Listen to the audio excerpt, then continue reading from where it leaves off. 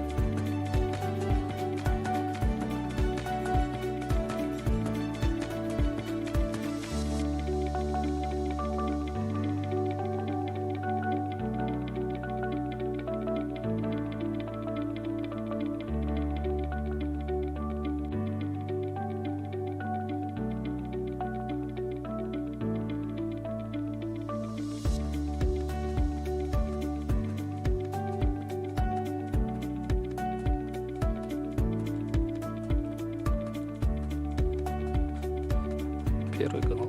Казахстан. Первый канал.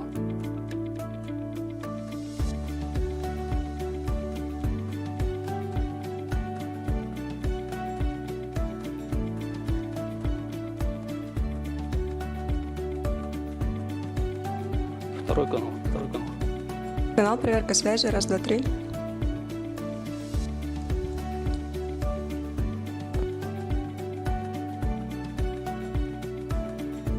Вот второй канал слышу.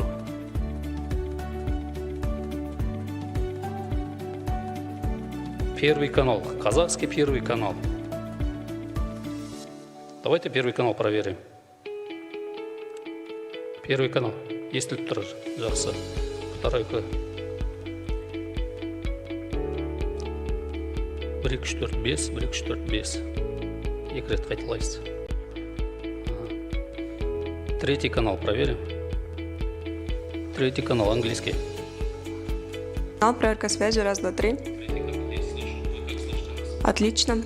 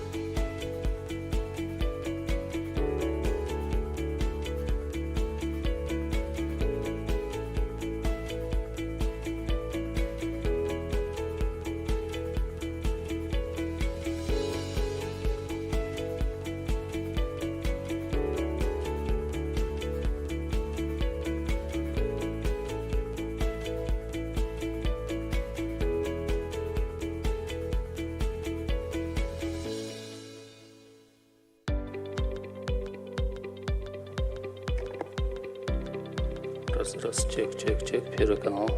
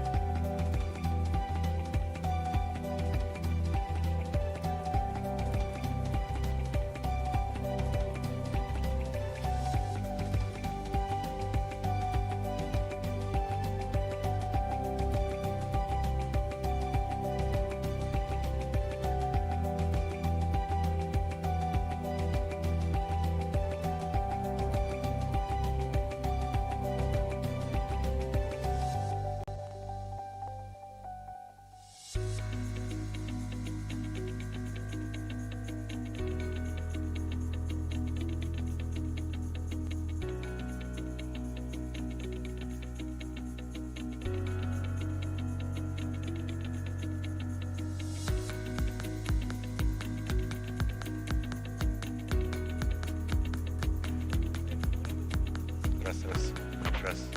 А, все, да, слышно. Так, а как включается?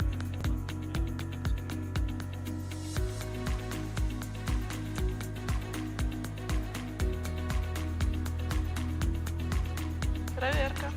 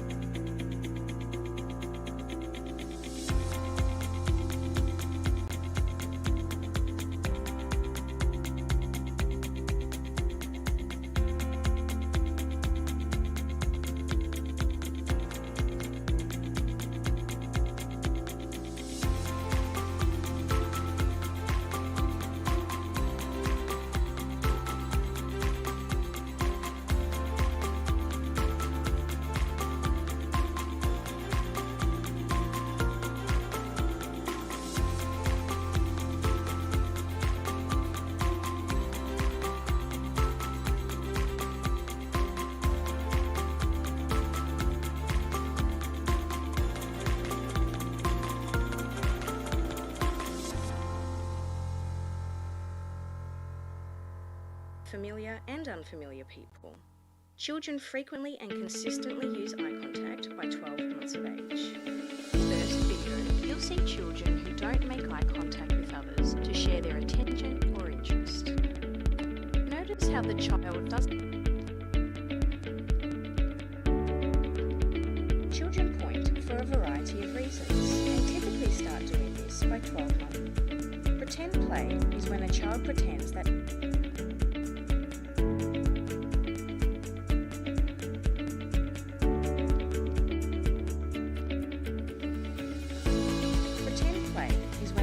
pretends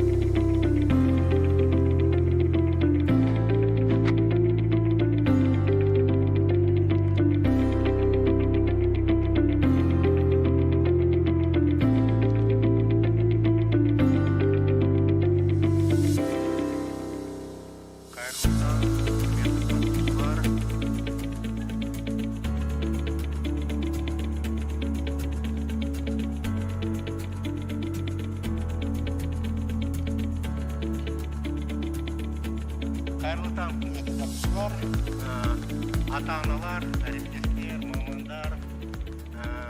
Ladies and gentlemen, dear parents, welcome to Astana. And today we're going to be launching the 5th International Conference devoted to autism.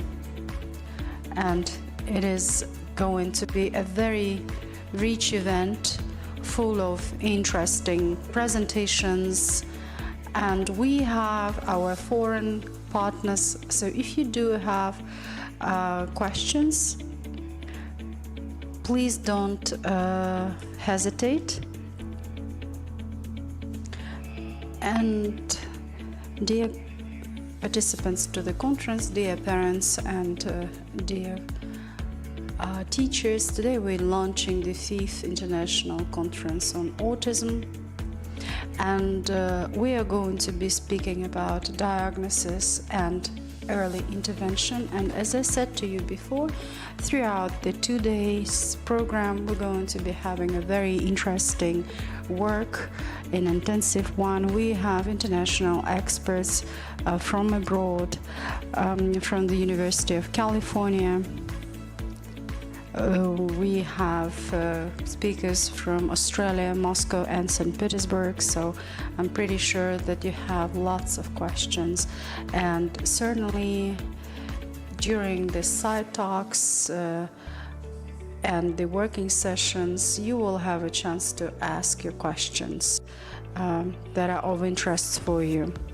And starting from the last year, we have been practicing a hybrid format of the conference. So we have a part of the speakers here with us. However, we have recorded their presentations and they're going to be with us online. So we have some rules. Please mute your phones. And those who need an interpretation, please don't hesitate. We have special headsets, perhaps you have received those. And we have the employees who are responsible for the headsets. And we have a request. Please make sure that after the session is completed, please don't forget to get it back to the technicians. We have volunteers as well, and they will help you to navigate and find the session that will be the most suitable for you. And the last request, if you make any publications, I know that you're pretty experienced in terms of technology and placing your stories and using other social media networks. Please do so and use the hashtags that you see on the screen. And the last thing that I wanted to say, my name is Marata Itmagambetov. I'm director of Bulata Timuratov's Foundation, and I'm going to be acting as a moderator for 2 days in a row, and I will help you out. Right now, let us start over. We have a short video to demonstrate. Thank you.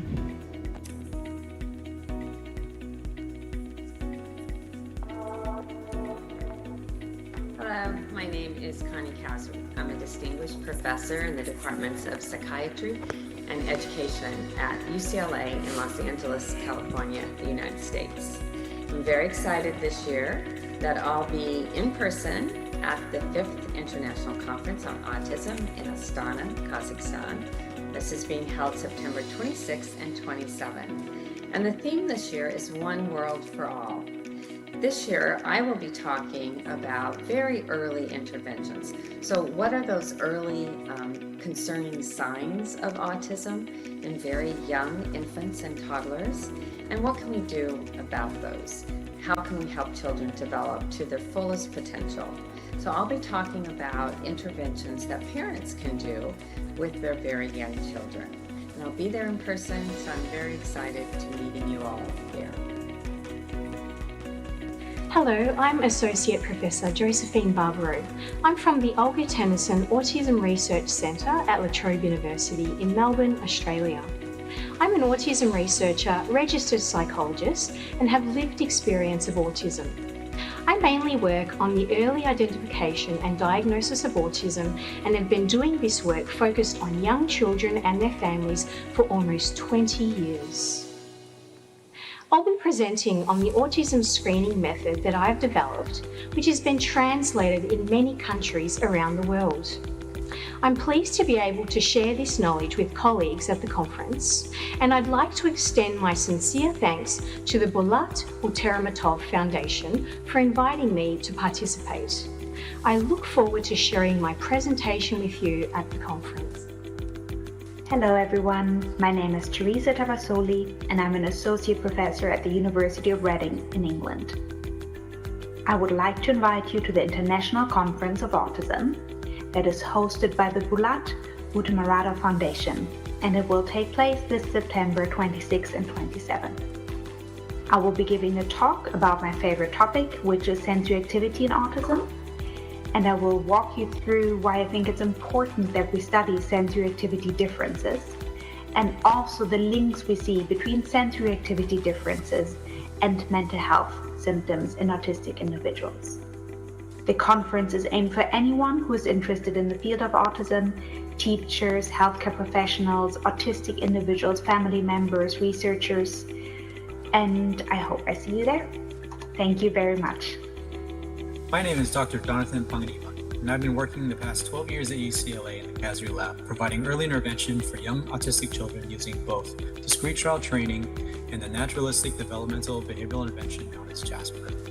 Additionally, I've trained other professionals in the US and around the world, including here in Kazakhstan, in the JASPER approach.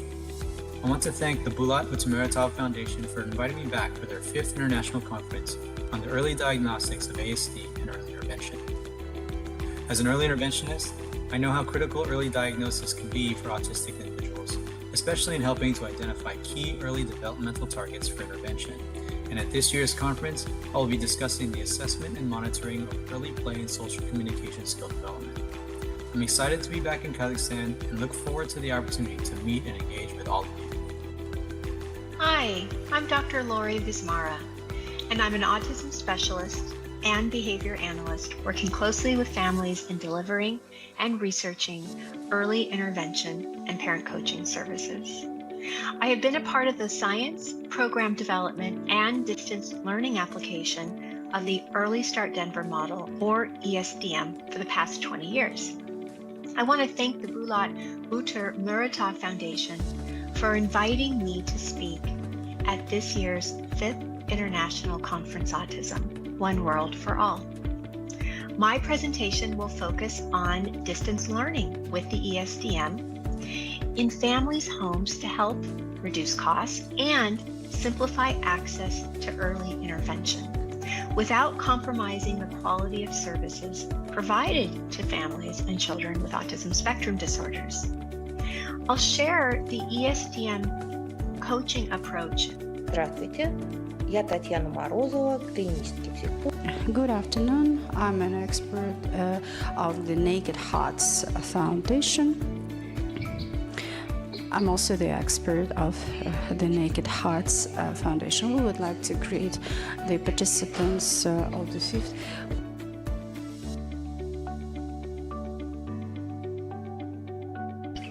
Невозможно. And it is so important to have a chance to work with a wide range of children with different peculiarities and autistic spectrum. Мы надеемся, что наше выступление будет интересным для вас, и мы приглашаем вас его послушать. Наш фонд уже... Our foundation has been partnering with Bulat Uteramatov Foundation for a couple of years already, and we would like to thank you for an opportunity to share our experience with our colleagues, and see you shortly.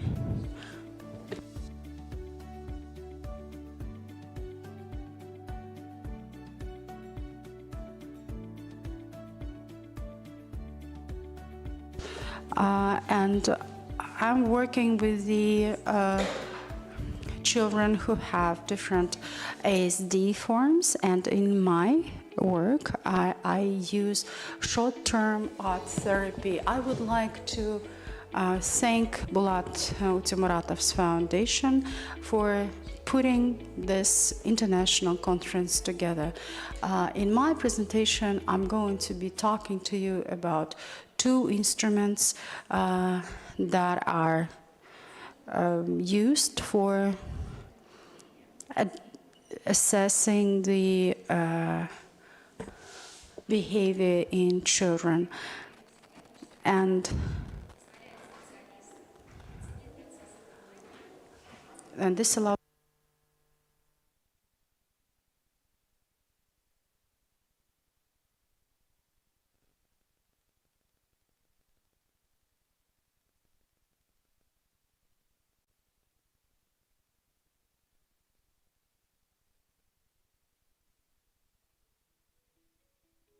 I would like to say once again a huge thank you.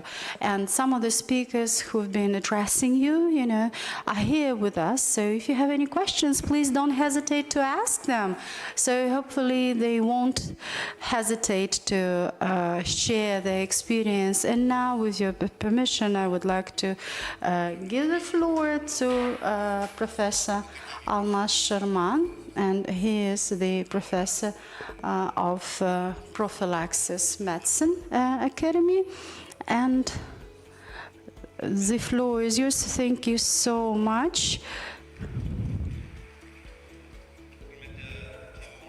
So, dear ladies and gentlemen, dear teachers, dear parents, I would like to welcome you to the THIEF International Conference, Asyl Miras, Autism, One World for All. So welcome, dear ladies and gentlemen.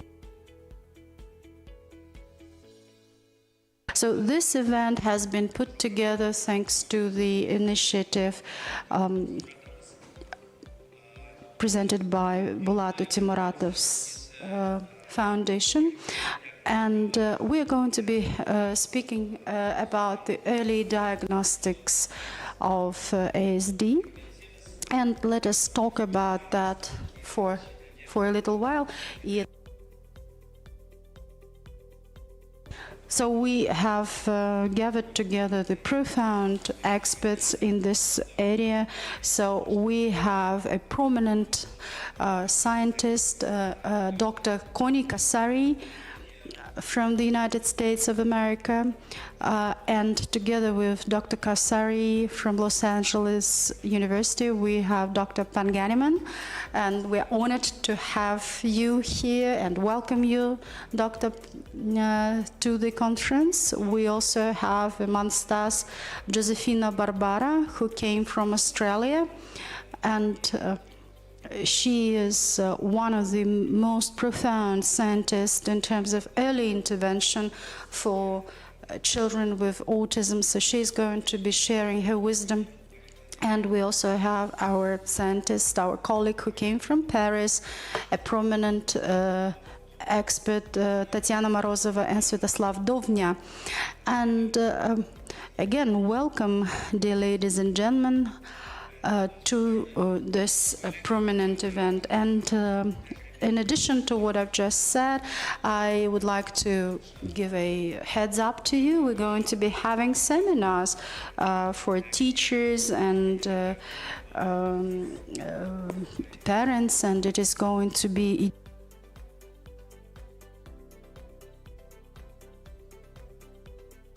I would like to wish you luck. I would like to wish you luck, and please don't hesitate to exchange your experience. So thank you so much for making it here today. So with your permission, I would like to convert to Russian. And I would like to talk to you more about what our conference is devoted to. We're going to be discussing the issues of early recognition of signs of ASD, and we're going to be talking to you about the advanced tendencies in terms of how to seek for early recognition. So we know that early diagnostics, can I master my slides, please?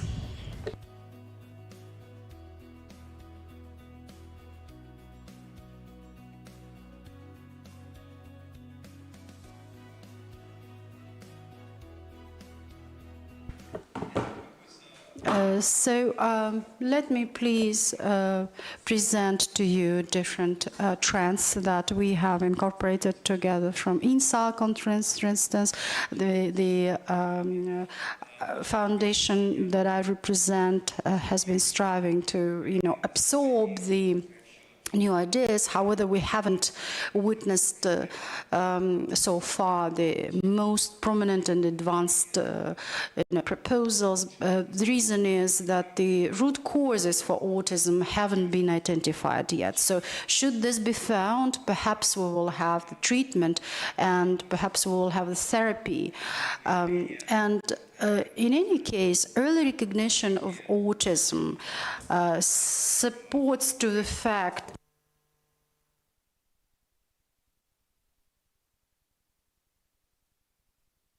and my colleagues and I from the ministry, we've been partnering a lot and we worked very, very hard on different methods and trends that we could use. This is so important for the society, and at the same time, early recognition of autism and early intervention is going to help the parents to plan better the future of their families, the families who have a child with ASD. And the 2 days of our conference are going to be devoted to those topics, and the reports that are going to be made by our wonderful foreign experts, as well as the workshops. So the entire set of events is going to be devoted to those initiatives, and it is purposed for families and parents of children with ASD.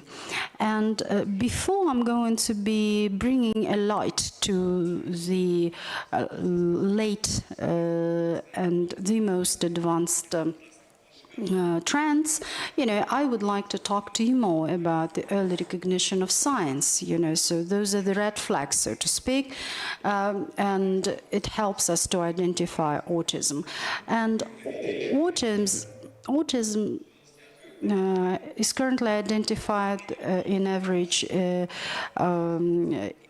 should the child be in the age of 3 to 5, but the earlier the recognition is, the better, in order for us to intervene. Now I would like to briefly talk to you about the red flags that we could name in infant from the age of 1 and 1.5 years, and then toddlers in 2 to 3 years. So should we, take a 9-month infant who is to be, for instance, subject to ASD, it is important to pay attention to the emotional component, to what extent the child expresses the emotions.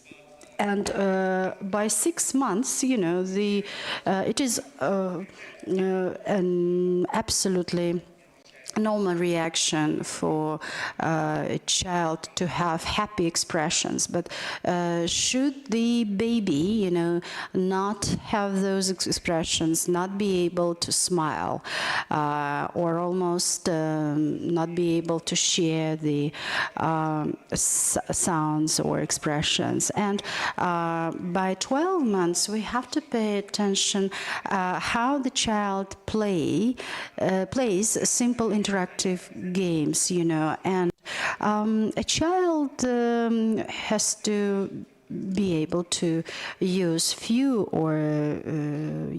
gestures and wave in response, and it's important to, look at what gestures the child uses. And should this not be happening, then again, that's something that could be named a red flag, that could, raise a concern, and perhaps could be an indicator of, having a more thorough attention and perhaps having an early intervention. And of course, a toddler 2 to 3 years has to have very few or, 2-word phrases on his or her own, and, not only be able to express his or her emotions, but also to react to somebody else's reactions. So we have to be very carefully approaching those children with the help of psychologists and pedagogists in order to identify what's going on with the child. Of course, every single child is an individual, so perhaps it's just the individual specifics, perhaps it takes a bit more time for this given toddler to, get exposed to the external world and to start speaking and so on. But our objective is not to miss the momentum, is not to miss the opportunity for early intervention. Now let me talk to you about the latest focus of research of ASD and the overall trends within the scientific community. So in terms of investigations, the genetic basis of autism became a trend. The genome-based research is the key. I would like to also tell you that, those could be the genes that might be inherited, or in most of the cases we speak about the new mutations, the new genes that perhaps could be related to autism or to autistic syndrome disorders. So lately they've explored that there's 150 genetic mutations that are somehow related to autism. There's no distinct definition, there's no distinct mutation, a SNP, polymorphism. It's hard to say what cascade of genes actually may lead to autism, and scientists have spent a lot of time, in terms of trying to identify those cascades of genes. So the genetic deviations could be related to functional specifics, the overall functional MRT, demonstrate different links, so helping us to identify the morphology and the links between the physical morphology-based changes and functional changes with autism. So the likelihood of having autism in children is increasing.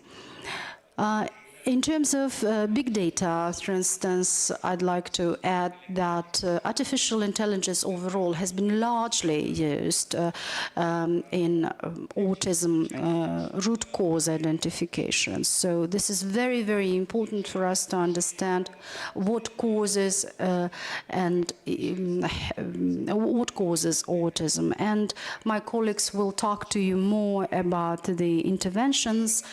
This is a very, very important and interesting method. Such methods like JASPER, the ESDM, and other methodologies allow us to intervene in order to assure the early rehabilitation and early socialization of children. It is important to seek for early diagnosis of autism, and our colleagues are going to be talking to us about how to diagnose autism and surveys, psychometric methods that allow us to identify autism as early as possible. So at the age of 2 or 3 years, unfortunately there are no methods allowing us to look at autistic spectrum in children who are younger than 6 months, but hopefully we will have in the future the methods in our possession that will allow us to identify the autism at the very early stage of development. And in terms of understanding, I'd like to say that autism is not the early age issue. The children who have developed autism in early days are now older, and we speak very little about that, right? Once they become adults, we don't pay as much attention to those children. And speaking about the research and scientific developments, EEG and genetic syndrome, epigenetics, and female protective effect are very, very important to mention. I mentioned about the EEG that plays really a very, very significant role in autism. So in Mount Sinai, for instance, they've made a vast number of researches in brain diagnostics and the links to the related genetic syndromes. In terms of genetic research, it is important to differentiate that they're inherited genes and they're new genes as well, mutated ones. And in that regard, the external factors matter, environmental factors, that may impede the genes, and they could actually eventually lead to autism. And it's important to mention, again, should we speak about, the skin color or the color of the eyes, this is something that we have inherited from parents. However, there's epigenetics as well. We could actually look at how the genes could function, right? And the external factors could have a positive and negative effect. So negative ones, could be pollution, environmental disturbances, and so on. However, the positive impact, could be following like healthy food or healthy environment, and that could have a better protection. The next issue is the gap in research. Under the gap, I mean a lack of a lack of studies devoted to adults with ASD on how to re-socialize them, on how to, ensure employment. We've been discussing with our colleagues from the Ministry of how we could bring those people in, how we can have them engaged, how we could have them, embraced within the society. So within the framework of the inclusive education, yes, indeed, it is possible to bring them into the society and to have them play their role. And the last point that I wanted to mention is that autism is most frequently found in girls than in boys, and nobody could understand why. And they made a study in South Korea, the cohort study, and they've revealed very interesting facts that perhaps in female body, perhaps there's some protective mechanisms that do not allow those genes to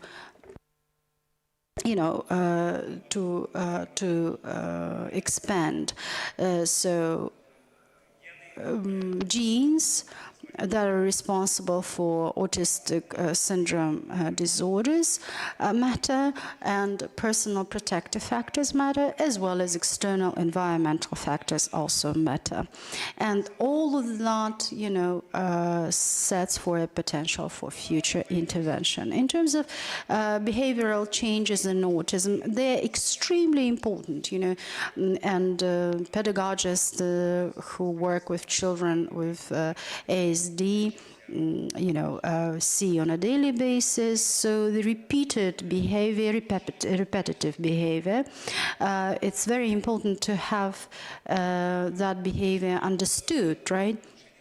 And there could be memory impairment insights and interventions matter for these children. And certainly we realize that pedagogists won't be effective if there is no engagement of parents. So therefore, we have to pay our utmost attention to interventions on parent support.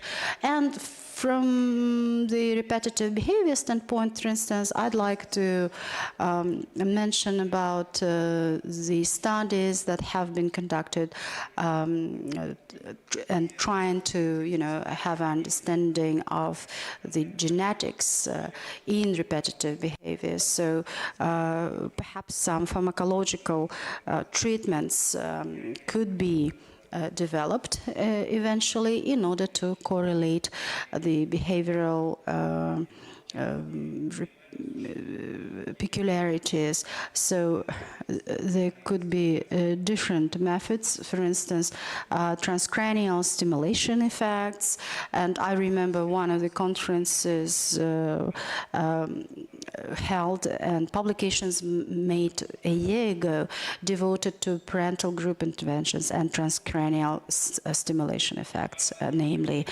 It's also important to mention about memory impairments, and unfortunately children with ASD in most of the cases struggle with autobiographical and episodic memory, and parents play a very, very important role. We know that parents with children who have ASD have non-stop clinical stress. So bringing the parents in, having them engaged is very, very important.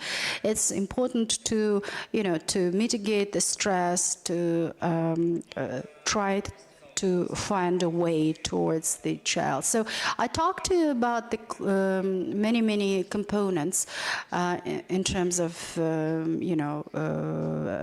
interventions, and it's important for a child to be socially fine, right? To be fully integrated into the society.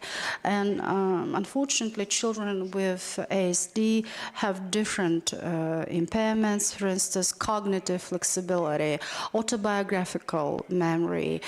Those are the factors that impact upon the social intellect and social intelligence. And it's important to pay our utmost attention to clinical assessment.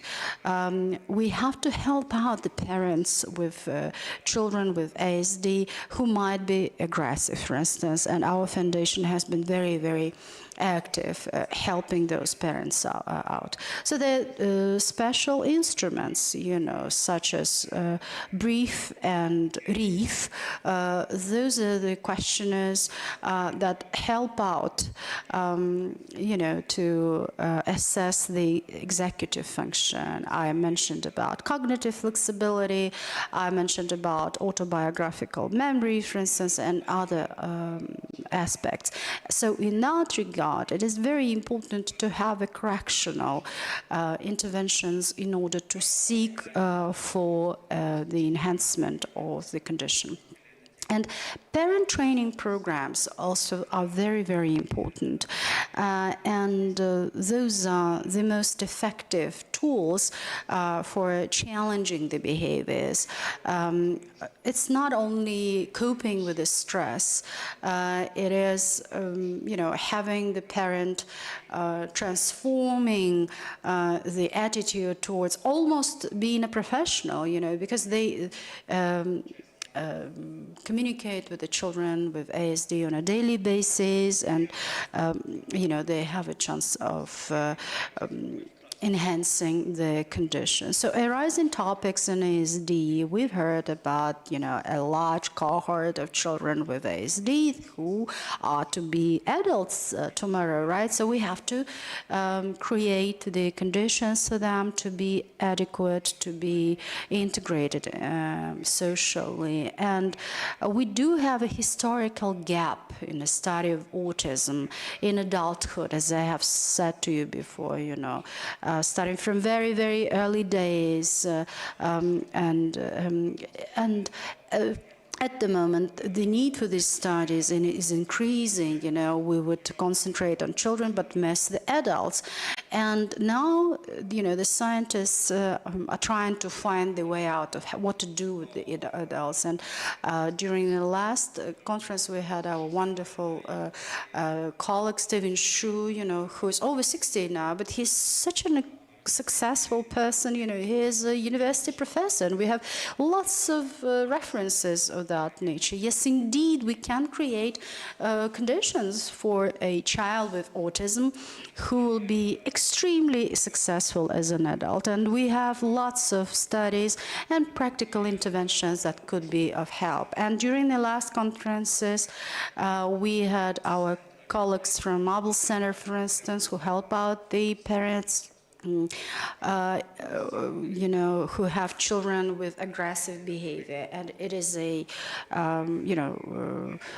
standalone area. It's the center in Atlanta. There are lots of studies devoted to the development of different methodologies of how to approach the aggressive behaviors in children. So in terms of conclusion, I'd like to say that autism is a multi-factor disorder, and it exhibits genetic, sociological, demographic diversity, and you name it, the functional nature, and necessitating personalized interventions. And there's in fact a very good diagnostics-based approach. And we have more evidence saying that the early intervention really is the key, and engaging the parents is also a key to seek for successful results. In terms of new trends, I'd like to say that having behavioral corrections in adults, again, seek for more and more importance. So thank you so much for your attention, dear ladies and gentlemen. If you have any questions, I'm ready to respond. But what I'd like to mention is that we have wonderful experts, so please don't hesitate to ask them. There's a unique opportunity for the youth to talk to them, so do so. Thank you so much, Mr. Sharman.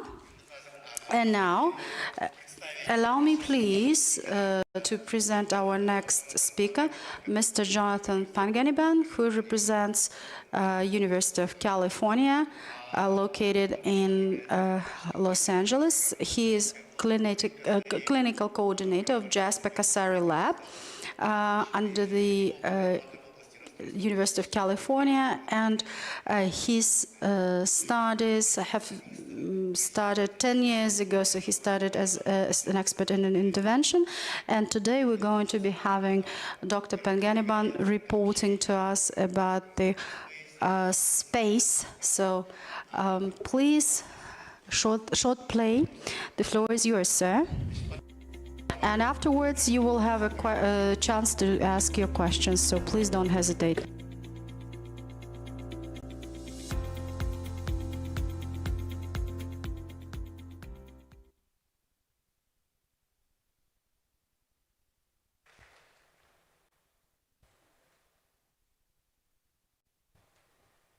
All right, welcome. Thank you again to the Bulat Utameratov Foundation for inviting me back to Kazakhstan. It's been a pleasure, and it's been really nice to see a lot of familiar faces. And I look forward to reconnecting with a few people as I'm here over the next few days.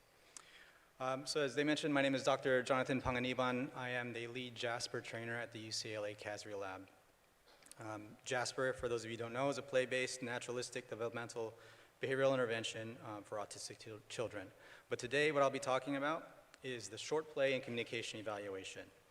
It's an assessment developed for use alongside Jasper as a way to assess and monitor the development of play skills, social communication, and engagement. And I think it'll build nicely upon what you just heard about looking for some of those early signs or some of those early struggles that we see with autistic kids, and then using that, what we're observing, in order to better support them as they continue to develop.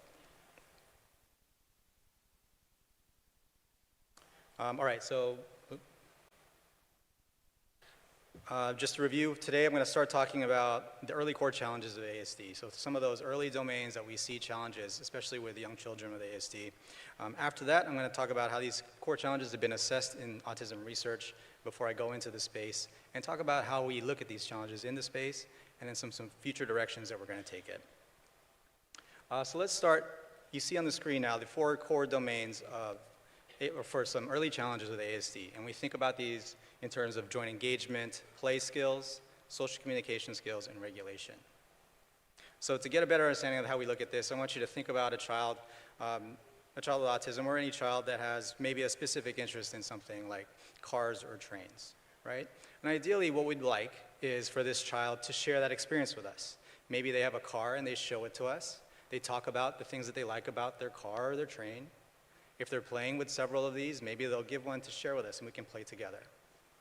And all of those behaviors, all of those things that we see where they pull you into that interaction is what we consider joint engagement.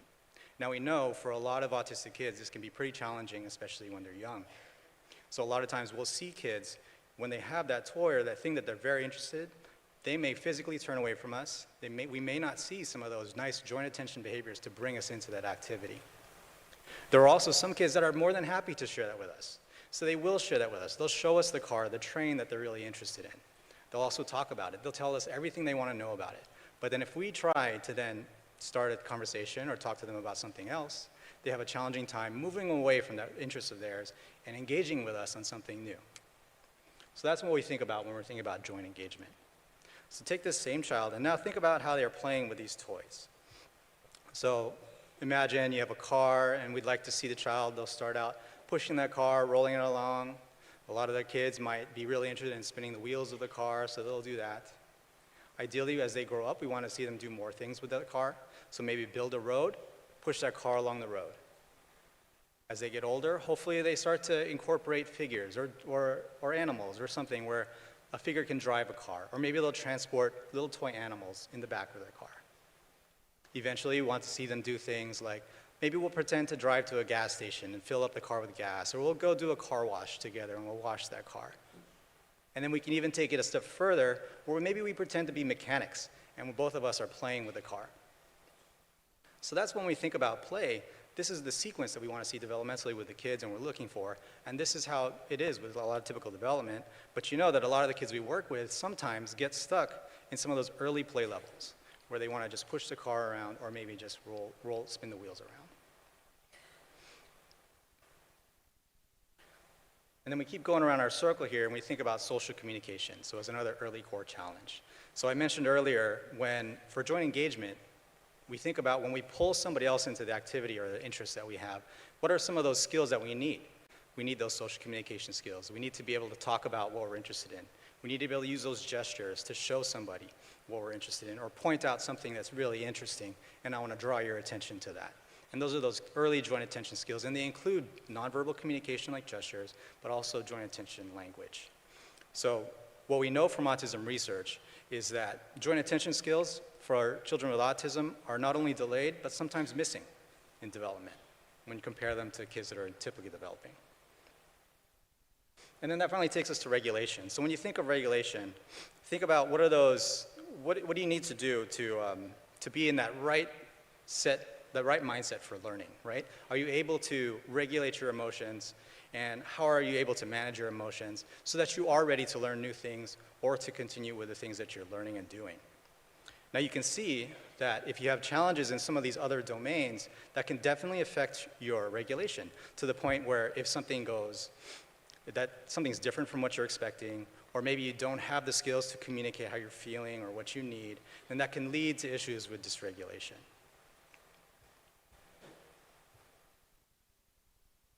And that's to say that all of these core domains are connected, right? They influence each other. Changes in one of those domains can affect change in another domain.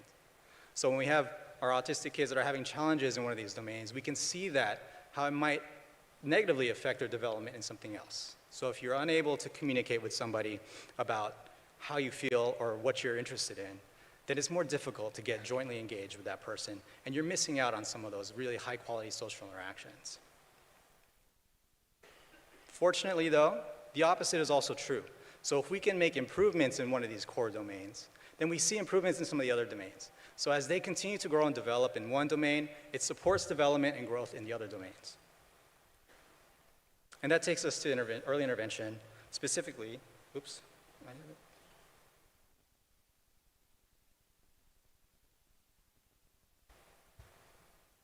So that takes us to early intervention.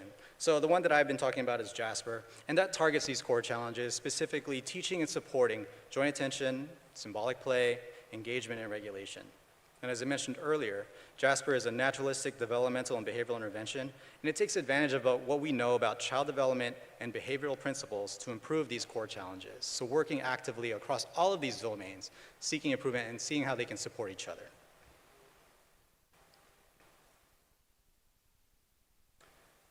So like any intervention, JASPER relies on accurately assessing what the child is able to do in these domains. This helps us better understand each child's strengths and then individualize their targets for intervention across all these domains. So here are a few examples of how we've done that in the research. Social communication, ultimately expressive language, are important targets for intervention. And research tools like the early social communication scales and the communication and symbolic behavior scales developmental profile have been used to assess and monitor verbal and nonverbal communication skills.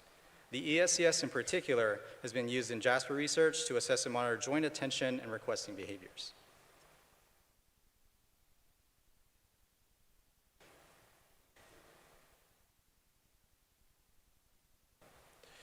In terms of play development, tools like the structured play assessment allow researchers to observe mastered and emerging play skills in autistic children. These tools are able to test subcategories of play development. So I'm not going to go into a lot of detail about play development in this talk, but think about functional and symbolic play. So playing with toys as they're intended to be used, and then taking it a step further into representation and that symbolic play, imaginative play.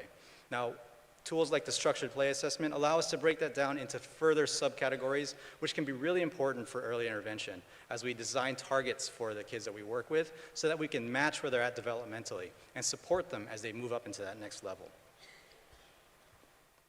You can think about one of the kids I work with right now is really proficient in things that come together in a very specific way. So puzzles, shape sorters, very clear, and they can do that. So that's a really mastered skill for this child. What's more emerging is that now thinking about how things come together in novel ways.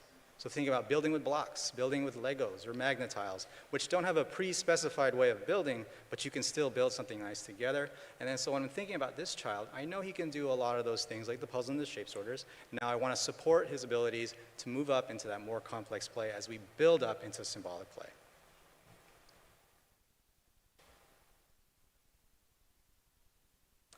And then finally, I'll talk about joint engagement. So based on the work of Lauren Adamson, we rate times autistic children are jointly engaged with a play partner. And for example, the way we'd set this up is we might have a semi-structured play interaction with a child. We'll videotape that, we'll play for 10 minutes. And we take that video and we watch it back, and then we can rate how engaged. So thinking again about joint engagement, how much are they bringing us into that activity? How much are they responding to us when we try to bring them into the activity? And then we decide, or based on our ratings, we can figure out how long they've been engaged during those 10 minutes. So let's say, for example, that child is engaged with me playing with toys for 2 minutes out of that 10-minute interaction. So that's really important as we set up goals for this child, thinking, well, this is what he's shown us, he or she has shown us in this example. Let's see if we can get that longer. Can we get up to 3 minutes, 4 minutes, even up to the majority of the interaction that we can be jointly engaged? Now for researchers, For researchers with access to these tools and the training and experience to administer them, altogether they can provide an excellent snapshot of a child's development across all of these domains. But now when we think about how to make this information accessible and more readily available to community service providers, teachers, parents, all of whom may not have the time or resources for such a battery of assessments. We needed something more. So Dr. Stephanie Shire, who's now at University of Oregon but was at UCLA with us, decided to take her experience with all of those measures and design a tool for community service providers, specifically for special education teachers and paraprofessionals in these special education classrooms. She wanted to provide them with something for their autistic students that was easily accessible and supported by child development research. So to do this, she combined a lot of the activities and the concepts and theories behind a lot of those assessments that I just talked about. And she wanted to make something that was about 10 to 15 minutes and easy to do. And she called it the Short Play and Communication Evaluation, or the SPACE. So she wanted to test this out. To test it out, she trained special education teachers and paraprofessionals to administer and score the SPACE with their autistic students. So to do this, it was a very brief training. So the training itself takes 1 to 2 hours to go over the SPACE, all of the things to administer the SPACE and what materials you might need. She followed that up with some live coaching. So having the teachers and the paraprofessionals administer the SPACE with their students, and she was there available to coach them through it for the first few kids, and then let them go on their own to try this. And then what she found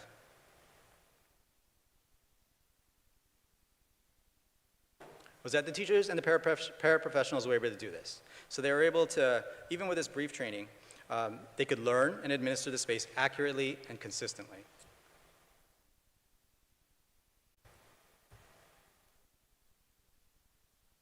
More importantly, the teachers and paraprofessionals were also able to accurately identify developmentally appropriate targets for social communication and play. So their assessments, when they were running the SPACE and then they identified their targets, those targets matched well with what the researchers were seeing in our assessments. And this is great. This is a great finding. Oops.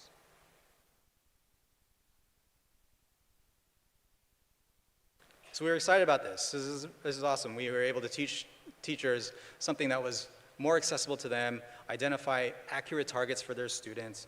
More on top of that, though, was that we were able to see that the SPACE also was able to track progress. So initial assessment of how their skills were after receiving intervention or going through the school year, assessing them at the end of the study or at the end of the school year, we could see progress across what they're doing with social communication and play in the SPACE. So that brings us to where we are today, with the SPACE is now a manualized assessment tool. So it's been manualized, standardized. We have a 10 to 15 minute assessment that really focuses on those core skills of requesting, joint attention, and play skills to identify those targets for the students. It's play-based. So a lot of those assessments that I went over earlier, we borrowed from, or Dr. Shire borrowed from some of those assessments, using toys, interactions, and observing what the kids do with those activities. It's really focusing on capturing skills, particularly the spontaneous initiation of skills. So this assessment, the SPACE assessment, is criterion-based. We want to see what the kids are doing.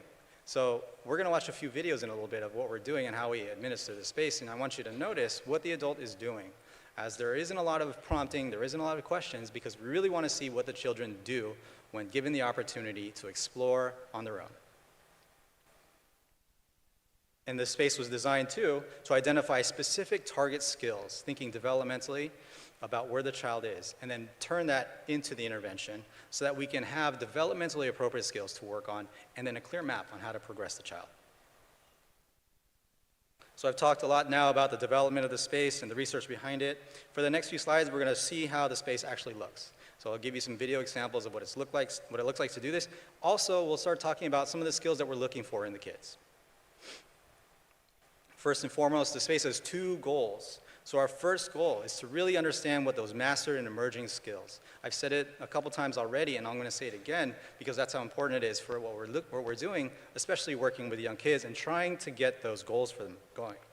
We want to see what they're already doing, developmentally, what is starting to come up. And then that leads us to our second goal. We're able to set developmentally appropriate targets for the child.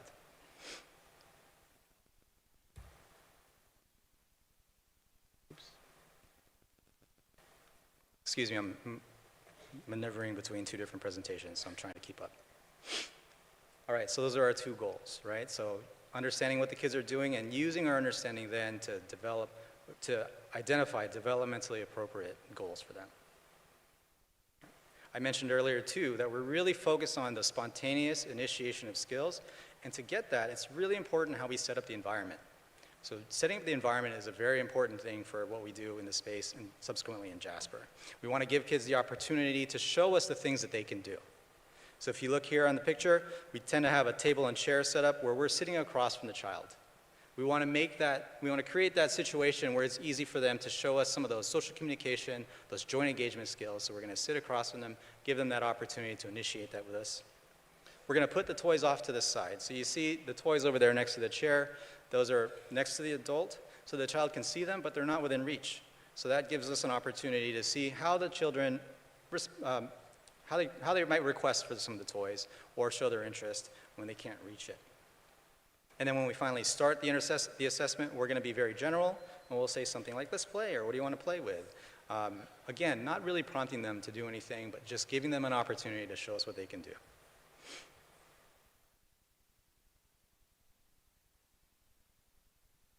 Okay, so these are the different activities in the space, and I'll go through each one of them really briefly. A lot of what we're looking for are play skills, so we've pulled from the play assessment that I mentioned earlier and developed these two toy sets. And I'll talk specifically about how they're set up, exactly to look for some of those play skills that we're interested in monitoring. We have some surprising toys, some fun activities like a wind-up toy. We have a ball to engage with the kids to see how they interact with us. We'll also use balloons or bubbles as another fun activity. Again, thinking about how these activities can give kids opportunities to request or share things or engage with us. And then finally, we have here our cartoon pictures because we're trying to set up the room so that it's fun and exciting, and again, give more opportunities to initiate that communication with us.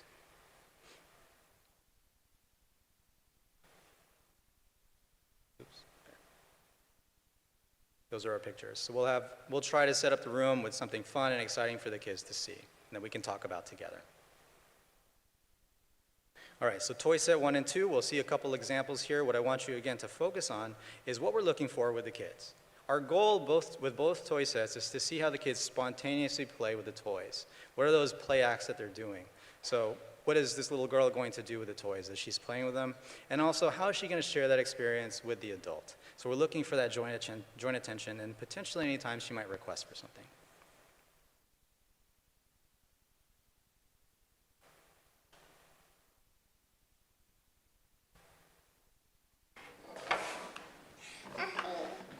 That's a cool one.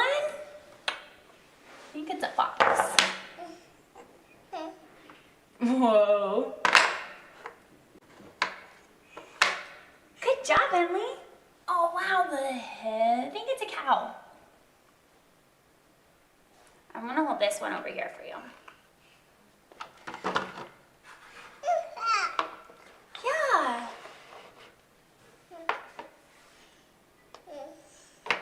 A dog. Oh, that's not a dog.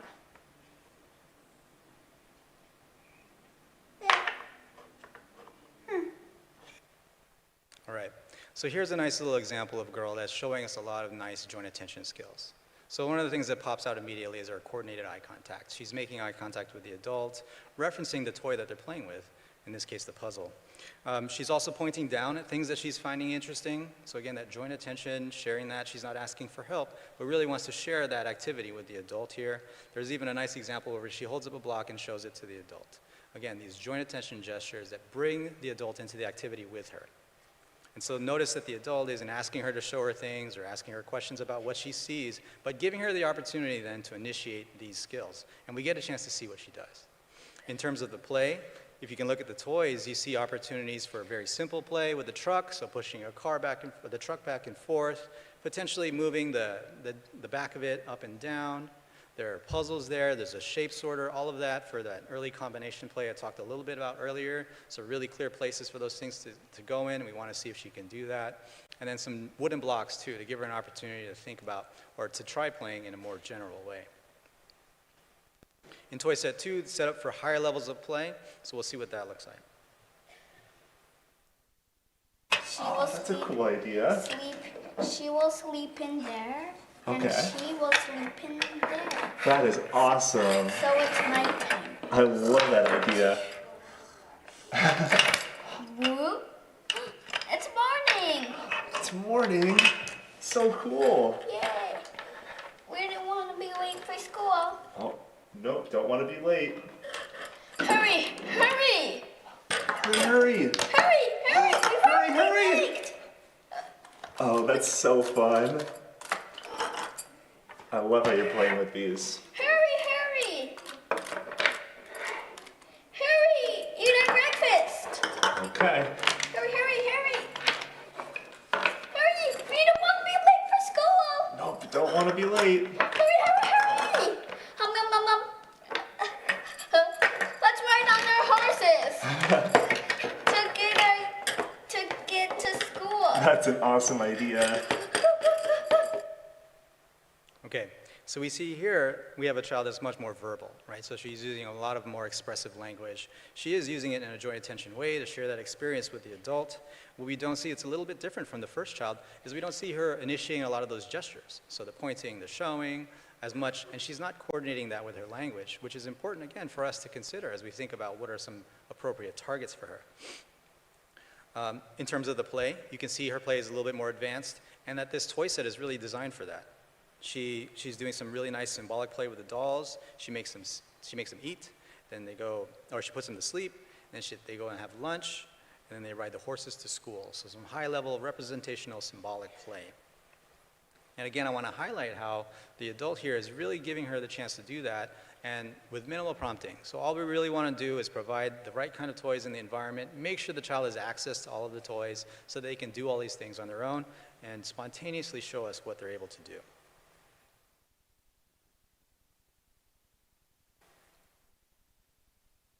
All right, here we have an example of bubbles. So the bubble activity. And our goal here is to look again for those spontaneous requesting or joint attention skills, a fun activity that we can share. Does the child engage with us around that? What are some of the things that the child might do?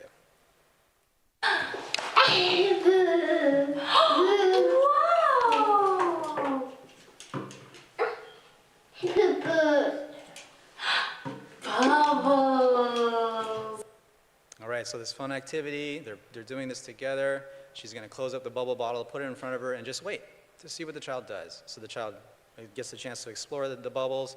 When realizes she can't open it, she's going to hand it to the adult for help. So looking for that skill. She's now requesting. So giving for request, no language. We don't hear any here, but she's definitely using that gesture of a give for help, but also coordinated with eye contact.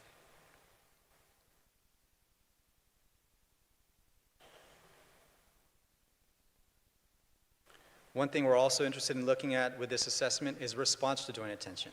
So if as the adult, when I initiate a joint attention bid, is the child going to respond to that? How is the child going to respond to that? And I mentioned earlier, we're going to have some fun things in the environment. We'll put some pictures up onto the wall, and I'm going to point those out and see what the child does. Dylan. It's a camera. Pretty cool, huh? Yeah. Dylan. It's an elephant. Dylan. It's a small elephant. And a lion and a frog. Oh yeah, and a bird. And a snake. And a tiger. And a bee and a monkey and a frog. And a frog. So many. Got it. So you see there, I'm engaging in an activity with a child, and I'm going to point, and all I'm going to say is the child's name. I'm not going to say, look. And really what I want them to respond to is the action of me pointing and turning my head to reference something. And for this little boy, he looks at all three of those things, all three things that I pointed out. So he's really strong with his responding to joint attention. And then just to set us up for the next activity, I did this during the ball, so playing with a ball together, and so we'll look at what that looks like next.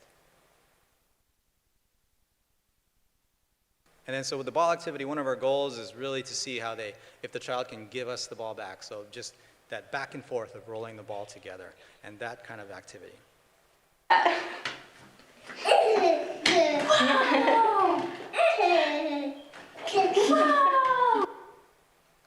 And then we see this little girl, she's very excited, she has this fun time, and she's given the chance to initiate that with us. So we don't model right away, we just set the ball out there on the table and wait.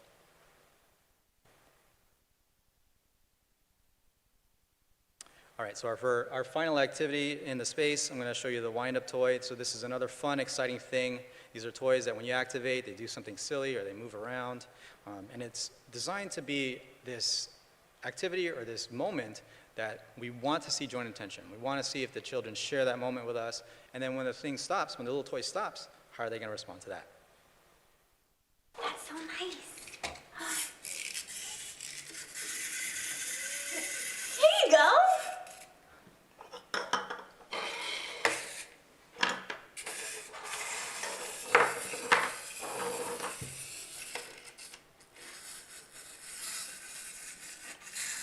Oh, thank you.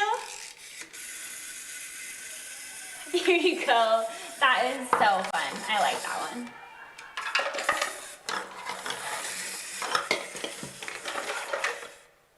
Okay, so you see this fun thing, she coordinates her eye contact to acknowledge like, oh, this is really fun. She's looking at the adult, looking back at the toy. When it stops, she's gonna point to it because she wants access to it, so we'll give her the toy.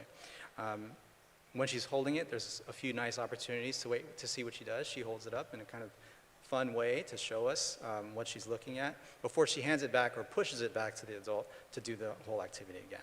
So looking for that give to share or that give to request. In this case, giving to request, she wants the toy to be activated again.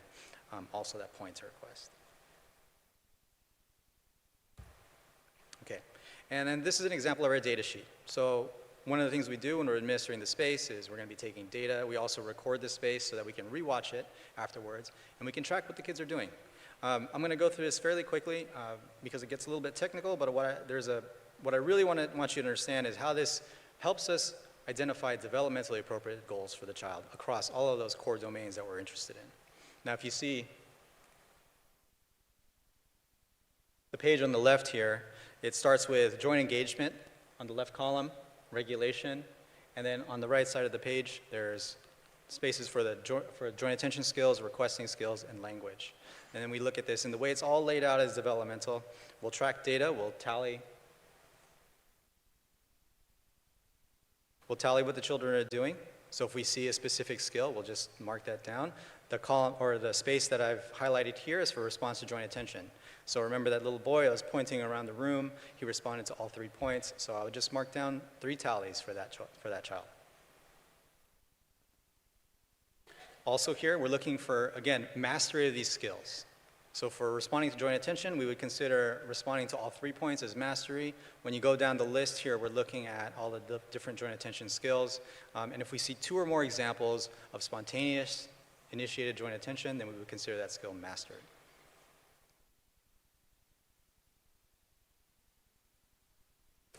On the second page, we're looking specifically at play skills.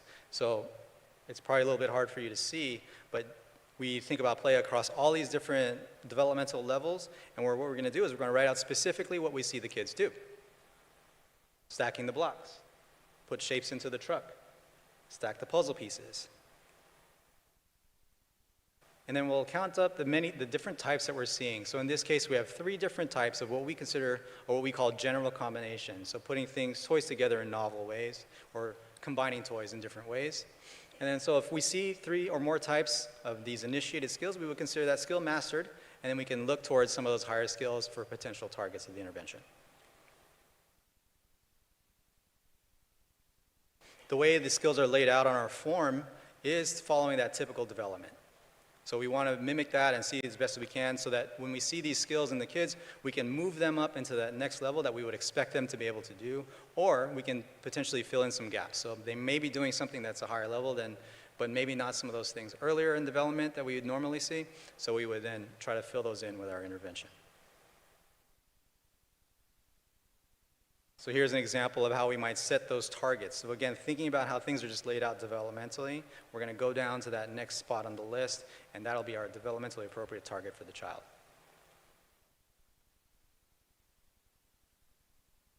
In this example, you'll see for joint attention that the child is able to look to share, so that coordinated eye contact, And then the next skill down is for showing to share, so holding something up to show an adult.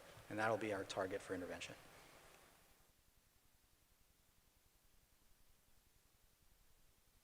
When it comes to play, we want to think about what are they mastered at, and then what is that next level that's emerging, and then we'll target that. So you'll see here in this list where it says presentation combination, there are 3 types. So again, we consider that a mastered skill, and we'll move on to that next level up into general combination. All right. So that's the space, how we administer the space, how we track data, and how we use that data to identify developmentally appropriate targets. Now, a lot of the research that's been done with the space has been with school-age kids. So in the US, that's age 3 to 5. What we're interested in next, and some of our next directions, are looking at this younger.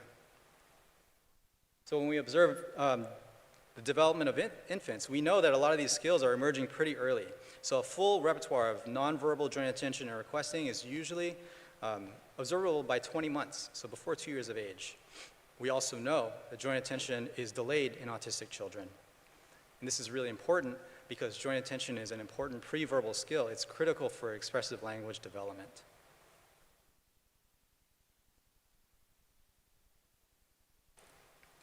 In terms of play, we also know that play develops between 12 to 24 months, and we see the full range of play, from simple play, combination play, all the way up to pre-symbolic play, all within the first year or 2 years of life. And then symbolic play develops in that second year and continues to develop as they get older.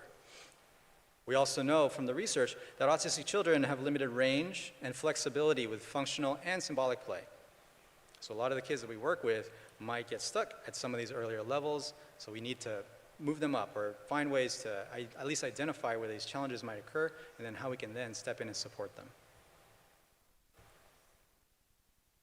So one of the things we're looking at in some of our more recent studies is guiding parents to administer the space. So I mentioned earlier that the space was originally designed for teachers, so community service providers, teachers, paraprofessionals, but we think it would be really important too for caregivers to identify this, especially when we're working with those really young children, even from birth to 3 years. The way we're doing this is through virtual live coaching. So we send families toy kits for the space. We connect with them through Zoom or some other teleconferencing, and then we walk them through the activities. And we record these so that we can then monitor what the kids are doing. We can code them for the different skills that we're seeing for joint attention, requesting, and play. But all administered by the parents with our coaching virtually.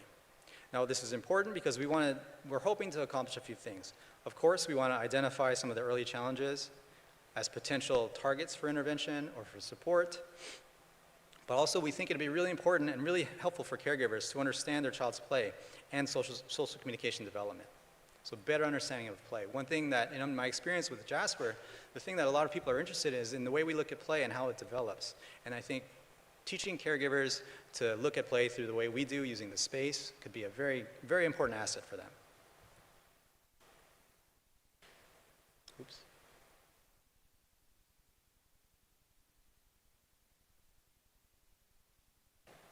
That's what I just talked about.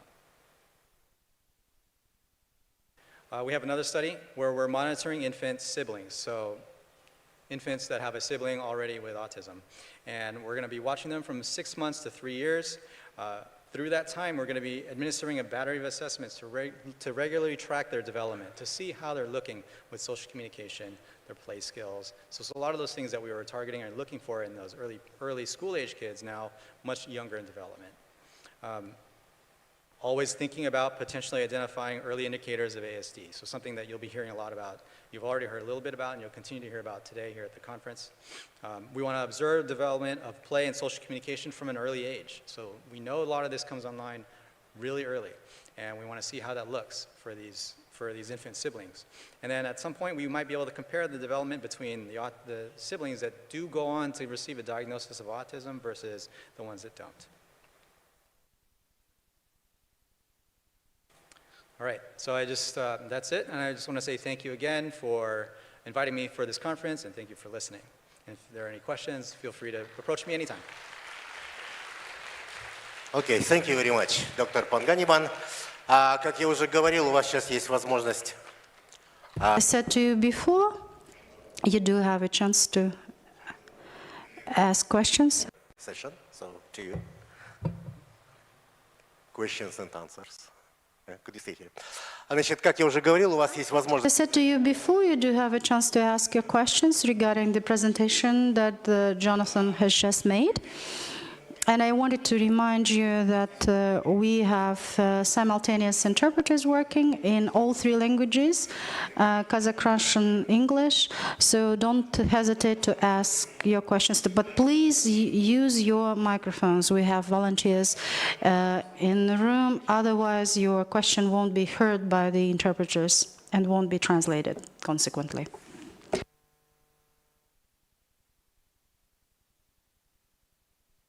Thank you. I'm glad to see you. My name is Janelle, and I'm a parent of such kind of kids. I have an older son with Asperger. So I want to ask one question. How it's totally about Jasper method. How can parents best prepare for introducing Jasper at home, and what mistakes should they avoid? So.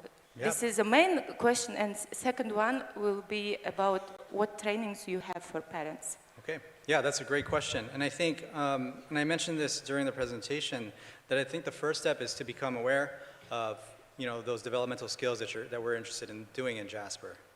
So the development of social communication, development of play.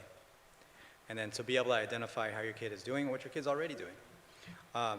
And then that's the starting point. So first identifying what the child is already doing, and then how we can support them to that next level. And then your second question in terms of what are already doing for parent training. So we've already done Dr. Kazu has done several parent-mediated studies. And as we go out and we're training people to do Jasper, there are organizations and specialists that are learning to do caregiver-mediated, working with parents. And something that's especially important for are that 0 to 3 range, right? So to really make an impact with really young kids, it's important to get parent involvement, I think, because then that's their initial teacher. Now, the method that we do this is, there's a couple things. One of the studies that I mentioned is an online package, where you receive materials online and you can go through those materials and practice the strategies on your own. There is another study, Dr. Stephanie Shire, who developed the space, is now beginning her own study with online materials as well.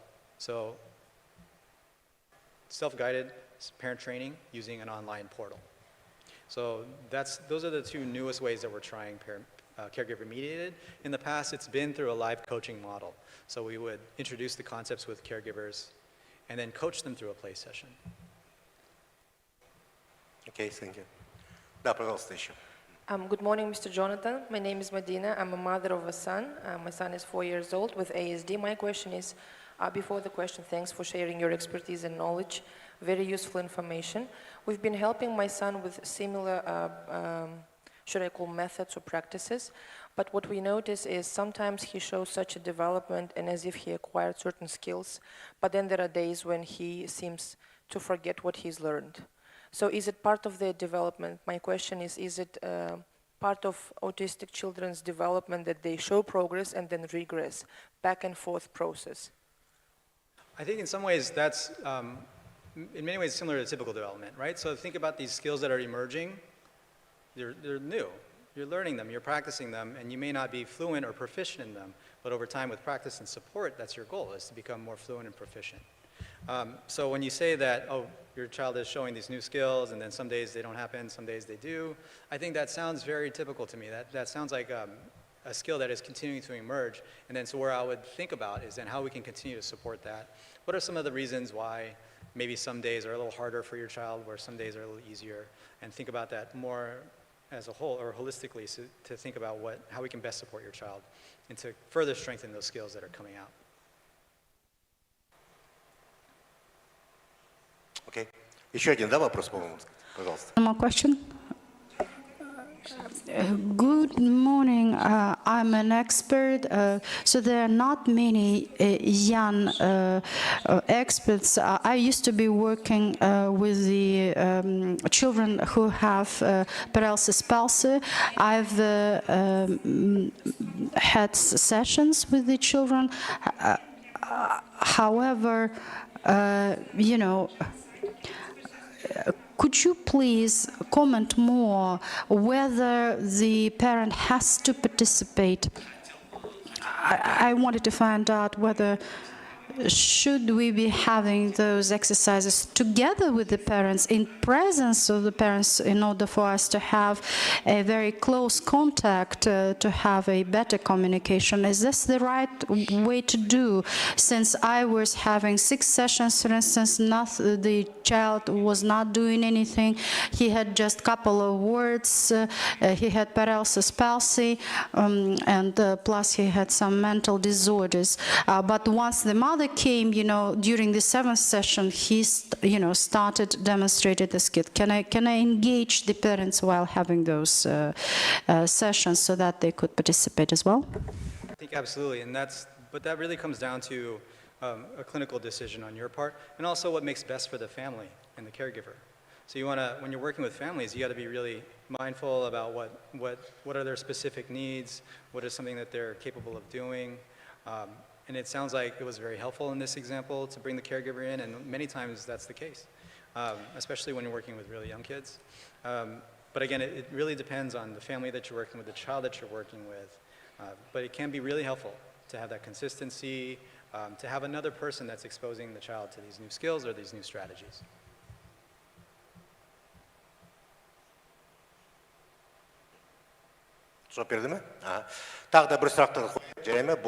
Let's ask one more question, and our colleagues are going to be with us for 2 days, and you will still have chance to ask your questions, so please don't be in a hurry, so to speak.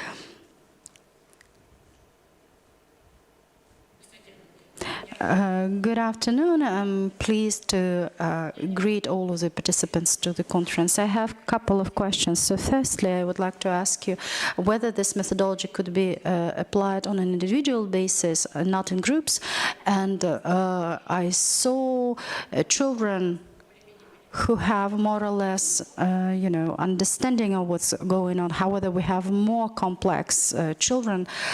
We have aggressive forms of ASD. Is this methodology something that we can use with them as well? So great question. The assessment and Jasper typically is done one-on-one. There are methods that we do them in small groups, so there is flexibility. But the assessment is typically done one-on-one to identify those skills. Now, as far as addressing different challenges, so if you have a particularly aggressive child, I think that's where it's really important to think about what the child is already doing and making sure that we match their developmental level. So we're not asking something that's too difficult for the child, or that we're meeting them where they're at, and then we can support them into that next level or to those next level of skills. And a lot of times when we're working with kids and we do have those goals matched up with what they're able to do, we see reductions in some of those behaviors. And it's also important that, you can also, we're not restricted to just using one approach with a lot of kids. Sometimes it's helpful to address some of these challenging issues using other approaches together combined with some of the things that we do. And it may be helpful to use more behavioral strategies with some of these challenging behaviors because they can be for safety issues, safety purposes, it's something that might need to be addressed in a very specific way. Okay, thank you very much. Okay, thank you very much, Dr. Panganiban. As I said to you before, the remaining questions could be asked during the break and the lunch break as well. And right now, before we're going to break for the first tea and coffee break, I would like to give the floor to our next speaker, Dr. Josephine Barbara. And before Ms. Barbara gets prepared, let me introduce her. She is an associated professor, PhD, psychologist, and autism identification department at La Trobe University, Australia, and she's going to be speaking to us about the social intention and communication surveillance She's going to be speaking to us about the early identification of autism using developmental surveillance from infancy to preschool. And the abbreviation is SACS, was established back in 2005 and being used by medical personnel worldwide. So again, we're going to be speaking about the early identification of autism, SACS and ASD tech tools in particular, which is the mobile application under SACS. And you will also have a chance to ask your questions.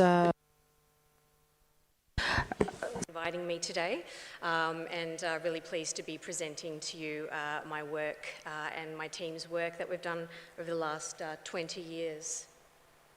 So in Australia, the average age of diagnosis is around 4 years of age for children under the age of 7. And so the prevalence is also quite low in terms of showing that only 0.7% of children are autistic in our data. However, in the studies that we're showing, there is actually a much greater prevalence of autism. So these data are showing that previously we were missing a lot of children who were autistic because of the lack of sufficient screening tools to identify children.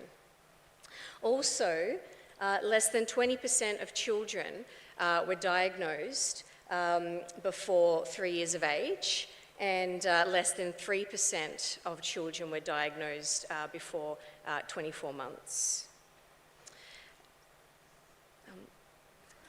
This screen is not working for me, so apologies, I'm going to have to keep looking to the slides, but just thought I'd let you know about that.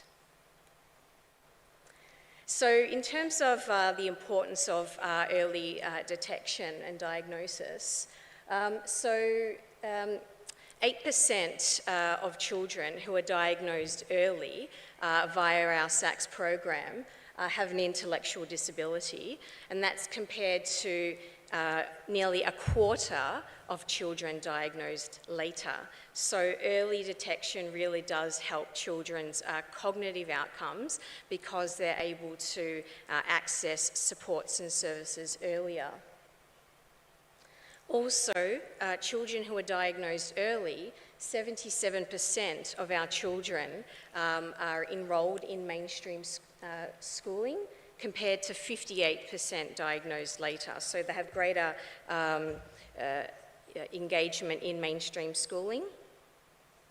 And also, a huge proportion, of course, of autistic children diagnosed early still require support across the lifespan. But that's 60% compared to 90% of children diagnosed later. So the earlier you're identified, the less support you require over time.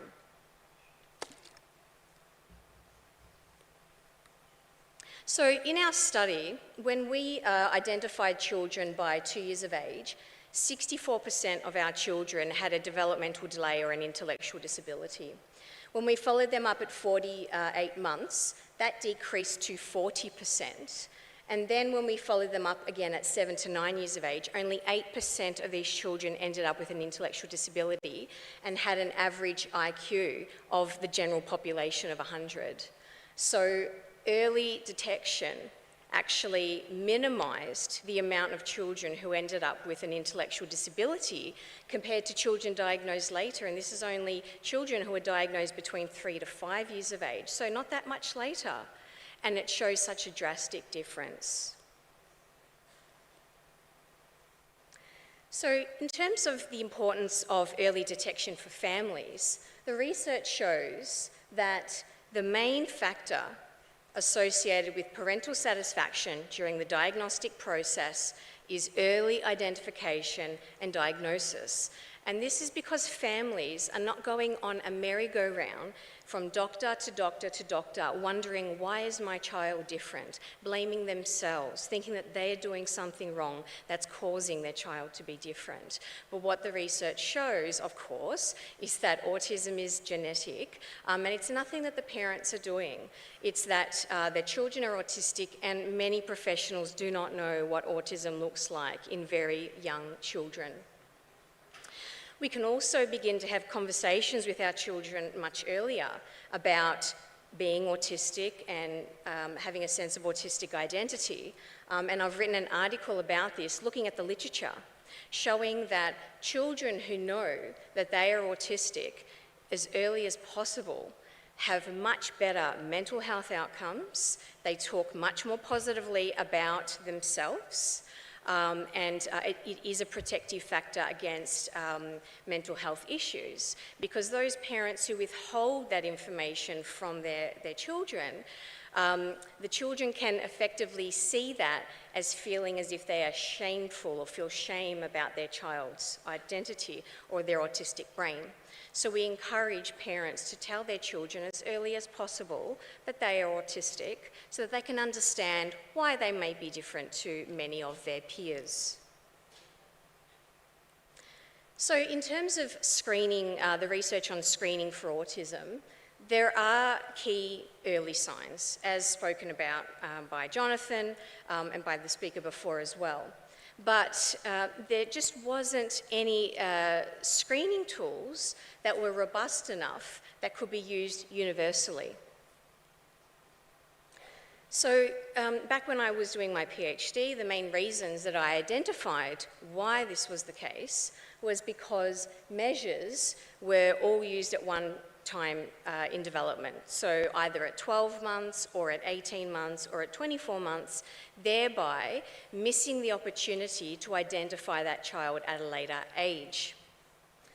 Also, if tools were used across ages, the same tool tended to be used across ages, thereby ignoring the developmental nature of autism and, of course, of child development.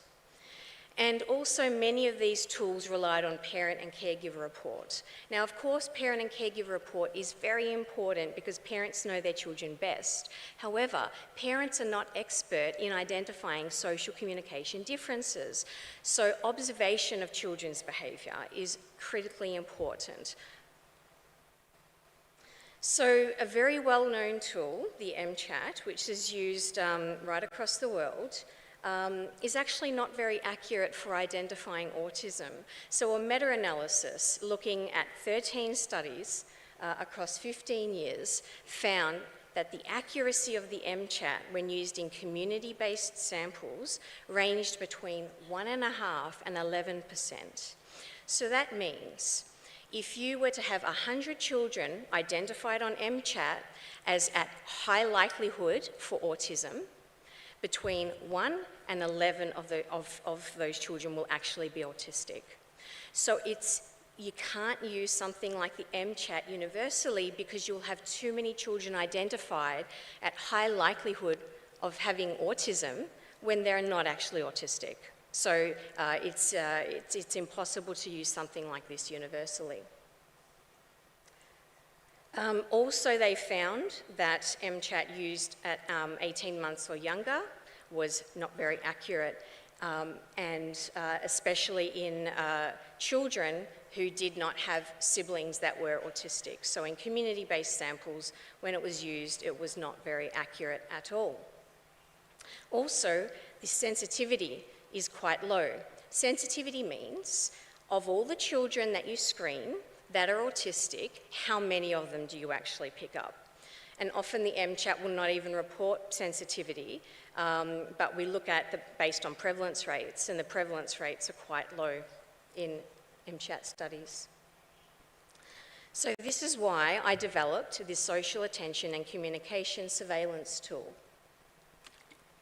It's also known as monitoring of social attention, interaction and communication, or MOSAIC. And this is because when we spoke to autistic people, they told us they don't really like the word surveillance because it sounds as if they're being surveilled, like with the police, for example. So we came up with another name called Mosaic, but the screening tool is still called SACS at the moment. So the latest paper that we published on the SACS was in JAMA Open last year. So you can download it free on the internet. So please, do go ahead and have a read if you'd like to read more into the methodology of this study. And the aim of the SACS program was to see, could we prospectively identify infants, toddlers and preschoolers who were autistic by routine community-based developmental surveillance of autism? So in 2008, or 2006 to 2008, we did our first SACS study, and that was my PhD. And then we also did a SACS revise, so we revised the tool based on the initial results, and then we added a preschool tool, and we did that between 2013 and 2018. So between these two studies, we trained over 400 maternal and child health nurses on the early signs of autism. Now, maternal and child health nurses are your well baby nurses or your community-based nurses. So those people who see children regularly during their health checks. And so we provided a half-day workshop on how to identify autistic children between 1 and 2 years of age, and then a follow-up workshop for the preschool age between 3 to 5 years of age. So we conducted developmental surveillance on over 36,000 children between 12 months of age to 42 months of age.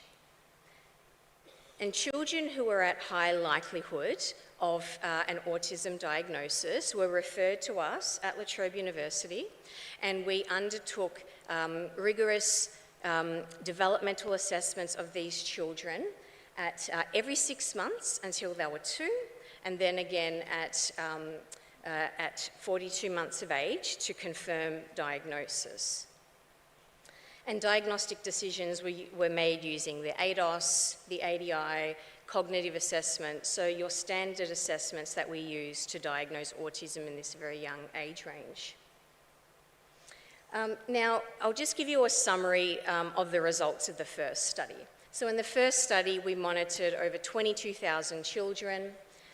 We conducted developmental surveillance between 1 and 2 years of age through these child health nurses. And of all the children who were referred, 81% of them were autistic.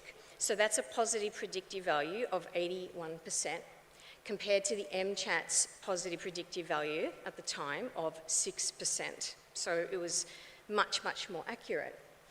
Importantly, the other children who were identified also had other developmental queries or concerns. So they had language delay, developmental delay, they were not typically developing. So the SACS will not identify typically developing children. So it's really important because it shows you that yes, it's highly accurate, 83% will be autistic, but the remaining children will also have other developmental concerns. So it's a great tool to use to pick up children with many different developmental conditions. What we did in this study is that we then looked at the behaviours that were most predictive of a diagnosis and called it the SACS revised. And then we also developed a preschool version of the SACS so that we could identify any children that were not picked up but by 2 years of age. So in the second study, because we wanted to make sure that we could replicate these results, we did the SACS revised study and added the preschool check. And we monitored over 13,500 children during this study. And again, we conducted developmental surveillance at 12, 18, 24 months, and again at 3.5 years of age. And I'll go through in a flow chart later of the children who were identified, how many were autistic, etc. So I'm not going to go through this, but this is to show you the rigorous methodology that we undertook to ensure that the results of this study were standardised. So we used a very standardised procedure to identify children who are at high and low likelihood, and also to follow up these children later to see how many children did we actually miss and how many did we pick up.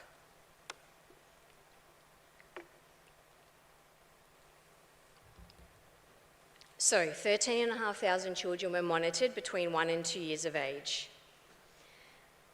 2.5% of children were identified at high likelihood, and of those children, 199 of them were autistic. So that's a positive predictive value or an accuracy of 82%, so replicating the results of the first study. The remaining children had developmental or language delay, and then there were people that declined for the study. So then we had to identify how many of them were actually autistic. So we found that there were another 27 children. We also then had to use a statistical technique to then impute or to know of the children that didn't come in, what was the likelihood that they were autistic or not. So I won't go into the statistics for that, but we had to do that. So when we look at them all together, we found a prevalence rate in our study of 1 in 50 children. When we then looked at these children at their preschool check, we found another 152 children who were autistic.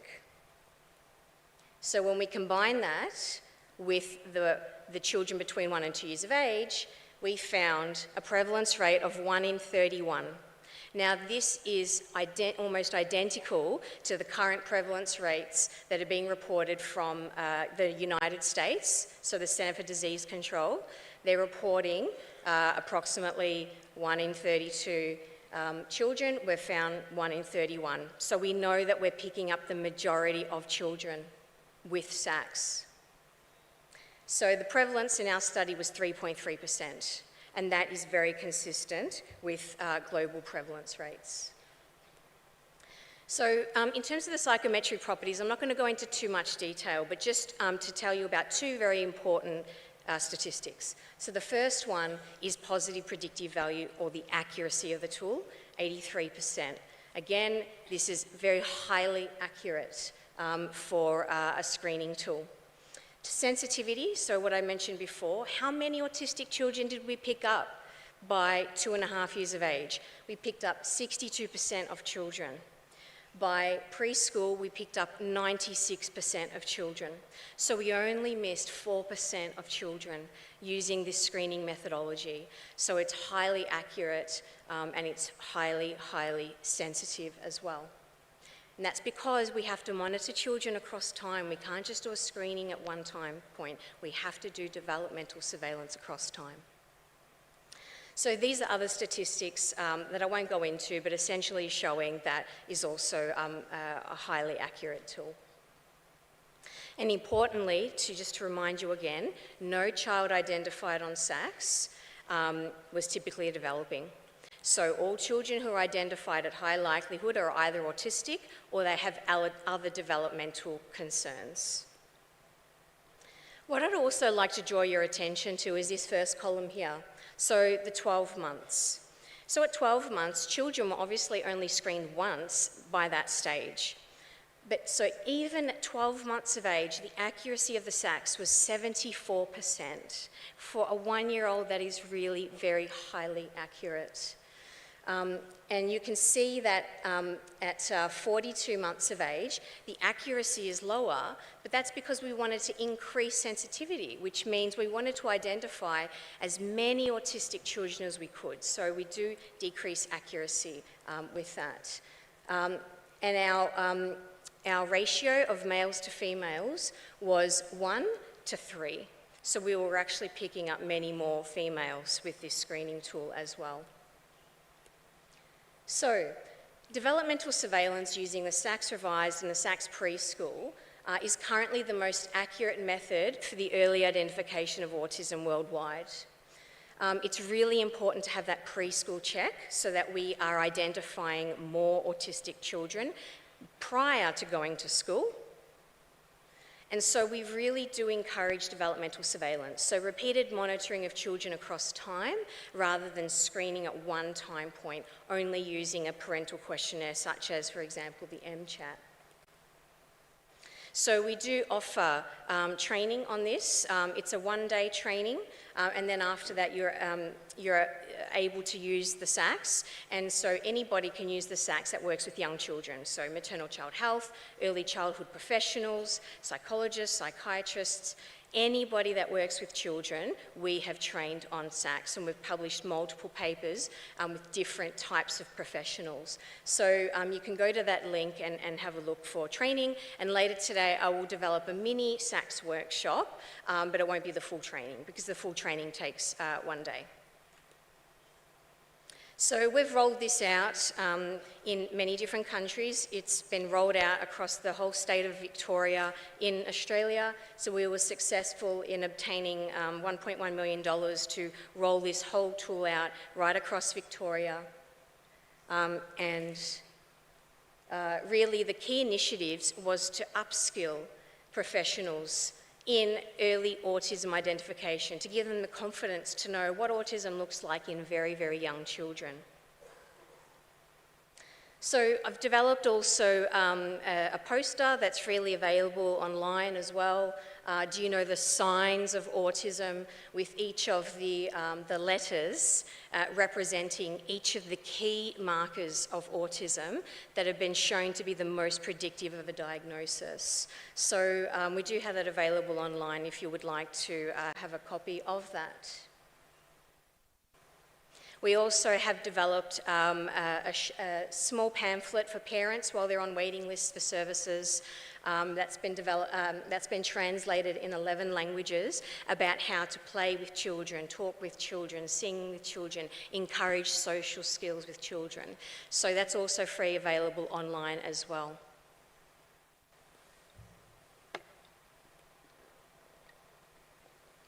So I've travelled the world implementing SACS in many different places. So we started off in South Korea, Japan, Poland, Bangladesh, China, Nepal, Spain, Singapore, New Zealand, Italy, UK. Hopefully we can roll out a SACS here in Kazakhstan. And we're currently also doing a study called the Namaste study with Professor Jonathan Green, where we are training trainers. So I'm training trainers on how to train people on SACS, and we're doing that in India, Nepal, and Sri Lanka, and that'll be across 5 different languages as well. So we'll be doing that next year, and this is part of a large grant and a large group of people right across UK, Sri Lanka, India, and Nepal. So that's the SACS. We now come to an app that I've developed with my team called AS Detect. Now, AS Detect is free. You can download it on your phones now if you like. It's available on Apple and Android phones, and it's free. It's designed for parents and caregivers, and we are developing a professional version as we speak. So essentially what it has is the SACS revised behaviours at 12 months, 18 months and 24 months of age, and it has a short video and then a question following that. So I'm going to show you some videos in a minute from AS Detect. And so what happens is you watch the short video, you answer the question, and then once you get to the end of that check, it then tells you how likely your child is to be autistic. Do they have a higher likelihood or a lower likelihood? They get an email, the parents get an email with all the results that they can then take to their doctor to say, these are my results, you know, what do I do now? So we've got a referral pathway with that as well. It's not a diagnosis, but as I'll show you, it is very highly accurate. So we've launched this in 2016, and we've had over 115,000 downloads of this worldwide. And now I'll show you 3 videos, one from each of the age groups, to give you an example of what the videos look like. So I'll be narrating over the video as you'll hear. Eye contact is when a person looks you directly in the eye. Children typically use eye contact to share their attention, interests and feelings, and also to ask for things. They use eye contact with both familiar and unfamiliar people. Children frequently and consistently use eye contact by 12 months of age. In this first video, you'll see children who don't make eye contact with others to share their attention or interest. Notice how the child doesn't make eye contact when the toy pops up. He instead continues to focus his attention on the toy. Down, good job. He also doesn't make eye contact with the adult in anticipation of the Jack-in-the-Box opening.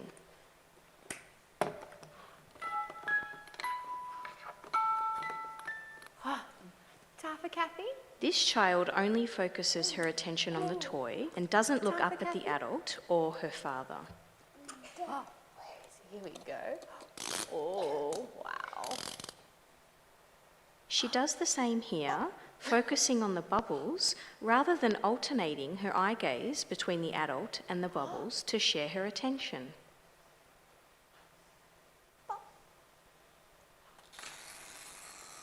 Here it comes. Notice how he continues to focus on the toy and doesn't make eye contact with the adult.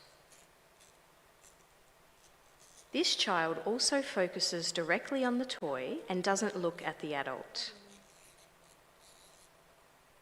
In the second video, you'll see children who use eye contact across different situations to share their attention and interest with others. See how this child looks up and makes eye contact with the adult after the toy pops up. He does the same here, looking at the adult to share his interest and also his attention. Pop, pop. Pop, pop. This child looks at the adult to share her interest in the toy and also to indicate she wants the adult to play with it again. You want me to do it? Okay. She makes eye contact with the adult to share her attention with the wind-up toy and also looks at her while directing sounds towards her. Yeah, I know. So that's an example video at 12 months of age. This is an example video at 18 months of age. Children point for a variety of reasons and typically start doing this by 12 months of age. We are interested to see if children can point to something at a distance while looking towards other people. This is to share their interest and attention with them. In the first video, you'll see a child who is unable to point to show things to other people or to share her interest. Ruby, where's the light? Notice how the child is not looking at the adult, who is trying very hard to get her attention. There's the light? She doesn't point to the light when asked or look to where the adult is pointing. Here's Teddy, Ruby. The child also doesn't point to the teddy to show her where it is.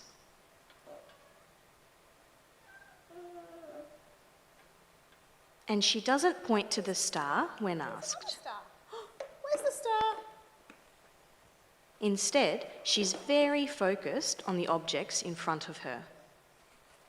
And even though she finds the pig very exciting, she doesn't point to it to share her excitement with other people. Where's Pig? Where's Piggy? In the second video, you'll see children who point to various things to share their interest and attention and in response to a question. Importantly, they will combine this with eye contact to check if that person saw what they pointed at. See how the child points to the poster after looking towards Mum. He looks again and says what he thinks is an elephant. George. He also points to the star immediately when asked with eye contact. Where's the star? Where's Teddy gone? Where's Teddy? This child also points to the teddy when asked and looks towards the adult. Girl.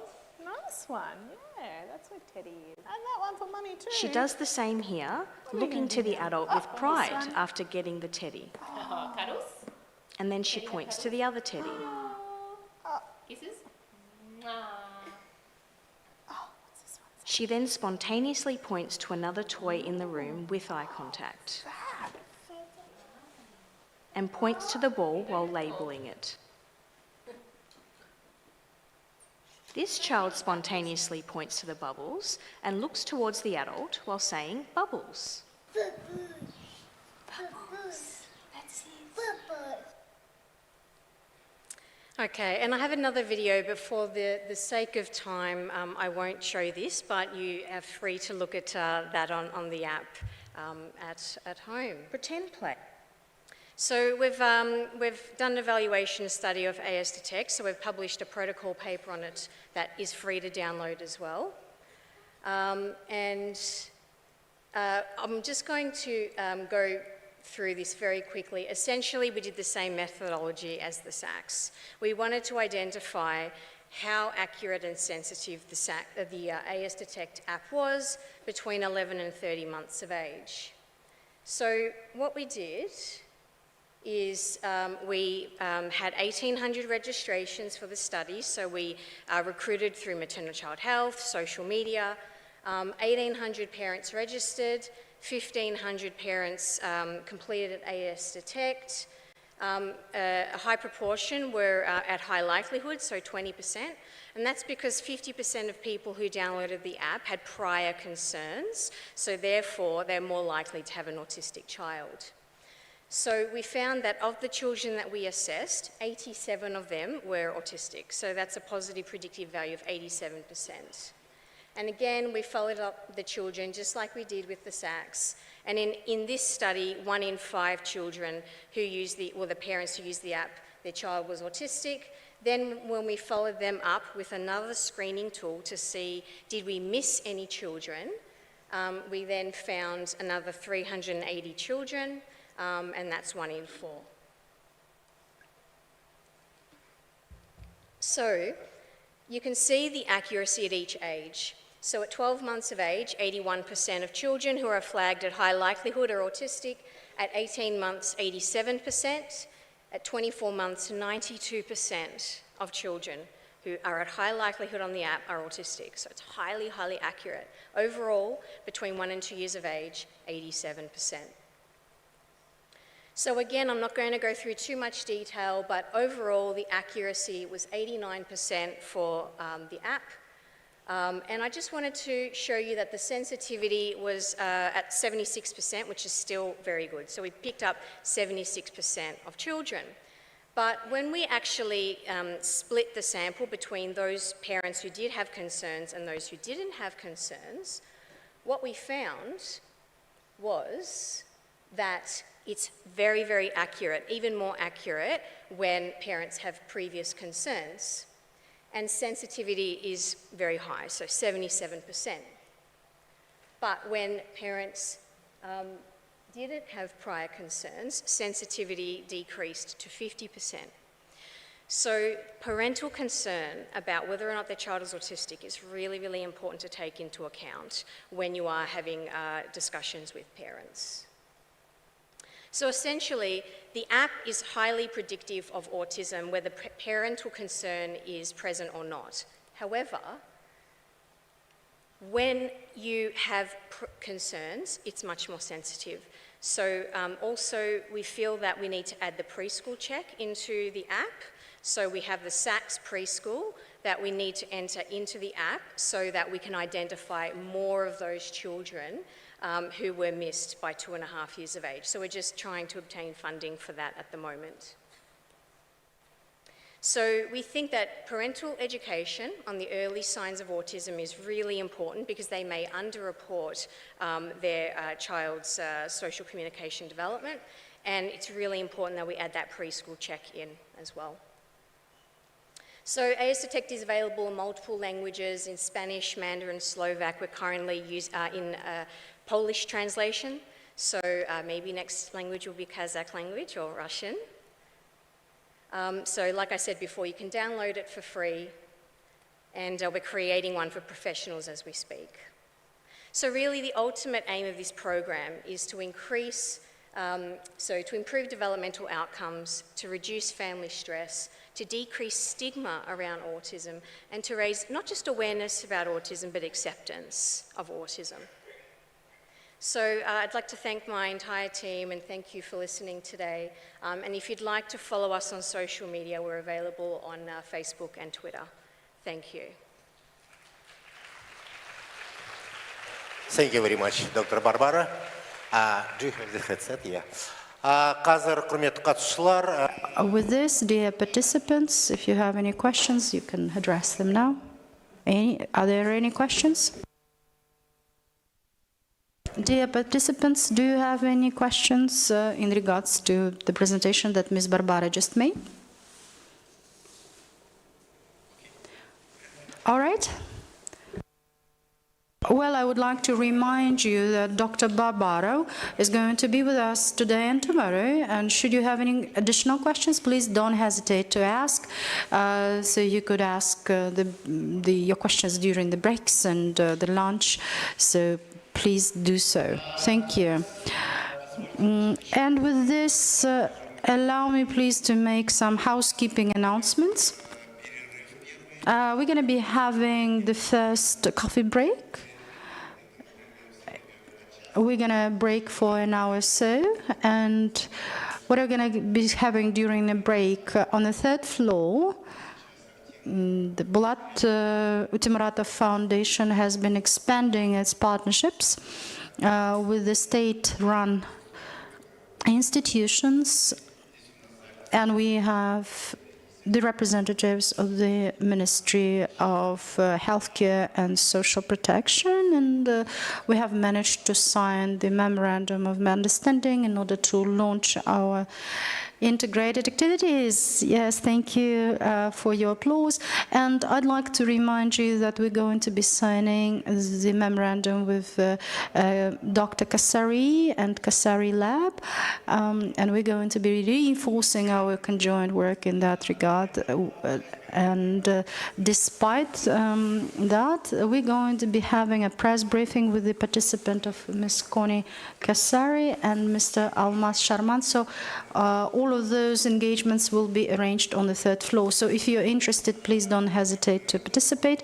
And I'd like to ask you the following question. You know, we have those who are on a business trip. So if you need to have stamps on your service papers, please don't hesitate.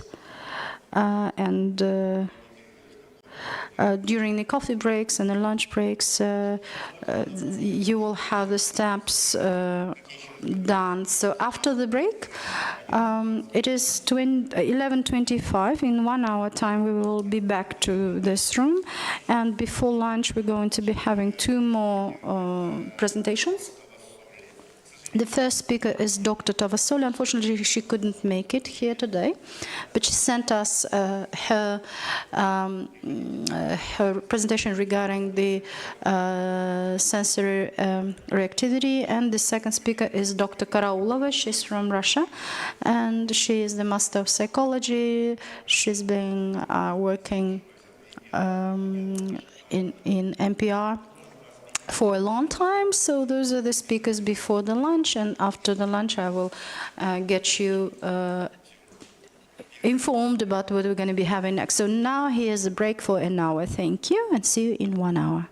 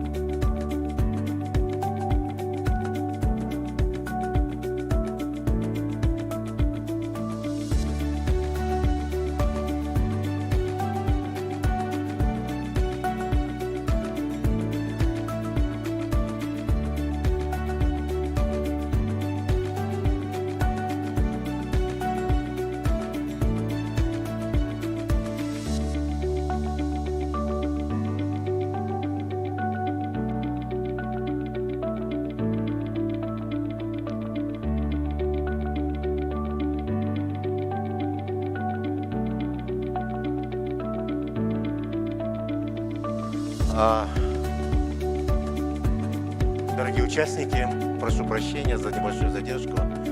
Просто во время пресс-брифинга было очень много вопросов. Dear participants, I'd like to say that we had lots of questions addressed to Connie regarding different aspects. And now there's going to be a slight change to the program. Teresa Tavasoli is going to be shifted to after the lunch. There's going to be a window. And now I would like to invite Olga Karaulova, who is the Master of Science in Psychology, and she's going to be talking to us about NPR. Olga, are you ready? So please, the floor is yours.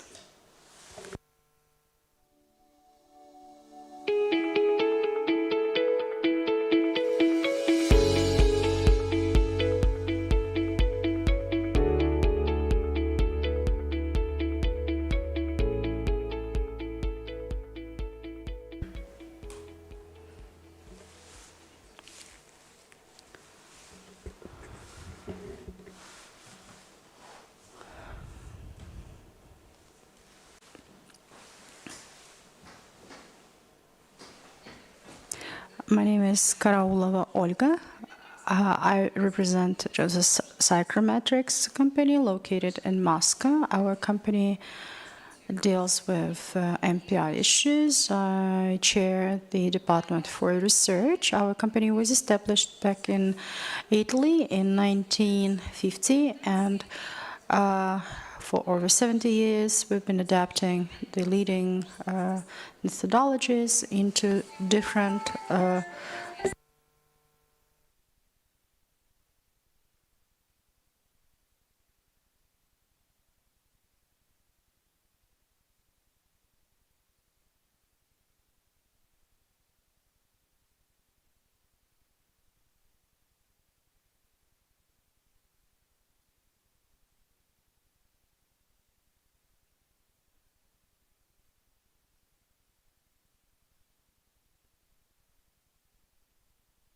So this methodology was found, and this is something that we use since it is quite difficult to, adapt this methodology to different languages. So we're very thankful for Stolzing that they've entrusted this work to us.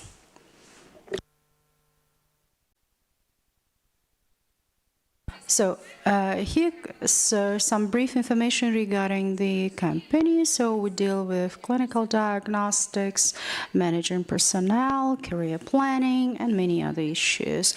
The NPR methodology looks like this. It is a comfortable kit with some timely detection of development, and it is purposed for timely detection of developmental delays in children.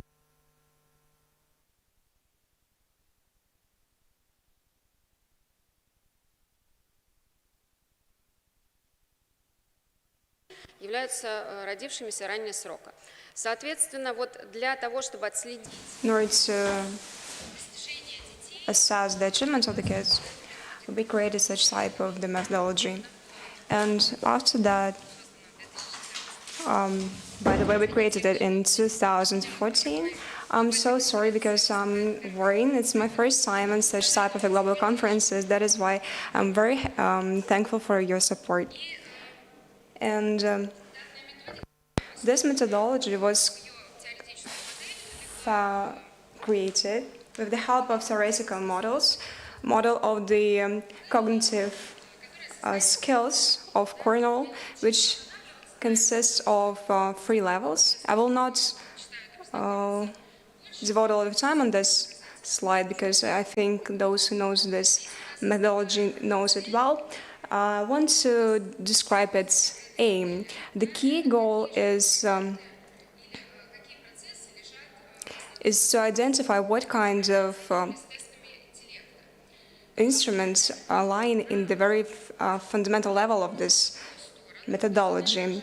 It a little bit different. It assesses the cognitive skills and abilities, including attention, memory, and the possibility of self-assistance and so on. But here it is especially important to understand the cognitive processes which are activated during the cognitive tests, because it is important for us to understand how the children pass the test in order to analyze which skills we can develop and improve in terms of results.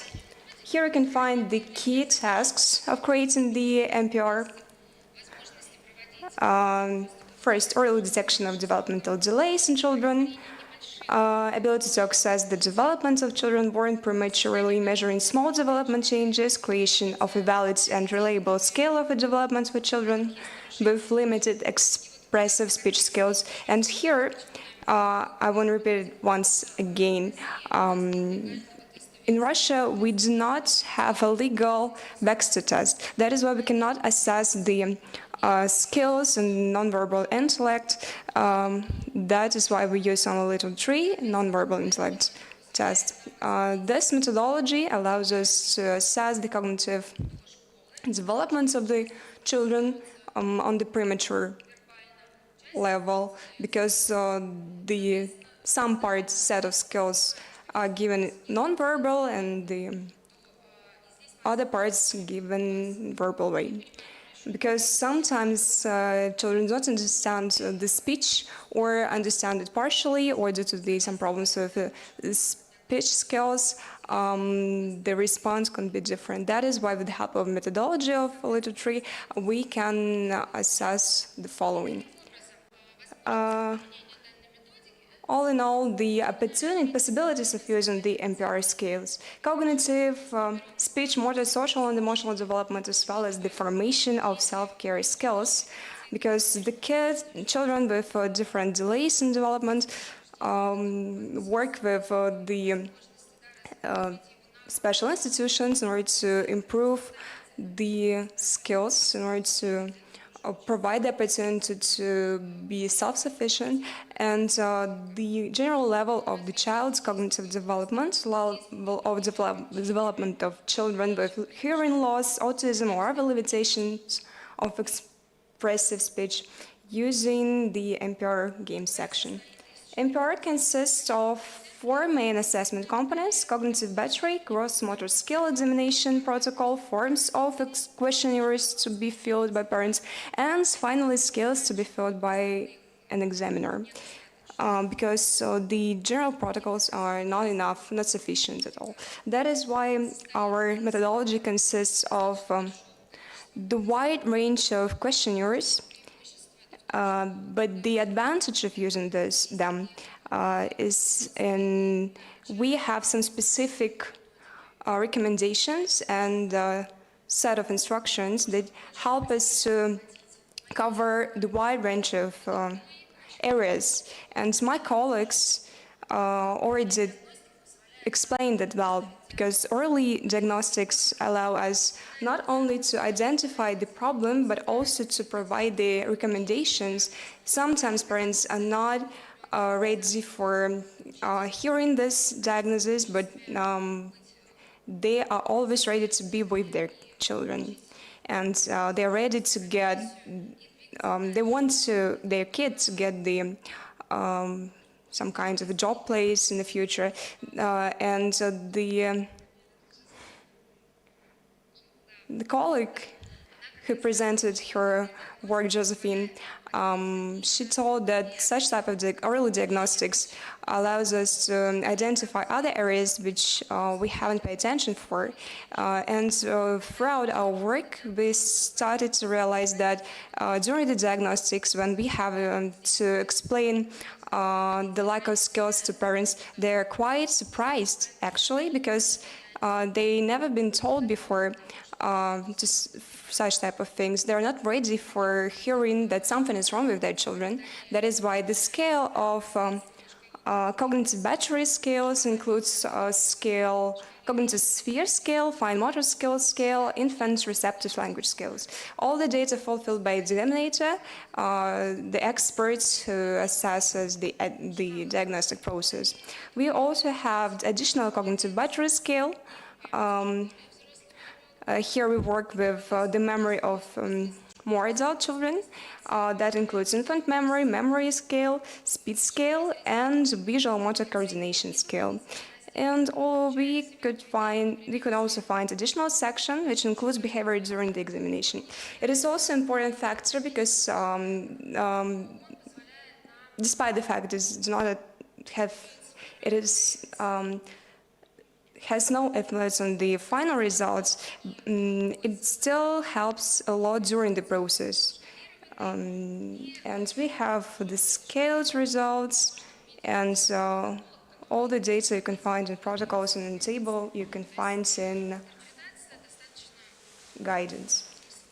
The interpretation is quite simple, but anyway you should learn how to use it. And we could use it after. What should we do after the diagnostic? We get the index of children's development. So the cognitive battery allows us to assess the level of development of the children, including the cognitive field area, receptive skills, receptive speech, and motor skills. The key target is to create the cognitive battery scale which correlates with the level of development. All in all, the results as generalized characteristics of the development.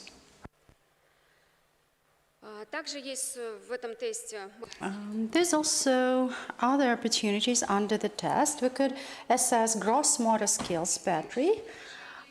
We have the checklist for unusual movements, and let's comment on that.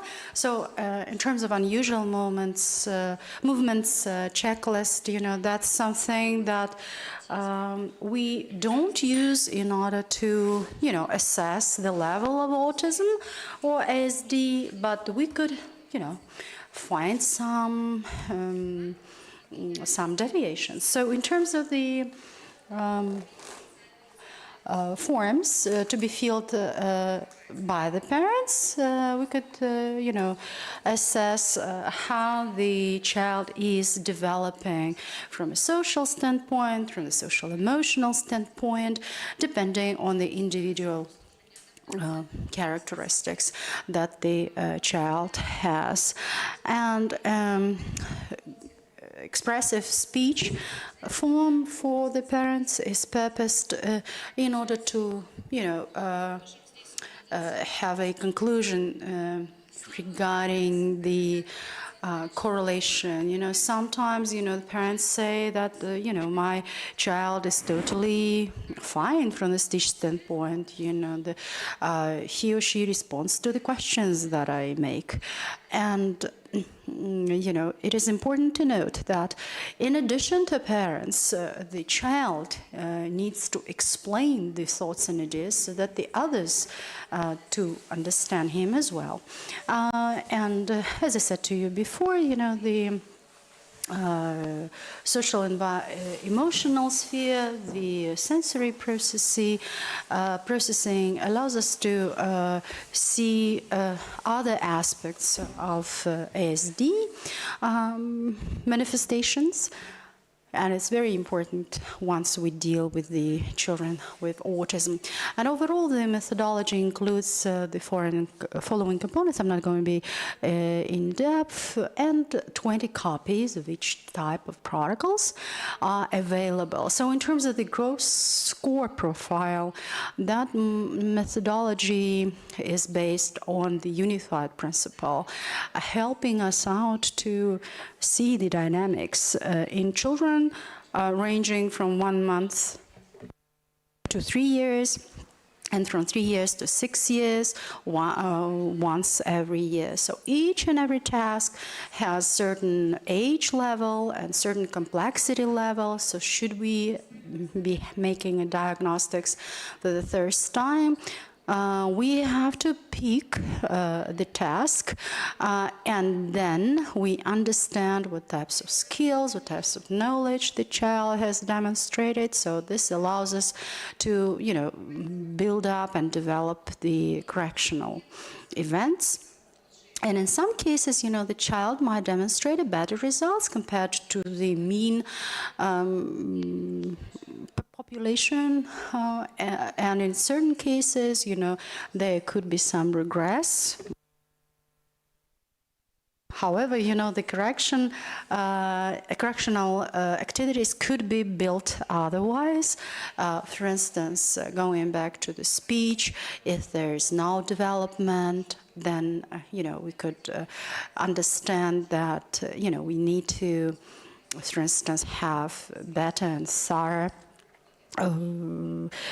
interventions provided by other experts. The growth score identified the level of development that are, again, set not in comparison with our children, but in the arranged environment. And again, the scores for cognitive dynamics and the vision motor coordination, the cognitive battery takes into account the scores for each and every area and measures different aspects of the construct, and by doing so it allows us to prevent the level of functioning, from the growth standpoint. For instance, memory, right? And going back to autism or ASD, it is a pretty frequent phenomenon when memory leaves much to be desired. So the profile, again, covers different areas being identified by the difference in scores and rating in terms of scores. So this allows us to put together a detailed diagnostics-related information. So while working with the child, it's not necessarily expedient to use the entire spectrum. It depends on what we're interested in. So in terms of cognitive processes, we assess deductive reasoning, inductive reasoning, categorization and sorting. And we do realize that all of the tasks that you see, understanding of interrelations, linking the part of the whole and so on, that's something that we're going to be inevitably meeting, and some aspect is going to be falling down, right? And that could be a regressed dynamics. So the more tools we could use, the more precisely we are able to understand what's going on with the child and, build the activities, the social adaptation, and other aspects. So you could see the cognitive process assessed using the NPR scales in terms of container and in terms of tokens and so on. So we've been demonstrated the tasks and assignments previously today. And again, we have different performance rates in different ages, and we have to understand that for a certain age, the child has to be developed to a certain level.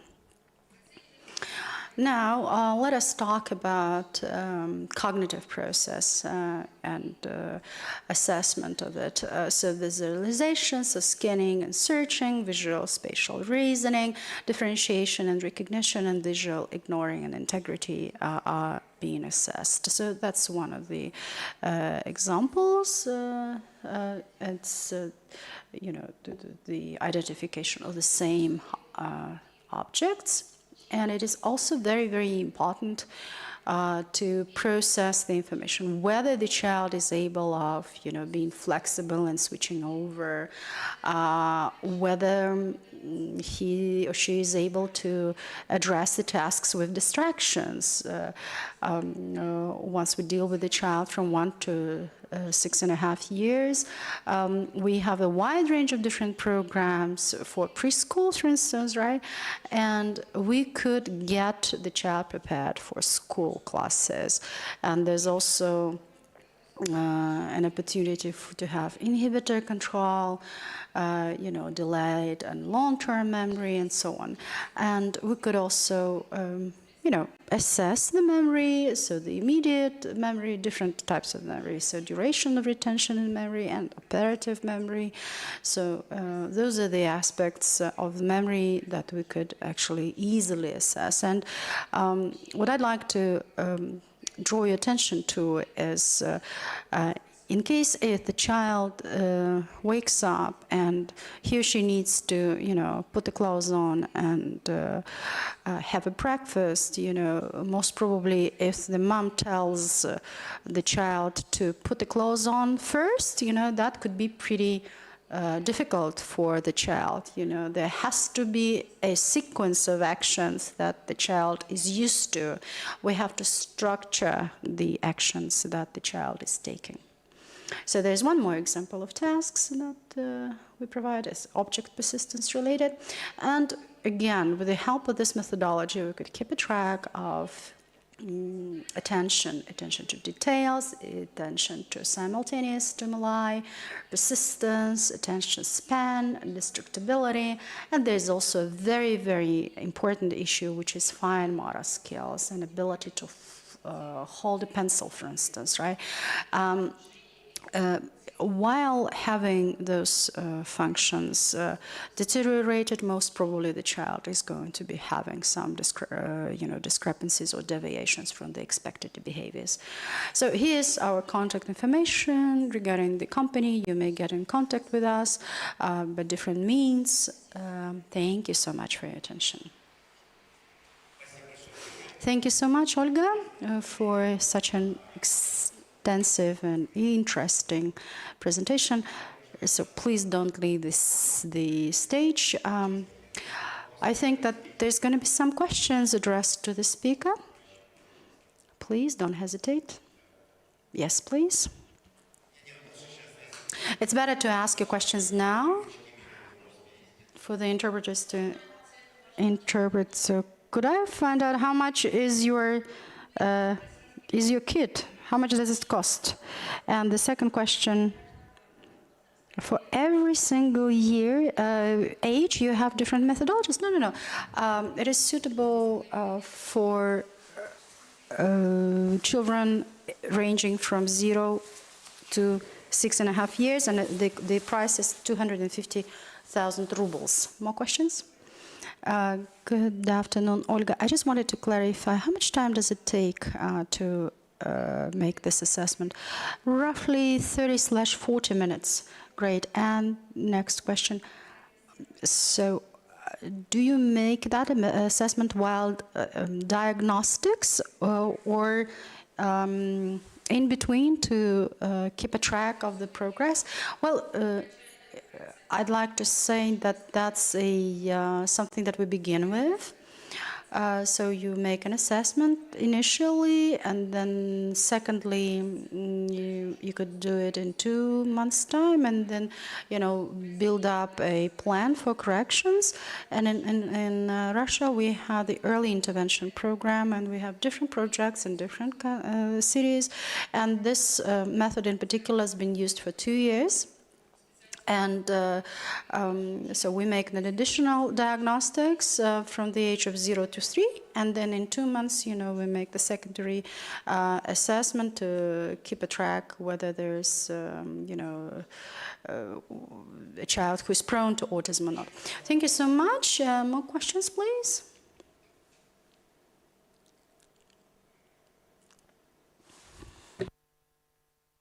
Olga, good afternoon. Thank you so much for your presentation, a very interesting methodology. So are there any restrictions? It doesn't have one. So indeed, we could have this methodology used for those who have motor deviations and those who have other impairments. Yes, it's purpose to identify those disorders. Hearing impairments, for instance. Any more questions, colleagues?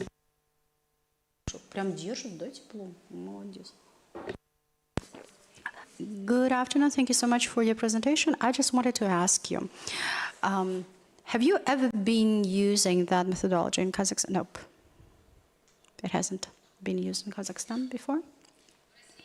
In Russia, this methodology is included into the clinical recommendations on ASD made by the Minister of Healthcare. So shall we have the speaker leave? All right, so what's going to be next? We promised you to demonstrate the presentation made by Teresa Tavasoli. We're going to be having a lunch now until 1400 sharp. And at 1400, we're going to be having the presentation by Ms. Teresa Tavasoli. And then we will be split it into different sessions devoted to different topics. So in accordance with your registration, please make your choice. And here, Konika Sari is going to be working on Jasper, and the rest of the groups will have activities on other floors. And my colleagues with red badges will help you find those other rooms. Olga and Josefina Barbara will be making their presentations, and we will find you information regarding Asyl, Miras centers and so on. So enjoy your lunch, and I just wanted to remind you, should you have an opportunity to get exposed more to the facility, university has different coffee points, and the places where you might have lunch. So please enjoy. Thank you so much, and see you after the lunch at 1400. Enjoy.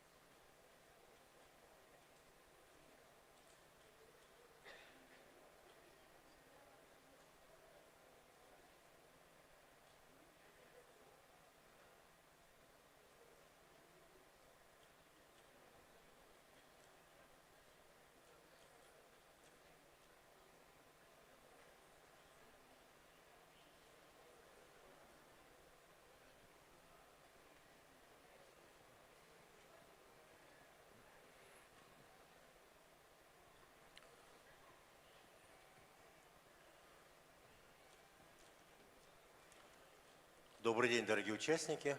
Dear participants, I would like to greet you again. So let us continue.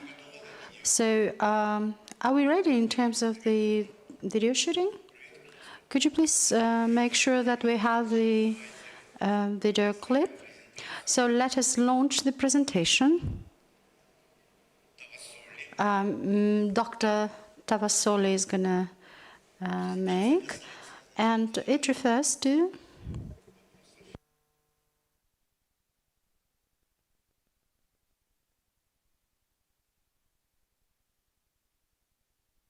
So hold on a second, and I'm going to be briefing you about the video. So Tavasoli is associated professor, and she has a PhD degree, and she is specializing in sensory activity. So Tavasoli has an extensive experience in that regard. She is an expert, allowing us to expand the knowledge about autism. So therefore, we're going to be launching a video on sensory diagnostics. And sensory reactivity is the topic, and then she's going to be continuing the seminar regarding the issue after the lunch, so once we split up into the workshop sessions. So are we ready? All right, well done. Good. Please have the video on.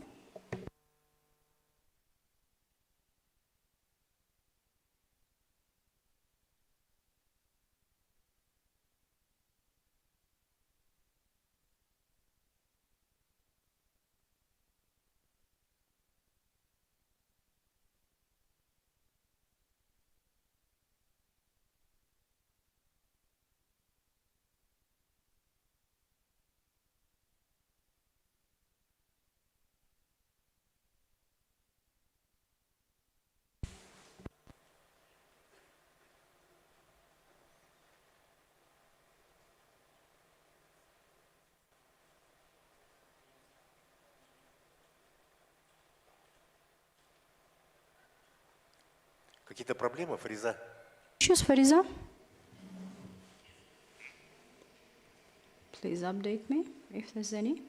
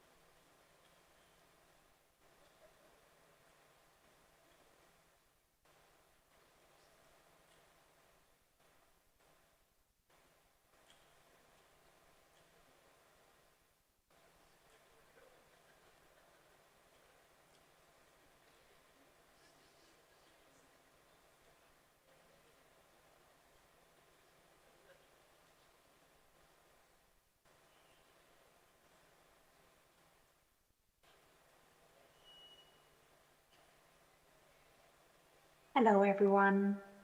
I'm delighted to give a talk today at this International Conference for Autism in Kazakhstan. I'm sorry that I can't be with you, but I'm very happy to share some of my research on sensory reactivity in autism with you today.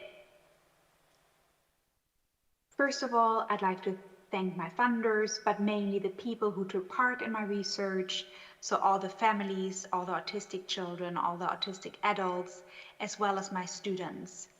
And as a disclosure, I will be talking about the sensory assessment, the SEND, and that's an assessment I co-developed with Paige Cyper. firstly, before we begin, I'm sure you're all aware of this, but what is autism?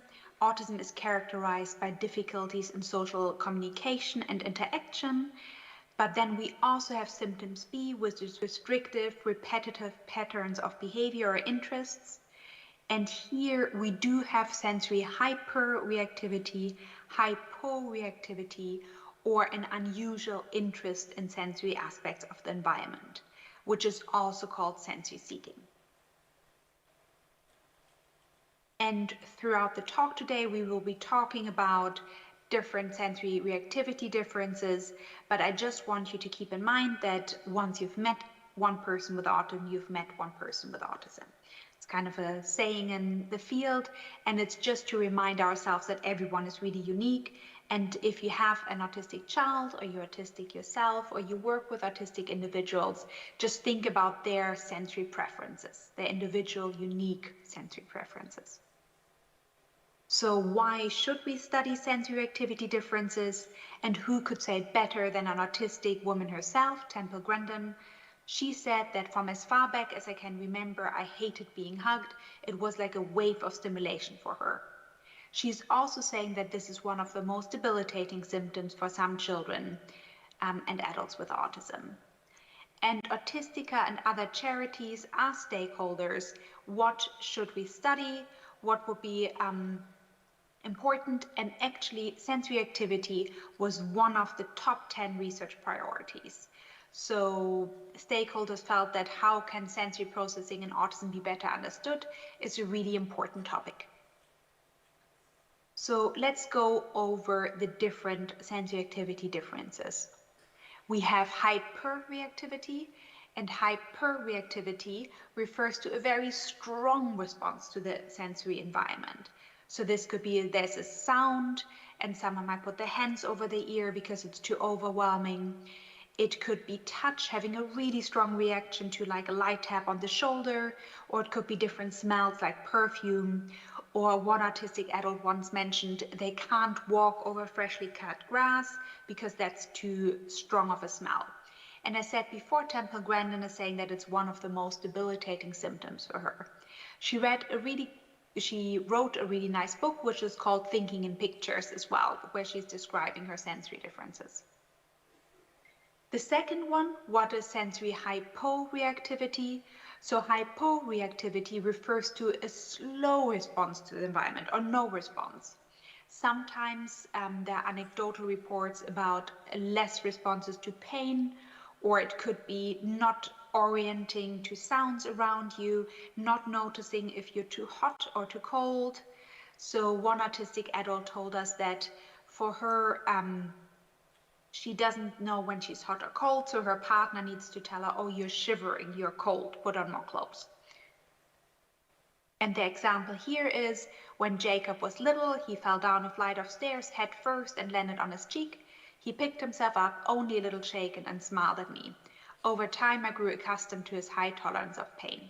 And that's an example from a book from Lucy Miller called Sensational Kids. And it's quite a nice book because it has different little tips and tricks what you could try for home, for school as well. Then the last one, what is sensory seeking? So sensory seeking describes a craving, a real interest in the sensory environment around you. So this could be being fascinated by spinning objects. Here, for example, the boy you see in the picture is looking at the washing machine, going round and round. It could be craving hugs, or, for example, listening to music on repeat. And the example here is the boy can climb anything, leaping into space with no regard for the crash at the bottom. So also someone who's really seeking out movements as well. Often kids really like to be on a swing as well, or jumping onto things and feeling that pressure. How common do you think sensory activity differences are? Do you think it's 10% or 50%, 90%? So research has actually shown that sensory activity differences can occur in up to 90% of autistic children. And we also see sensory activity differences in children who are non-autistic in about 15%. We see it as well in children with ADHD, so attention and hyperactivity conditions. So in about 50% of children with ADHD, you also see sensory activity differences. And often these differences are measured using questionnaires like the sensory profile, where you ask, for example, my child responds negatively to unexpected or loud noises. And we conducted a qualitative study together with my former PhD student, Karen McLennan, who is now at Durham University, and Sarah O'Brien. We asked 50 autistic adults, how do you experience the world around you? Are you hyperreactive, hypo, or seeking? And what we found here is that 94% of the autistic adults were hyperreactive, 30% were hyporeactive, and 40% were sensory seeking. And for hyperreactivity, the example is, I'm touch sensitive, I hate other people touching me, my skin crawls, I sweat excessively, and I feel nausea. For hyporeactivity, the example was, I don't notice until it's too late that I'm too cold or too hot. And then for sensory seeking, the example is, music calms me down when I'm stressed. I tend to listen to the same song on repeat for hours at a time. We also found that there's quite an overlap and a complexity to this. So we found that about a fourth or 25% of the autistic individuals were hyper, seeking, and hyporeactive. So now we thought about what hyperreactivity means, what hyporeactivity means, what sensory seeking means, but what about the impact of these sensory differences?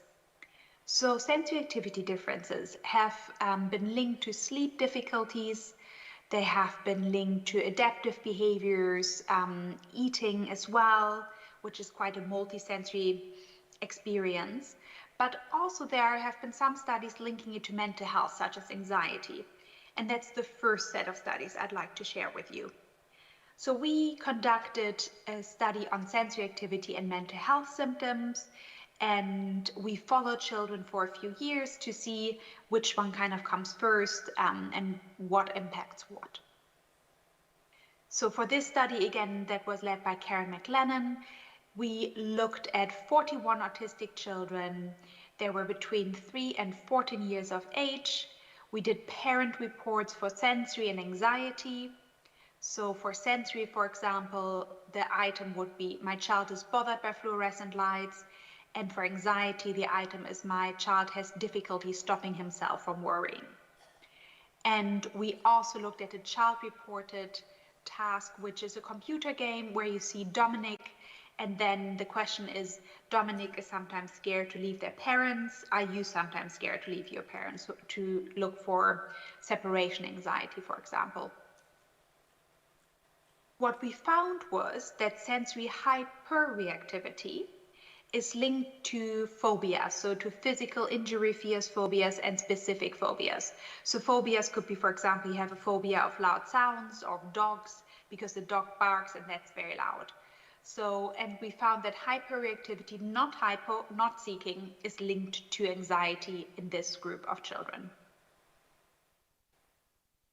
And that kind of gives us an idea that we need to think about sensory comfort and sensory differences when we work on anxiety with autistic children.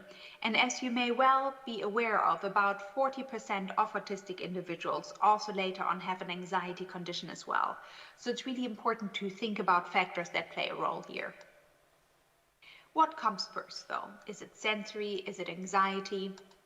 There are different theoretical models, one by Schuler-Green, where she suggests it could be anxiety first or sensory first, or a third factor explaining both. For anxiety first, it could be that an individual is anxious, they attend to sensory stimuli, but they also have difficulties regulating their emotions, and that's why they become overreactive to sensory stimuli. Or it could be that you're first overreactive, and then there is a stimulus in the environment, for example, a dog that is barking, and then you develop a phobia, for example, of dogs because you're overreactive to the sensory stimulus, to the sound. But the world is unpredictable and uncontrollable, and that's why you might start avoiding not just parks because they're dogs, but also birthday parties because there are balloons that might pop. and you might develop generalized anxiety. Or it could be that there's a third factor explaining this link. So it could be that the amygdala, for example, is active in anxiety and sensory overresponsivity. It's an area in our brain that is linked to fear processing, and maybe that's why we see a link.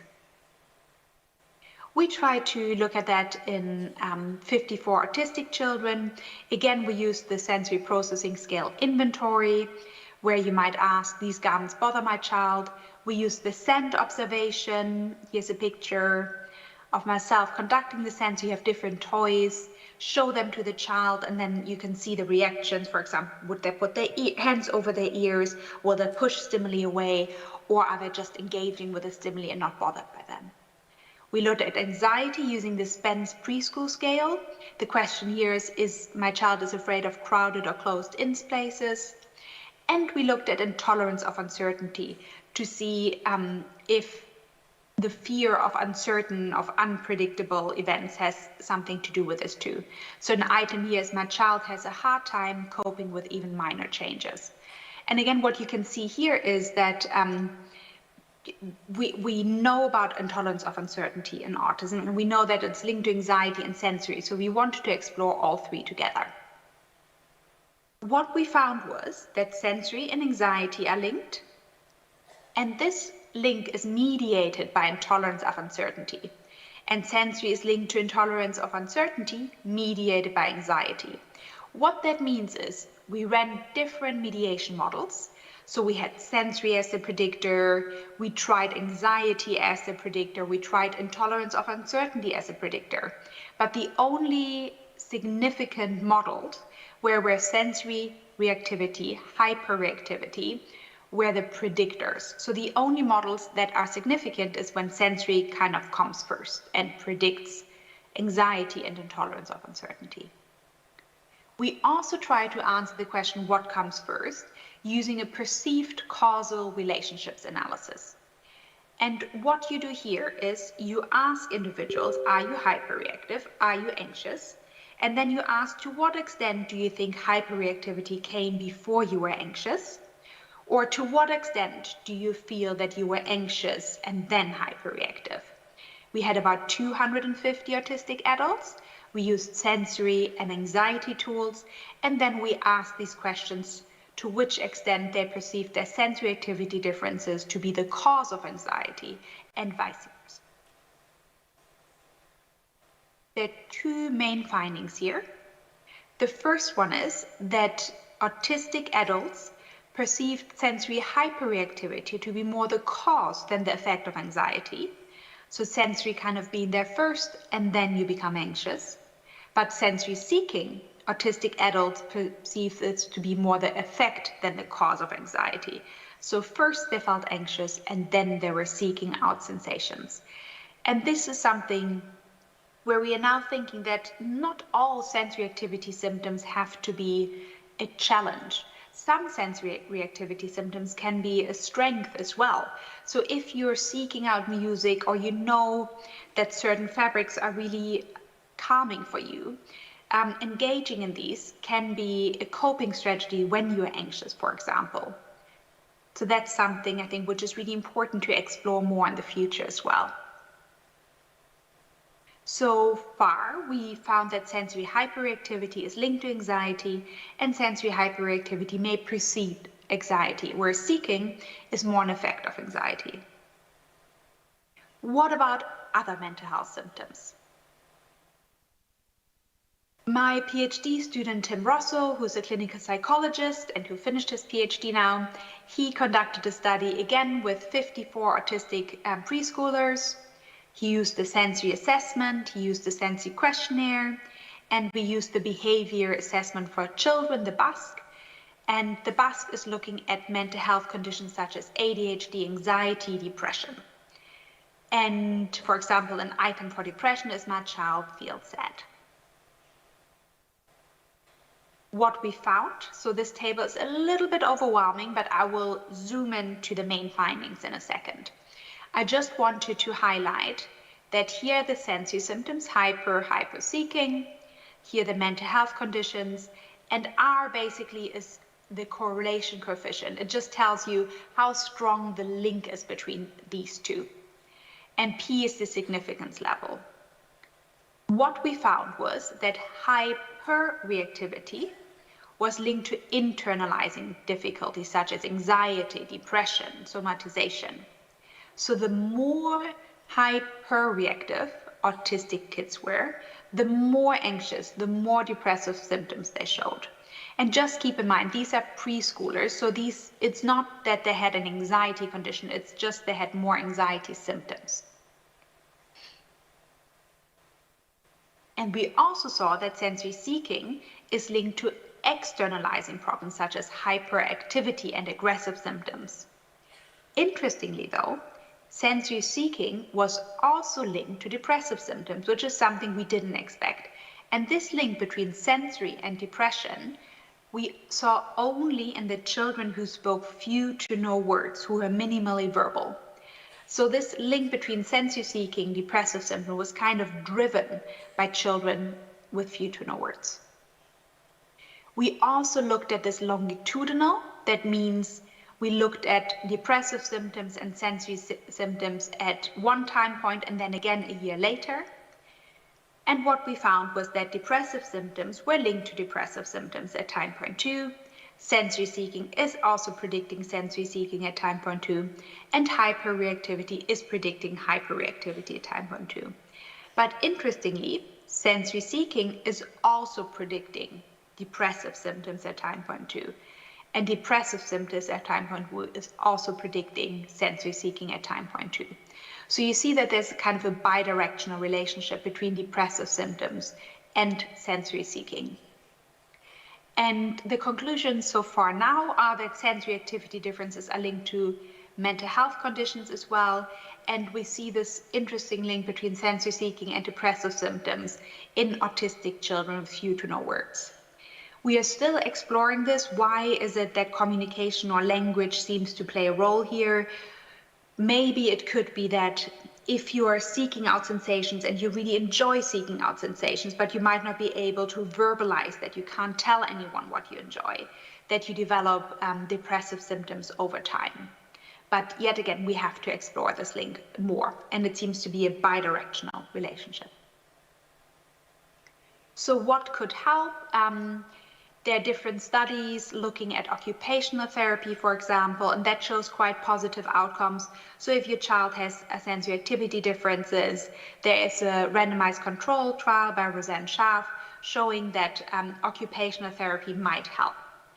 But that's just one study where they looked at it using a randomized control trial. We conducted a slightly different study where we worked with Stella Chan on Project Soothe. So Project Soothe is a project that started at the University of Edinburgh, and it started by asking the community, what pictures do you find soothing?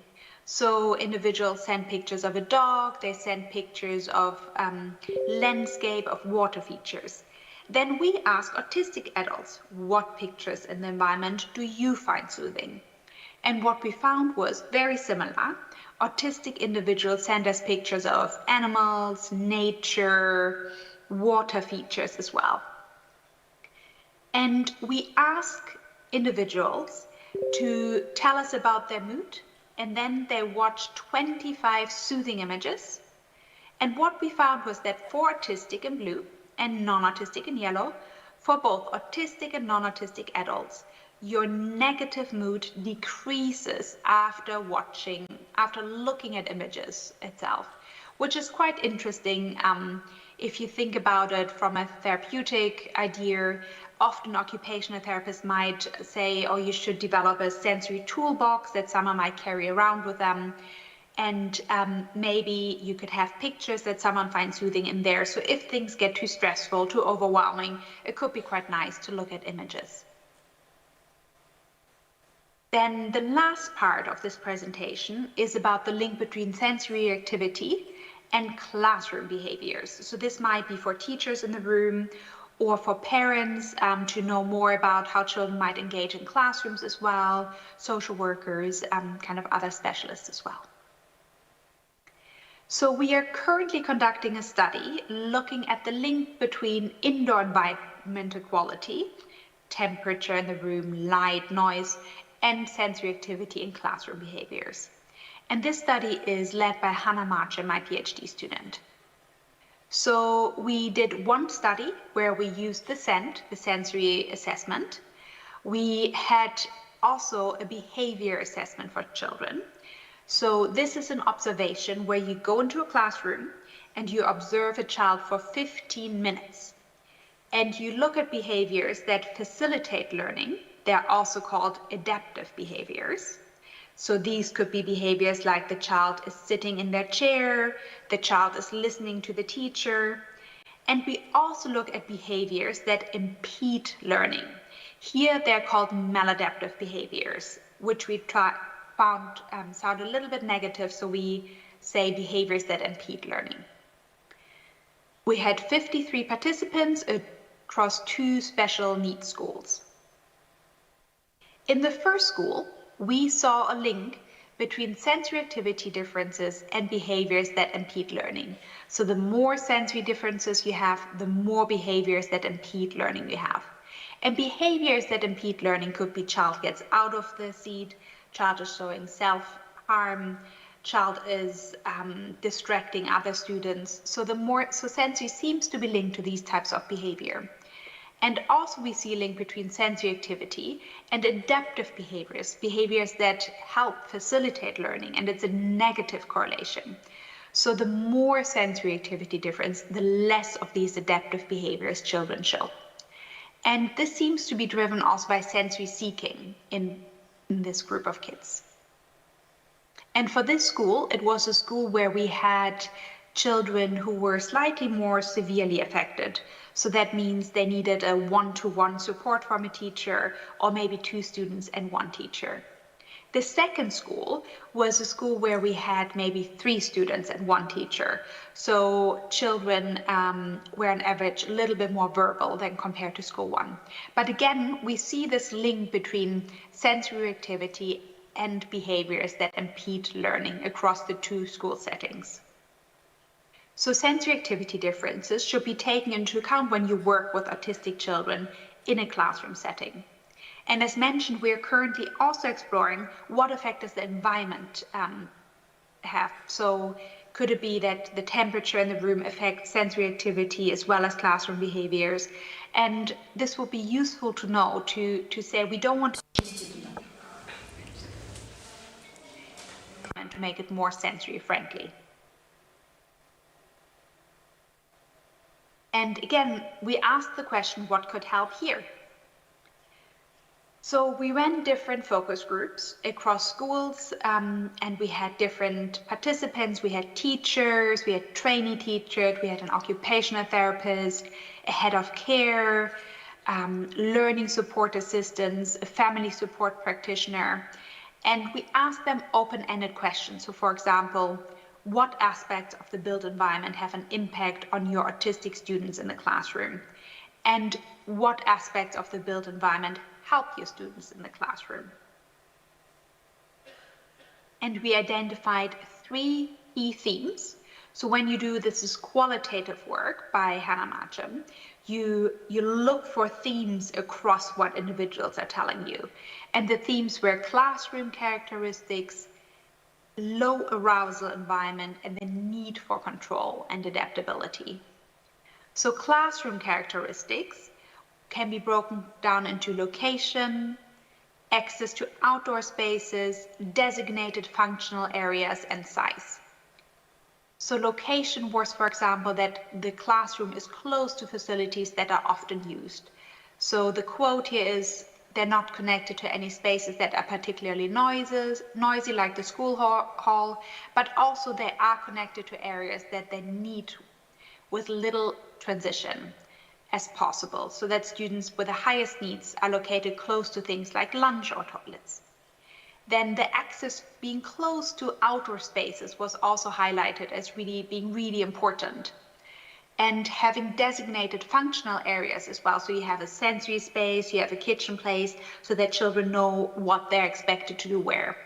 And the size of the classroom was mentioned. So someone said, it is different if you have a class of 15-year-olds. They need more space than if you have a class of 4-year-olds, for example. So these are all classroom characteristics that were mentioned to be helpful for autistic children. Then we had low arousal environment, so color was mentioned. Think about the colors you're using in a classroom, but that could also be at home. So for example, maybe use light blue and have consistent colors as well.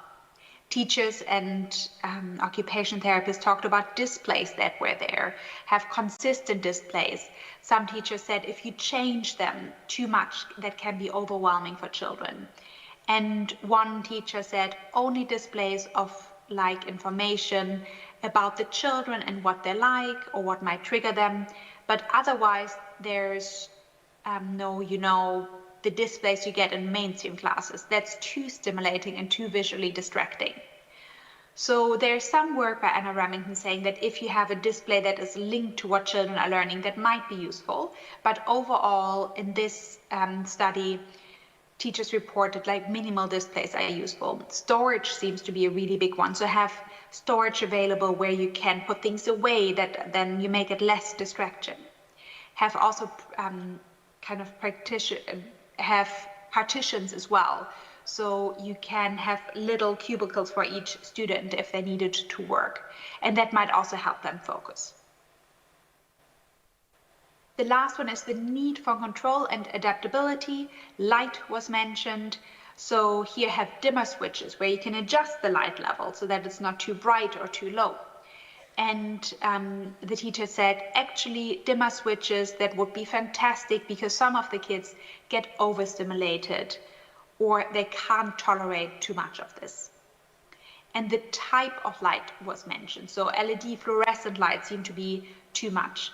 And I once talked to an autistic adult and she said having fluorescent lights would give her a headache for a whole week. So being exposed to this for a whole day in a classroom could really be overwhelming for children and make them possibly not engage with their learning material. Temperature was mentioned as well. So students might have difficulties regulating their temperature. They might overheat as well. So really think about the temperature in the room as well. And think about the windows. Are they open? Are they closed? Do you have the view blocked or not? So teachers said they don't necessarily like it if the view is blocked because then that feels too sterile for the children. But you have natural light, and I think that seems to be quite welcome by many autistic individuals as well. Then I just wanted to briefly talk about some books and resources that might be useful for you. So there is a book called How Does Your Engine Run? Or a book called Sensational Kids from Lucy Miller. So Lucy Miller is an occupational therapist, and in this book, Sensational Kids, she talks about hyper-seeking. I think she's calling it over-responsivity, under-responsivity, and sensory craving. But she does give you tips about these are things you can try at home, these are things you can try at school. The National Autistic Society has some tips. Then there's a book by Sue Ellen called Can I Tell You About Sensory Processing Difficulties? And that's really useful as well for autistic children themselves to read if they can read. And the Sensory Integration Network might have some information. And then our national health system, the NHS, developed a guide which is called It's Not Rocket Science. And that's a really interesting guide about how can we make the environment more sensory friendly, and they have kind of 10 principles in there as well. I think this is it. Thank you very much, and let me know if you have any questions. Спасибо большое. Давайте, да, поблагодарим. Thank you so much, and let us thank Ms. Tavasoli for such an interesting presentation. So, as I said to you before, our work is gonna continue in groups, and over here in this room, there's going to be a group that has registered for the seminar that is to be held by Ms. Konya Kasari. And Alena Tsu is going to be responsible for this group's performance. So Alena is here, so please memorize Alena. Seminar number 2 is going to be held in ballroom on the 2nd floor.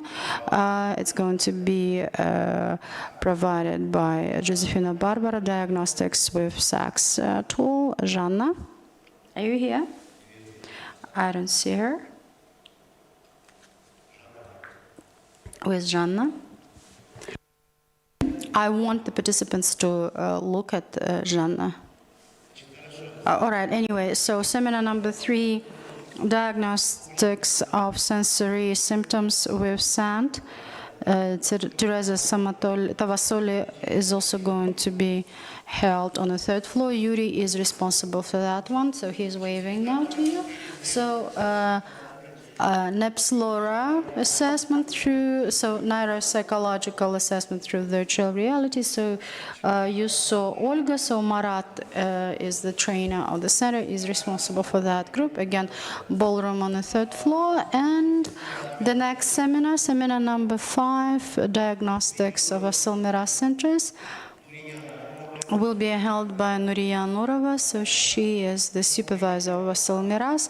So I see Nuria standing over there. Unfortunately, she cannot come over here.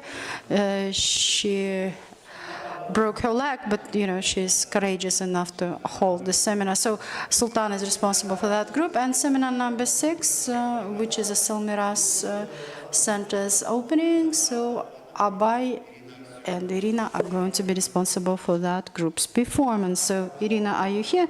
So again, ballroom located on the 3rd floor. So I would like to remind you that the seminars will be held all the way up till 1700. So after that, we're going to be gathering here again. And with this, the day is going to be over, and everybody is going to be dismissed after a short meeting afterwards. So our volunteers will help you out to navigate, and you could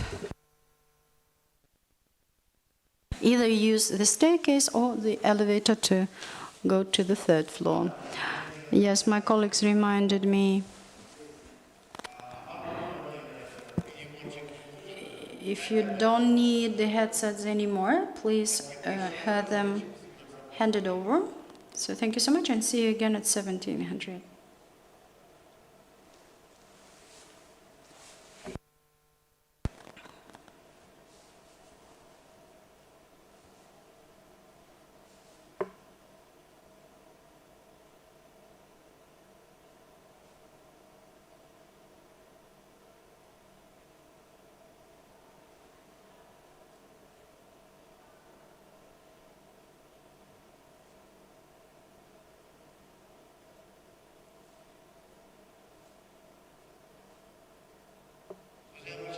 So, dear participants, there was a question of whether it is possible to have all of the materials that have been presented today and will be presented tomorrow. The answer is yes, certainly. If you remember, while arranging the registration, we asked you to leave your contact details and email addresses, so this is going to be done. So don't worry. Thank you.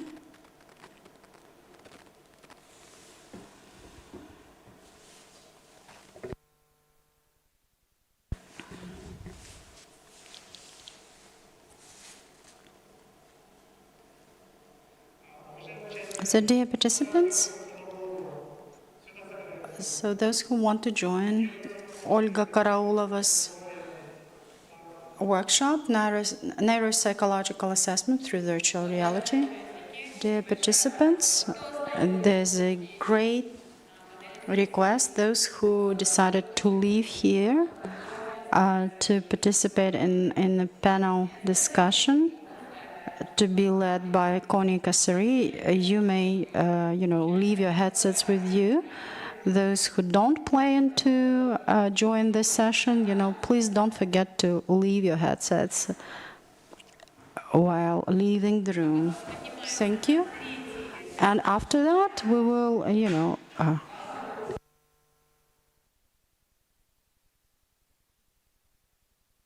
so the left wing ballroom.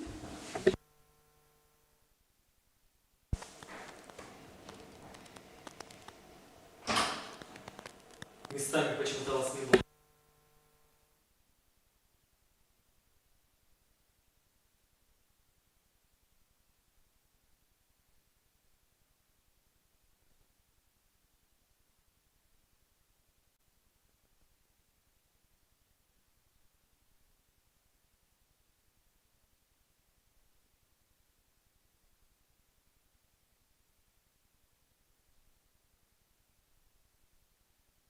Dear participants, tomorrow we will gonna be having an opportunity to make a group photo.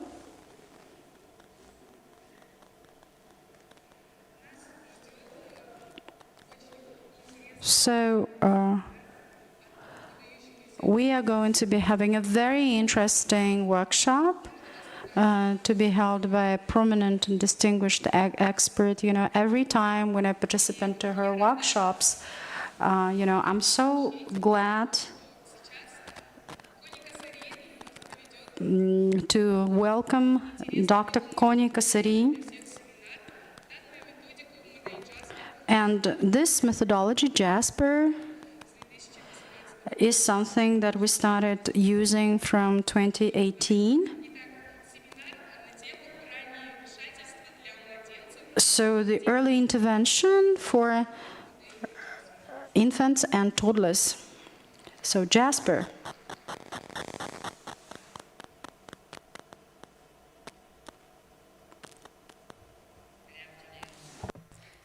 And I'm very excited to be here in person. Last year I was on that screen, which is a little harder, I think, to engage with.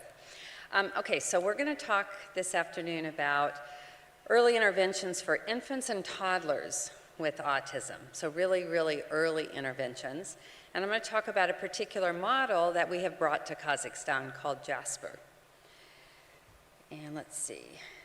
Aha. So I have some disclosures in that I get funding from grants that I get in the United States. So that's what that is about.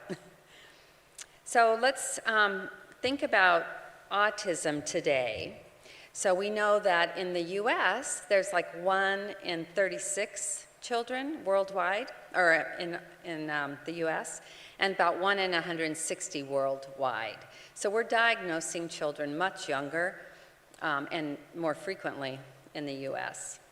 We still have more boys compared to girls, about 4 to 1.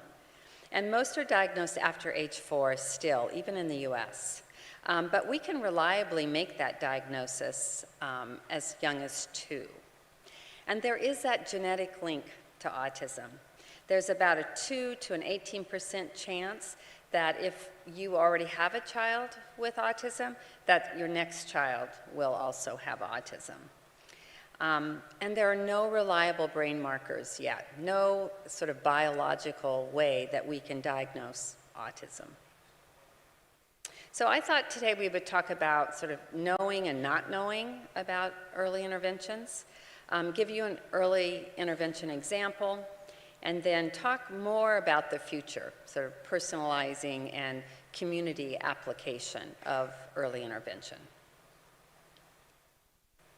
So what do we know?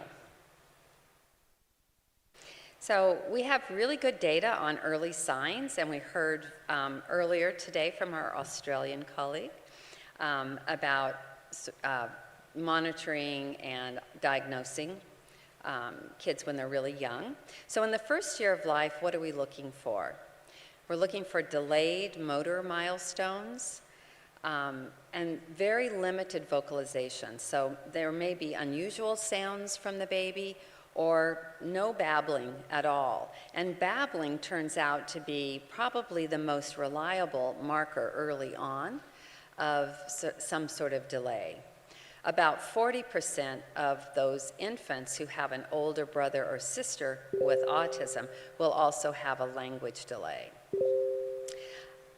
We also are looking for signs of being socially disengaged, so not really engaged with the parent.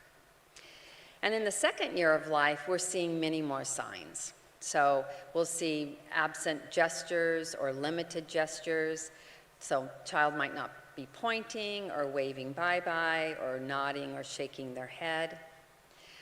They may have no words still, very limited vocalizations.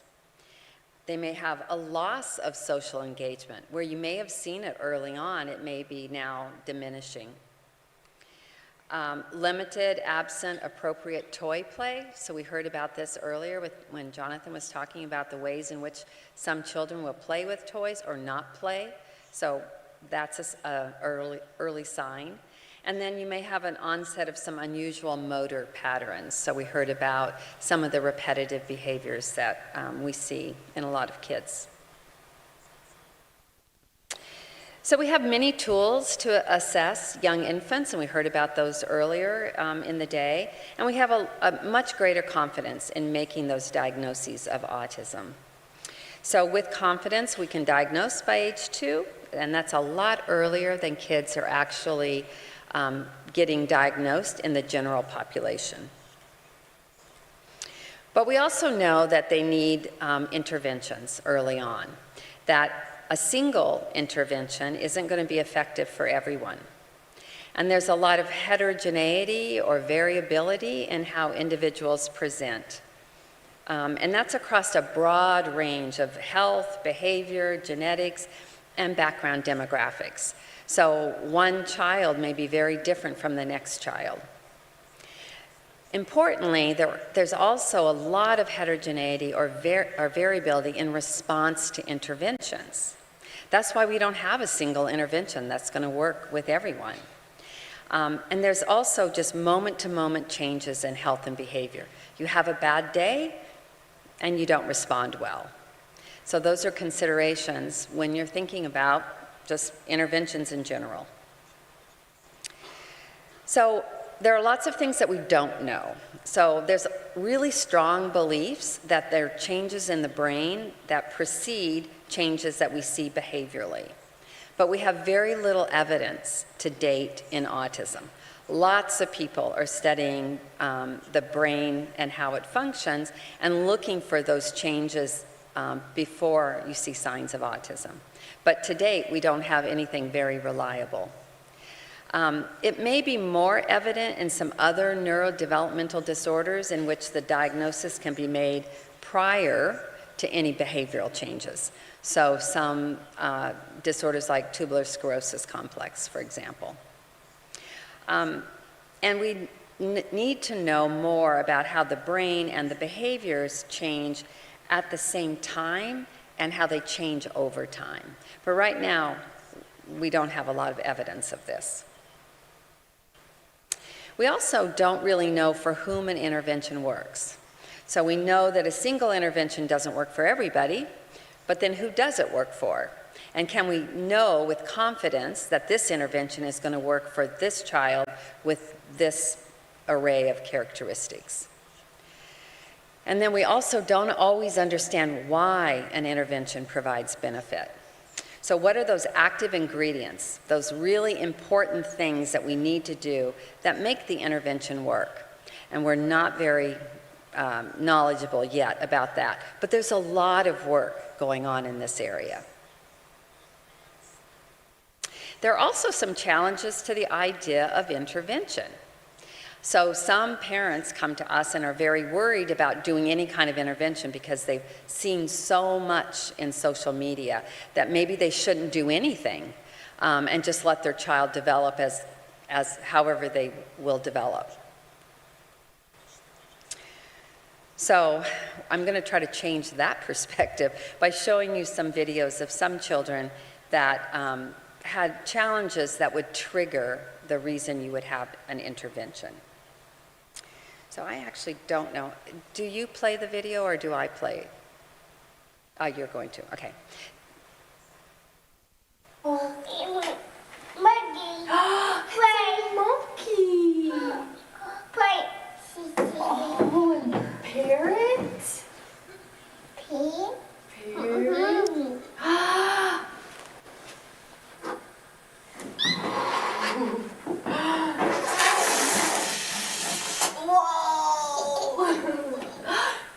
Charlie! It's a crab. Okay, so that was, whoops, wait, sorry. That was an 18-month-old child who was getting an assessment that we do in the lab called the Early Social Communication Scales. And we do that with a tester that he does not know, and we're just trying to see how he would communicate with that person around toys and materials. And so you can see that this little guy is very communicative. He is pointing to things, he's following points, he's trying to say words, he's exuberant. And so that's what we would expect to see, or some variation of that at this age. So the next child is a child who's also 18 months old in the same assessment with the same tester that he does not know. So now we can watch that one. Green Mouse, I got you. Cooper. It's a pig. I know, you see all those toys. Cooper. It's a shark. Got you. Right, so he has some skills, but it's maybe subtle or maybe it's very apparent, but there are some real differences in the way he socially engages or does not engage with the tester. And so those are concerning signs that would trigger intervention. And this little guy did get diagnosed with autism and went into early intervention. There are other reasons that we would do intervention with kids, in that we have parents who say how difficult the interactions can be with their child. So they notice very early on that the child is interacting in different ways and they're not quite sure what to do about it. So the first video is of a little boy who's just turning 3 years old, and he has already had a year of about 20 hours a week of early intervention. And his mom came to us and said, he's still not talking, he has 0 words, and he doesn't like to play. And so she wanted to help him and have us help her play with her child. So you can watch this little guy. On bus. On the bus. On the bus.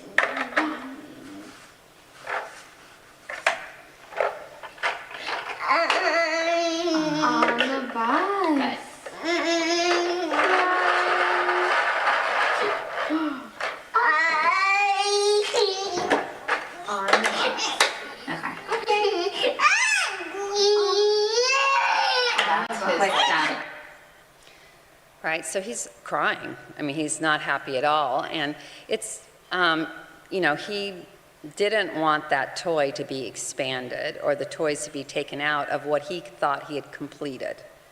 So he wasn't really interested in playing. And so the next little guy is a little bit different. He's a little younger, and he's with his dad. His dad is trying to engage him in interactions. So we can watch him. Austin's turn.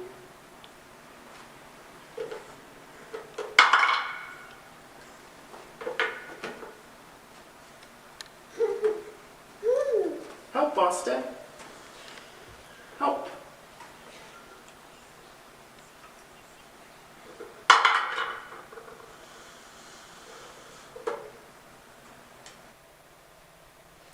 All right, so in this case, Dad is being very responsive and trying to engage his child, but he doesn't have a lot of strategies to get the child actually engaged in play. All right, so both of these situations are fairly common, that children have difficulty engaging with their parent and communicating. And it's not really clear what one should do. So interventions are still really important for most children who are identified early. But how do we intervene, and what should we consider? So I'll give you one intervention example, and know that it's just one. So we think about modular interventions, that there are many, many different interventions that have been developed that can be combined or sequenced or in some way used with the same child. And that is one way to move the field further along, rather than thinking about a completely comprehensive intervention that you have to apply to every child. So knowing that one intervention doesn't work for all children, if you have modules, you can be a little more creative.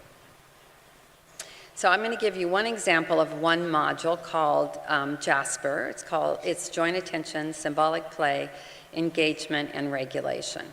It's been translated into Russian, and I was going to take a picture of that book. Slava has that book, so this one is in English, but they've recently translated it into Russian, and here he is. He's like my Vanna White. You guys probably don't know that person, my assistant. Yeah. So it's also in Russian.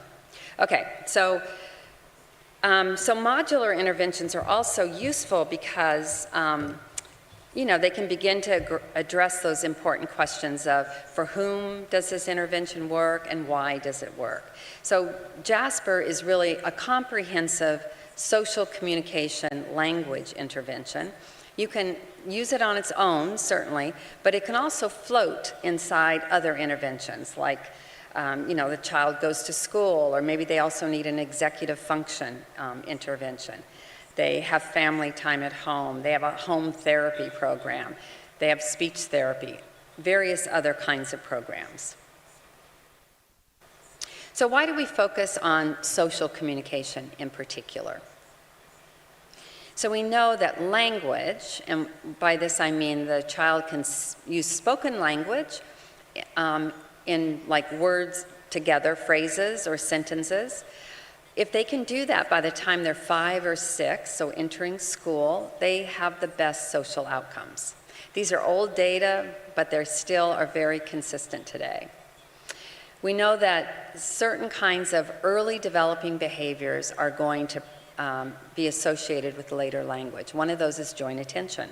So the child's ability to share an experience with another person, to show things, to point out things. You saw some beautiful examples this morning of joint attention. Those kinds of gestures and skills predict to language. And then play skills, how a child interacts with toys and materials, tells us a lot about their cognitive abilities. So how they view the world and how they're problem solving. And Jasper targets all of those different developmental aspects, so engagement, play, joint attention, and language. And we apply layers of strategies to try to engineer learning opportunities and to target the early development, the differences and the delays that children may have. So how do you teach social communication gestures, right? We've heard a lot about what they are and that they're different in kids with autism. Either they don't do very much of these gestures or they do them in unusual ways. And what we know is that children are more likely to gesture if they're engaged around a topic of conversation. You have to have something to communicate about in order to use those gestures. And so we want you to think about the context for children to learn to gesture. And that's usually with young kids around play. So play is that conversational topic. So joint engagement through play sets that stage for teaching gestures. It's the joint engagement, being able to engage for a period of time with somebody else is really that foundation for learning, and it's different from joint attention. I know those words sound similar, and a lot of people kind of interchange them, but they are different. And I'll show you an example of what I'm talking about, and why engagement and joint engagement is so important. So this is a little girl who was 21 months. She was in a baby study that we had, and she came in with early signs of autism. And this is her mom, who's playing with her before we ever start intervention. And they have a standard set of toys, so the toys are there. The child picks up this one toy, And you can watch how the mom is following the child's interests and playing with this particular toy. So the first video. I don't see the video.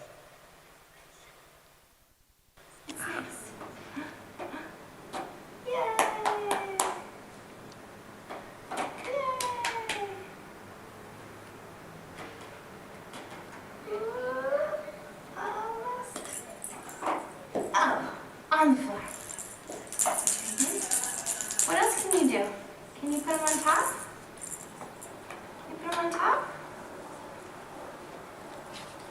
Yay! On top. So you saw some examples this morning where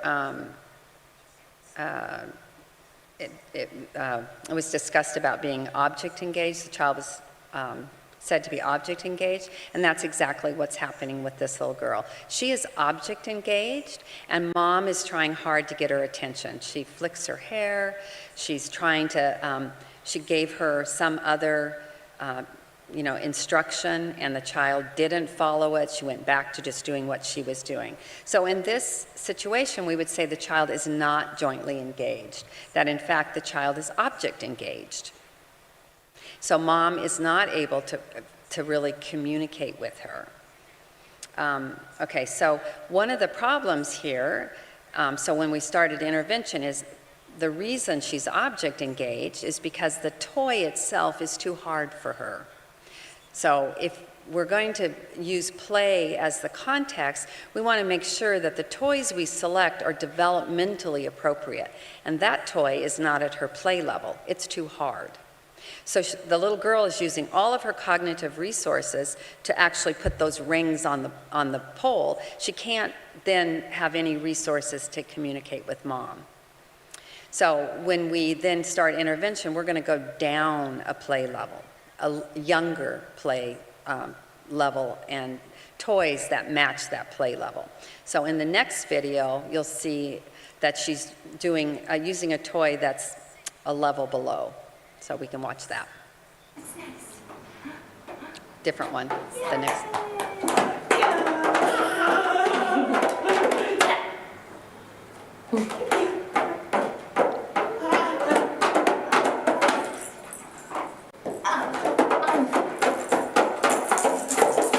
What else can you do? Can you put them on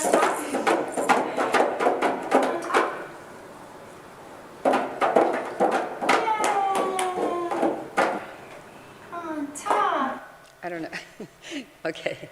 And so you can see there that the play is actually simpler, but her communication is better.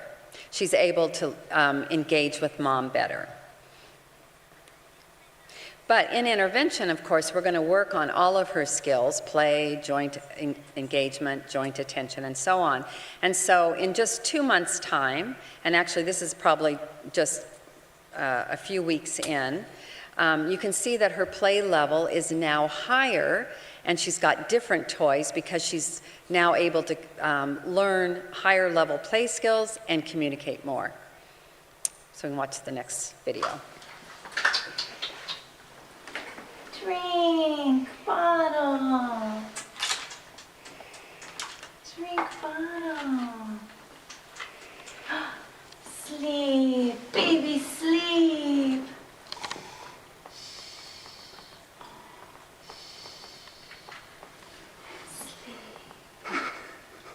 Wake up! Wake up! Wake up! Wake up! Sleep.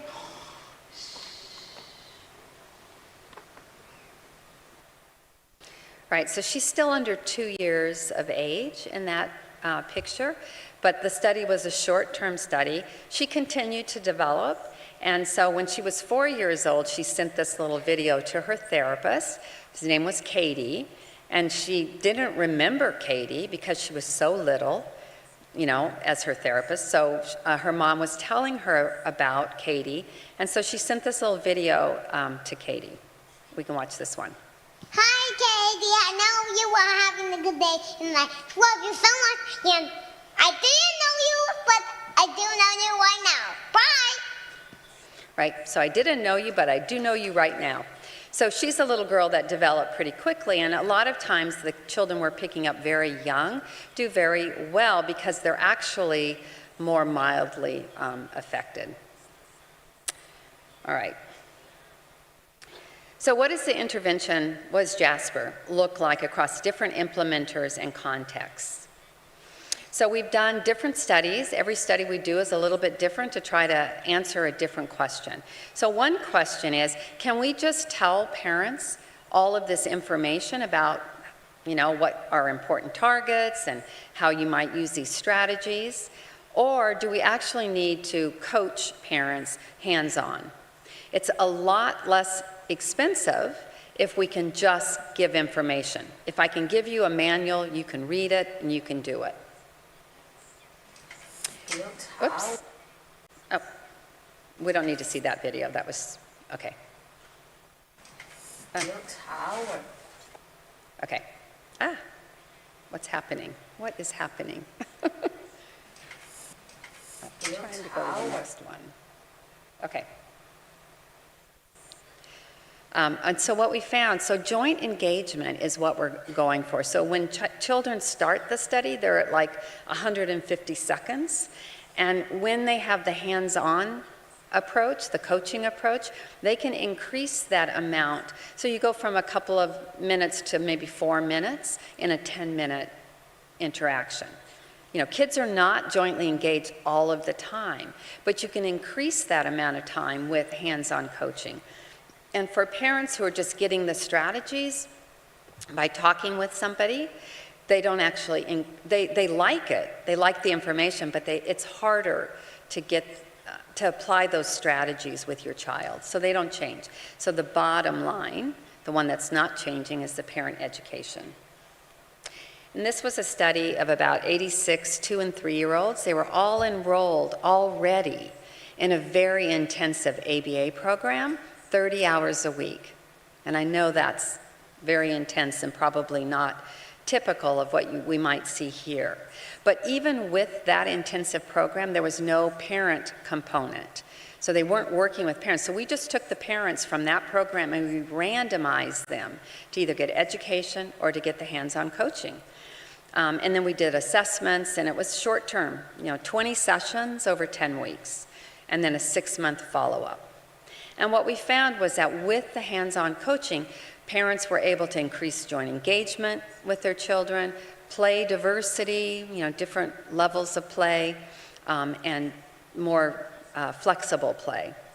And in the parents who got education, they actually decreased parenting stress. So they felt better they were less stressed. And it didn't change in the Jasper group, which also tells you something, tells you probably need to combine those two interventions. So in a different study, we actually brought parents into a center where we had they're called Mommy and Me or Parent and Me group sessions in the United States. So, this is a very typical model that parents of very young infants will go and do a group, and the children will have activities, and the parents will have activities. And so we did that, where we randomly assigned children.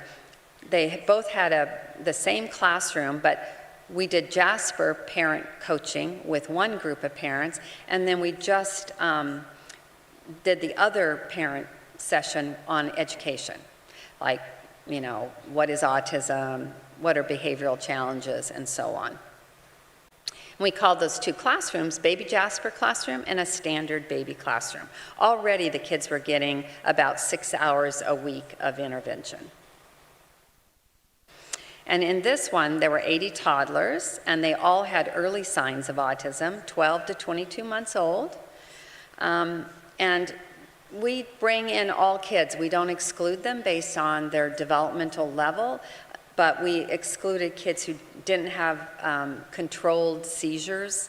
So if they had uncontrolled seizures or any other kind of syndrome associated with autism, like tuberous sclerosis.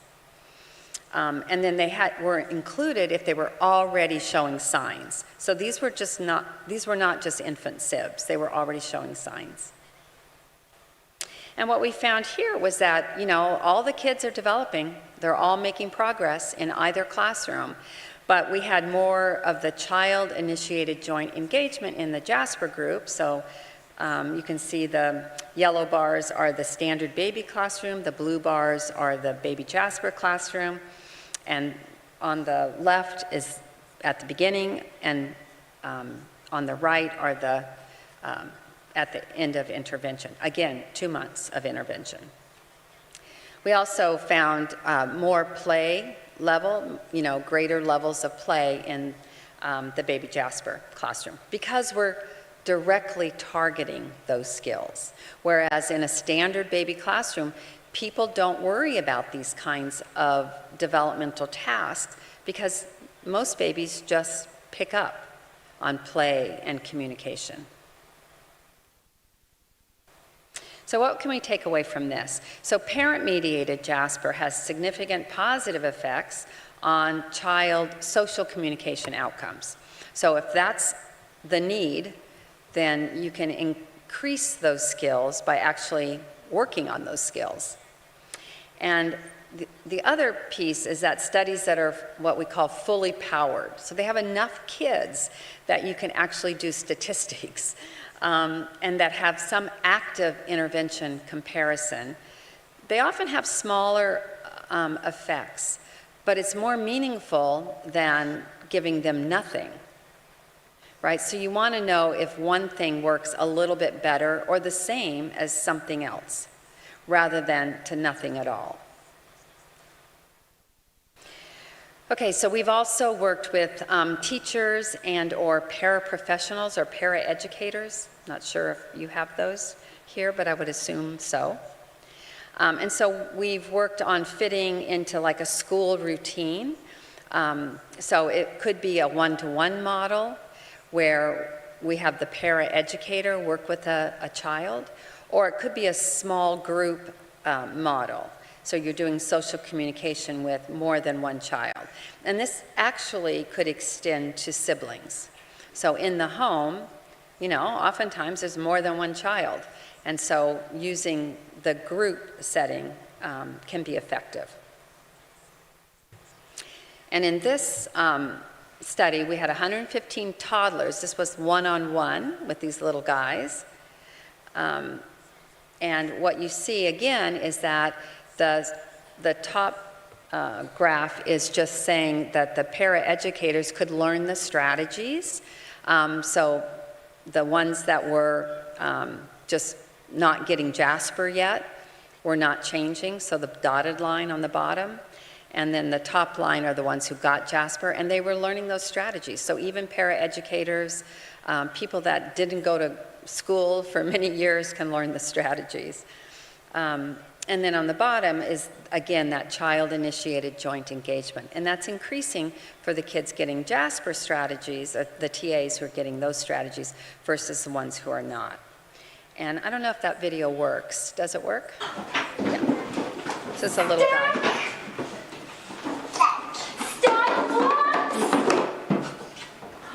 Stack blocks. Oh. Stack blocks. Crash blocks. Crash blocks. Oh no. Crash blocks. Crash big blocks.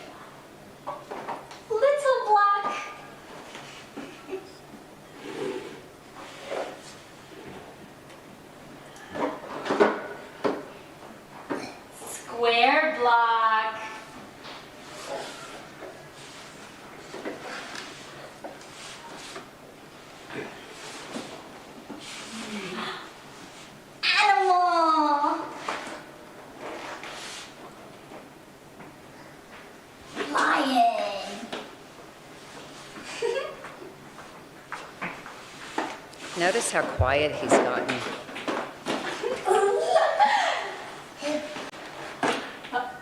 Elephants!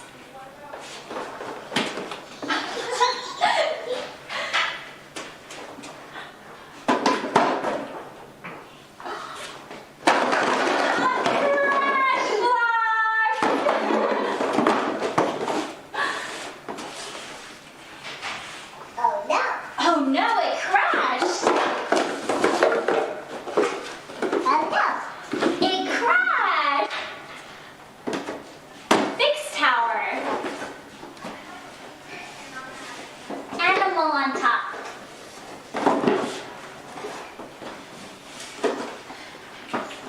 Build tower. Build big tower.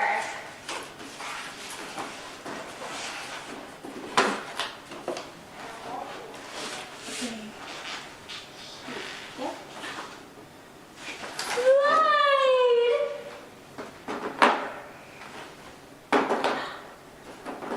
Slide down.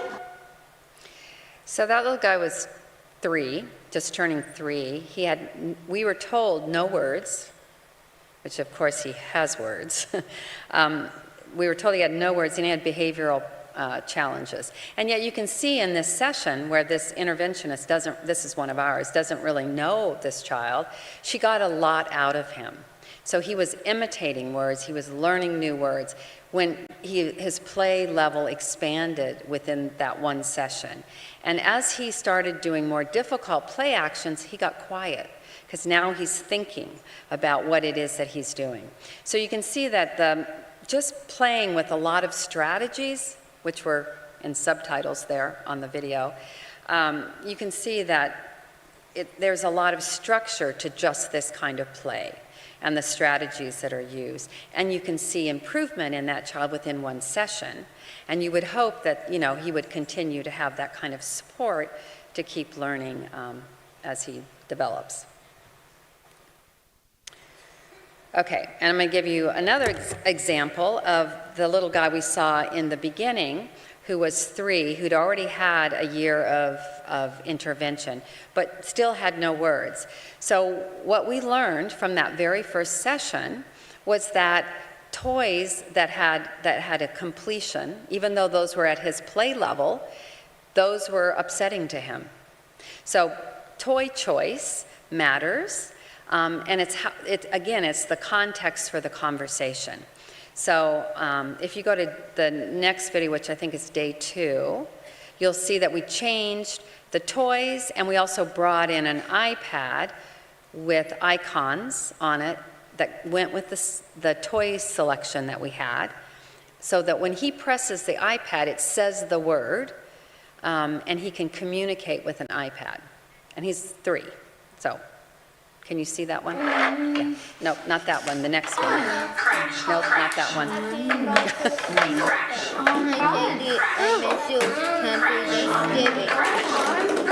Okay, wait, stop.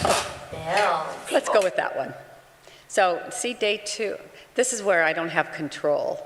I have no control of those videos. That one. Yep. Crash, crash. Crash. Crash. Crash. First build. Crash. Crash. Let's build. Crash. Build. Build. Build. Build. Triangle. Build triangles. Tiles. Build triangles. Anything about the people? Build triangles.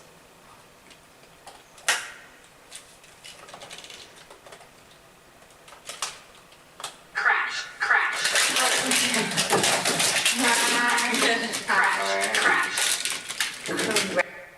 So you can see in that video that he was just, first time with the iPad in that session, and he's hitting the same button over and over and over again. But very quickly, with some modeling and support, he's now using the appropriate button, which was build. He's building a tower. But the main thing about him is he's regulated. He's not crying. He's not upset.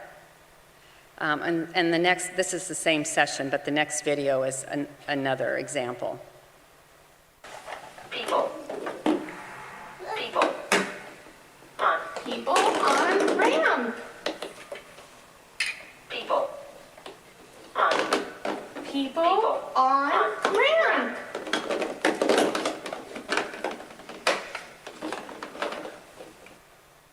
All right, so he's communicating already with 2 buttons, people on or whatever it was. And the therapist is repeating that and adding a word. So again, trying to get that communication going.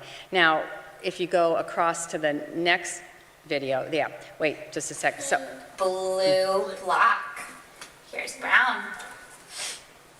Brown. Brown. On. Brown. Brown on. On.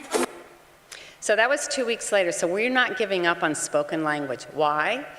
We want him to communicate, and if it's through an iPad, that's okay. But it's much more efficient to use your voice and to use spoken language. So he's young enough, we're still going to work on that. So she's trying to get him to say on, and he is making the sounds, whereas before he had no words, really no vocalizations.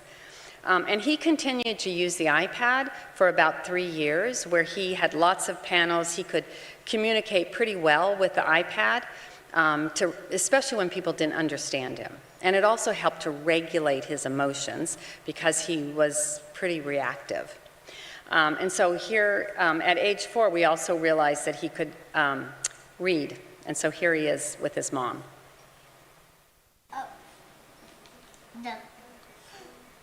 Coral.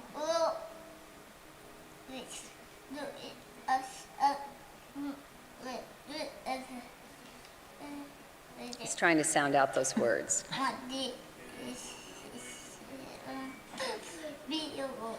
Beautiful, he says. Migration. Rushing.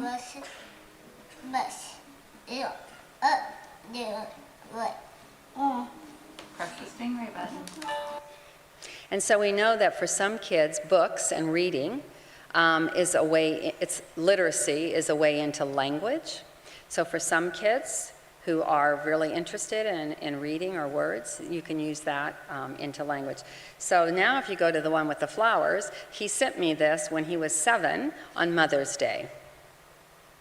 Hi, Dr. Connie. Happy Mother's Day. Love, Sebastian, Katie. Again, talking about his therapist, Katie, is fun. Oops, he's going crazy. And then, so he now is not using the iPad at all. At age 7, he's in inclusion. And he's still delayed in his language, or still a little unusual, but he can do the schoolwork, which is amazing. And then this is him at 9, and now you can tell he's coming into teenage years already at 9. So he again sends a message to his therapist. Hi, Katie. I miss you. Happy Thanksgiving. Right, under some pressure from Mother, he's saying Happy Thanksgiving, and he's, like just a typical kid, right? Okay, oh goodness. All right, so let me switch a little bit and talk about sort of what we're doing now in thinking about interventions and trying to personalize those for individual kids or families or contexts, and thinking about the community. So one of the issues we have in intervention science is that there's a lot of heterogeneity in response to interventions. Not a single intervention works for everybody. They don't all respond in the same way. Oh, nice, thank you. Do you think I need that? Just in case. Thanks. So we need some methodologies in the work the research that we do to personalize, to tailor, to target that intervention for that particular child or family. And that way we can address for whom the intervention works and why it works. So Jonathan, here that you heard this morning, did a study where he was interested in what kids did in response to Jasper. So he looked at about 100 kids who all got Jasper and tried to understand who could be a super responder, and his definition of this is in a 6-month period of time that you make 6 months gain on a standard language test. So in other words, you're staying up with, each month of intervention, you're making that kind of a gain or more. And then children who were slower responders, not super responders. And what might predict that? And so in his study, you see that play diversity, so being flexible with toys, not playing with them in exactly the same way over and over again, but doing lots of different actions on objects was actually really important. And that super responders, who are the black parts of those bars, you can see that there are more of those who had more instances of flexible play. They were also kids who had better fine motor skills. So in an intervention like Jasper, you would expect that being able to play or to have good fine motor skills is actually probably important to who's going to respond well. And kids who didn't do as well on those measures actually they were not super responders. But a lot of kids did really well, and all of these kids started out being what we considered minimally verbal, really, really delayed and intellectually disabled. So they weren't the kids like the little girl I showed you in the beginning who really was a different kind of autistic child. We also have some understanding of why Jasper might provide benefit. And so we've tried to think about, if you have Jasper, what is that mechanism? What is creating the improvement in outcome measures? So in this case, we're trying to improve children's gesture use, their ability to communicate through joint attention. And so if we think about that as our outcome of intervention, so after maybe 3 months of intervention, what is it that's causing that change? And also, we want to focus on or target joint attention gestures because those predict to later language abilities. So that's an important target for early interventions. And what we know is now from this study of almost 200 kids, that the mechanism for that change in joint attention is joint engagement. So again, creating that context and ability to keep a child engaged with you allows the child to learn to gesture, communicate, and then that also predicts to language. All right. So we now think about sort of personalizing interventions and thinking about a sequence of interventions. With an adaptation based on the individual's response. So if you do an intervention for a period of time and it's not really working, what do? So what should you change to? So therapists need to have a sense of what their other options are, or a parent needs to have a sense. And so we do something called adaptive intervention designs, where you have this kind of sequence of rules that are going to tell you what you're going to look for, and what you're going to change. So which measures you're going to use to determine if a child is responding well or not. And if they're not responding, what are you going to do? You're going to add something, change something, or sequence, the intervention. And so these are called SMART designs, sequential multiple assignment randomized trials. And we've done a number of these, many with minimally verbal children that are a little bit older. But with infants and toddlers, we have done enough studies to know that not only are infants variable, so are parents. And so how do we address the variability in both parent and in child? So parents have different needs, just like their kids. And we can ask questions about like what types of interventions are needed, when, at what dose or amount, how to sequence, what to change, depending on the response. And so we did a study with babies called Baby Bears. And in this one, we were interested in whether it would help parents to have a little bit of education about their children or about autism before we asked them to actually do hands-on interventions. So for some parents, having mindfulness as an intervention to help decrease stress, to connect to other parents, might be really beneficial. So we randomized parents and infants to either mindfulness first or hands-on coaching first. And after 4 weeks, so a short period of time, we then re-randomized everybody. So you could have mindfulness plus coaching, or mindfulness plus just a therapist working with your child, or in the bottom one where you started off with hands-on coaching, maybe now you get, you just, get more of that, you just stay the course, or we add in the therapist. So you can see these different combinations for different families. And then at another 2 months, we then end the trial, and now we're going to send everybody home, and we're going to try to figure out what kind of supports you need once you don't have us all the time. So is that through remote, through like Zoom, or do we need to go to the house and give you supports? So that was the goal. Then the pandemic hit, so everybody at the last phase got, remote. But we just finished that trial. And so we're going to try to understand which parents might have benefited more from education first before they did the hands-on, or if it even mattered. Maybe they could just do it right from the beginning. We also, so there was some discussion about these infants who have an older sibling with autism. So about 20% will have autism, and about 40% will have developmental delays, mostly in language. And so we're really interested in interventions for these kids. There's been a lot of work in this area.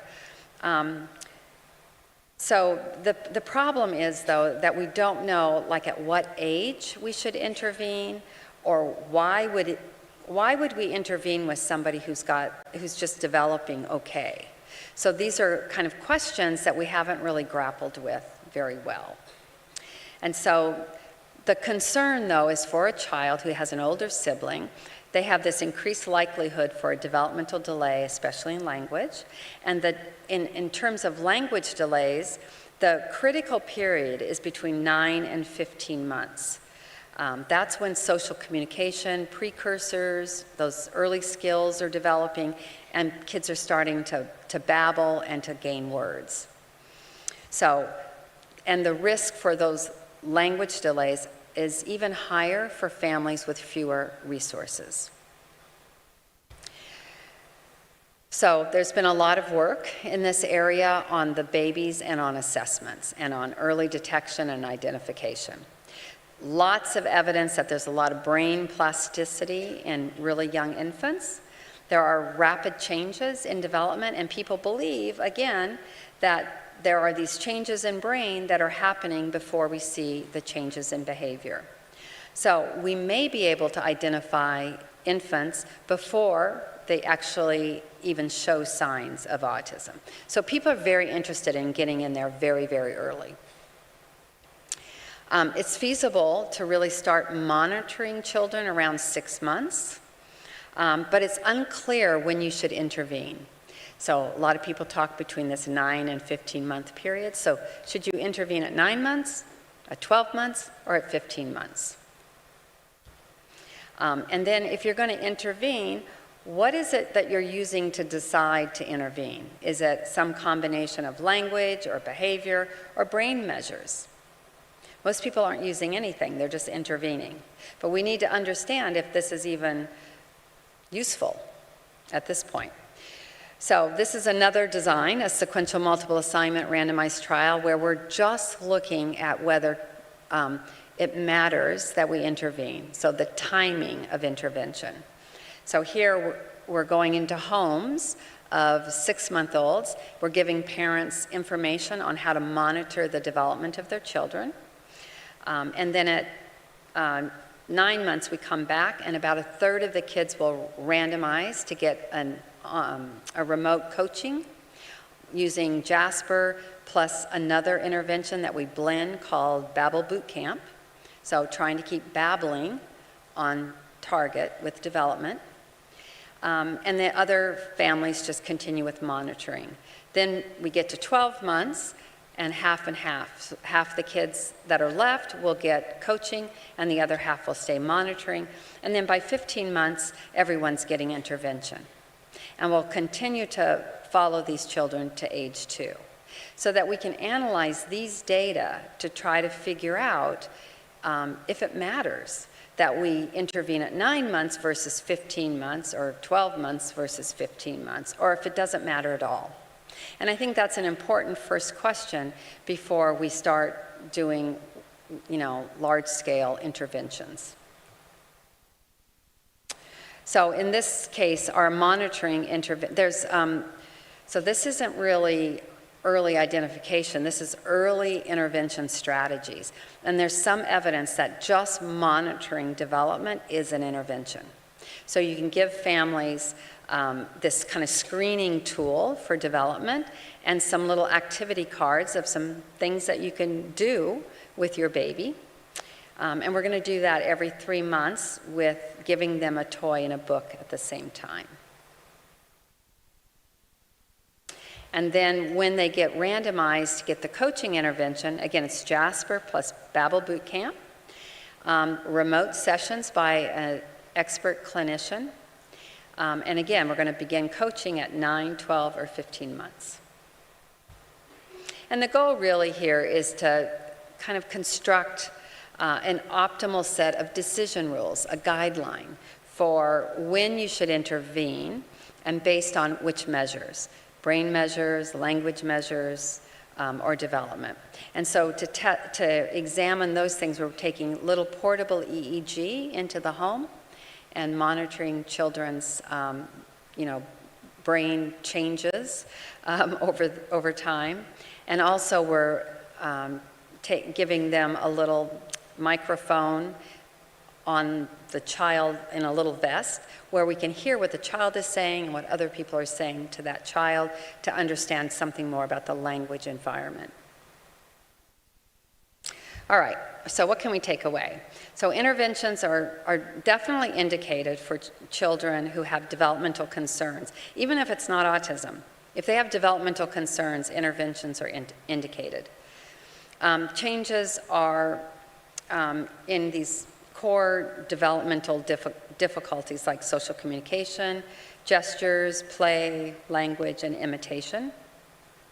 And then how and when and what we do probably matters for both child and family outcomes. And I think some of the outcomes of the current studies that we're doing now will address some of these issues. And then the future of early interventions are going to continue to evolve because we still need to figure out so many things about early interventions. What measures, what intervention, how to fit that to the family, because not every intervention works for everybody. And so, especially here in Kazakhstan, thinking about how you take an intervention like Jasper and you adapt it to the cultural context, to what people normally do, typically do, whether that's in a center-based program or in a home-based program. So, thank you.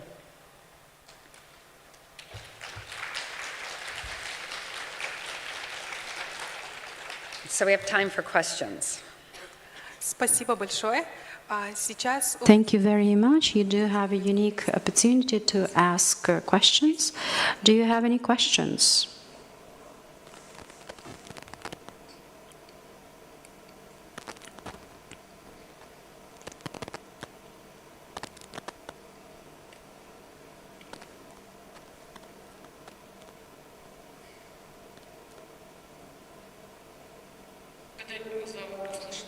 Thank you so much for such a unique opportunity. Connie, I've been repeatedly asking you questions. And now I want to find out how effective Jasper is in terms of the statistics, have you kept a track of, how many children manage to enhance their skills and being socialized, and those who have successfully been accepted to school? Why am I asking is that our objective, for instance, while working with the kid, is to make sure that he's socialized. If there's an opportunity for the child to join a daycare center or a school, this is the final objective that we have. That's a good question. So we have lots of statistics. I don't usually present those in these kind of venues.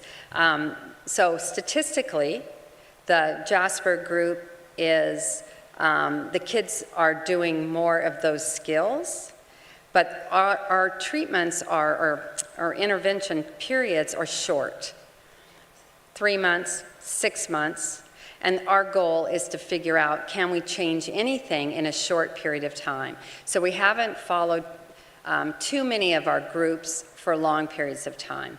But in the first study I did, we did follow them up to like 10 or 11. They were seen at like 2 to 4 years of age, followed them up 5 or 6 years later.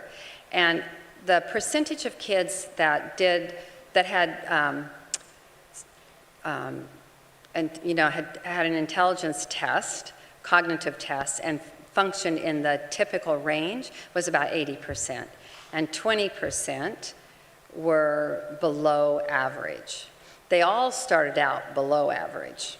Because, in preschool, kids are, when you test them, a lot of them are delayed, but they change over that period of time, just in development. The IQ tests are not very stable at those early ages. They become much more stable at age 7. But if you have really young children who test very, very low, they're unlikely to change as much as kids who start out higher. So I think it's about 80-20 in those, percentages. You have another question, or is that? So the other, I think, question is who can go to school? So in the United States, everybody goes to school. So they start in school, and many of our Jasper studies are situated in school. So teaching teachers, or we're working with kids themselves. And the schools are often inclusion schools at past kindergarten. With preschoolers, they're often separate because either they're in daycare centers where there would be neurotypical kids, but a lot of times they're in specialized programs at preschool. But then it changes when they go to school, just the way it's set up. Does that make sense? Да, благодарю. Thank you so much. And in your presentation, you mentioned that you're going to be thinking about, adjusting Jasper for Kazakhstan, taking into account the cultural peculiarities and mentality. So could I make a proposal? We deal with preschool matters from 1 to 10 years. So it would be great to have a partnership. I've been watching over Jasper for a couple of years, so we're very interested in having it in our children. Thank you so much. Thank you. So we do have Jasper training here. Jonathan has been here, I think he said it's his 3rd time to Kazakhstan. So he has done training of different people, and he's going to continue to do some on parent-mediated interventions after the conference. So with Jasper, like I think any kind of very intense developmental intervention, we try to teach the therapists to work with children directly themselves first before they work with parents. However, if we're going to work with a parent and teach a parent Jasper strategies, we want the therapist, so we want the parent to only learn about their child. They don't need to know about every other child. But therapists need to know lots of different types of children because they're going to encounter lots of different children. So they need to be able to do Jasper with a child themselves before they work with a parent. And so that's what has been happening in Kazakhstan. We train therapists to work with kids, and now some of the ones that have been doing it for a while are going to learn to apply it to parent-mediated. But we're happy to do more training, of course. What we'd love to have is for people in Kazakhstan to become trainers so that they train people in Kazakhstan so that you don't have to use translators and so on. It's more efficient that way. Hi, Professor. Hi. Yeah, my name is Asyl Tajeva. I'm alumni of this university. And also, I'm a mother of a child with special needs. I'm also a developer of a mobile app which is created for parents of children with special needs. We also do research in the sphere of early intervention. And in Kazakhstan, there is a huge problem in regions that they do not have specialists in early intervention sphere. So that's why we developed an app where we can produce video materials and other etc. resources just to provide parents with resources how to work with their children, how to play with their children, and we try to make every information research based. So I'm also seeking for collaboration and to find out how we can promote Jasper among parents of Kazakhstan and Central Asia, because the app, what we are doing, is available and for everyone who can have the smartphone. So, yeah, my question is, can we do it together? Great.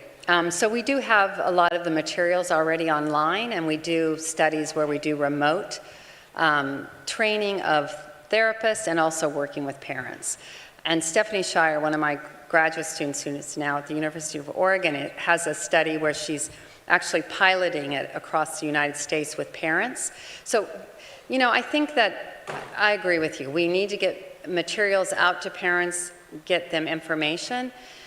I think that's really important, but it probably, we need to test whether these kinds of approaches work very well, because we don't want to stop there. Like when we give parents education and it's not really helping them directly with their children, then we need to do something more, and we need to figure out what it is that we need to do. So we don't want to leave, I'll talk about this a little bit tomorrow, but we don't want to put all the burden on the family or the parents. Right. So we probably need to train more specialists in Kazakhstan to help more parents. Thank you.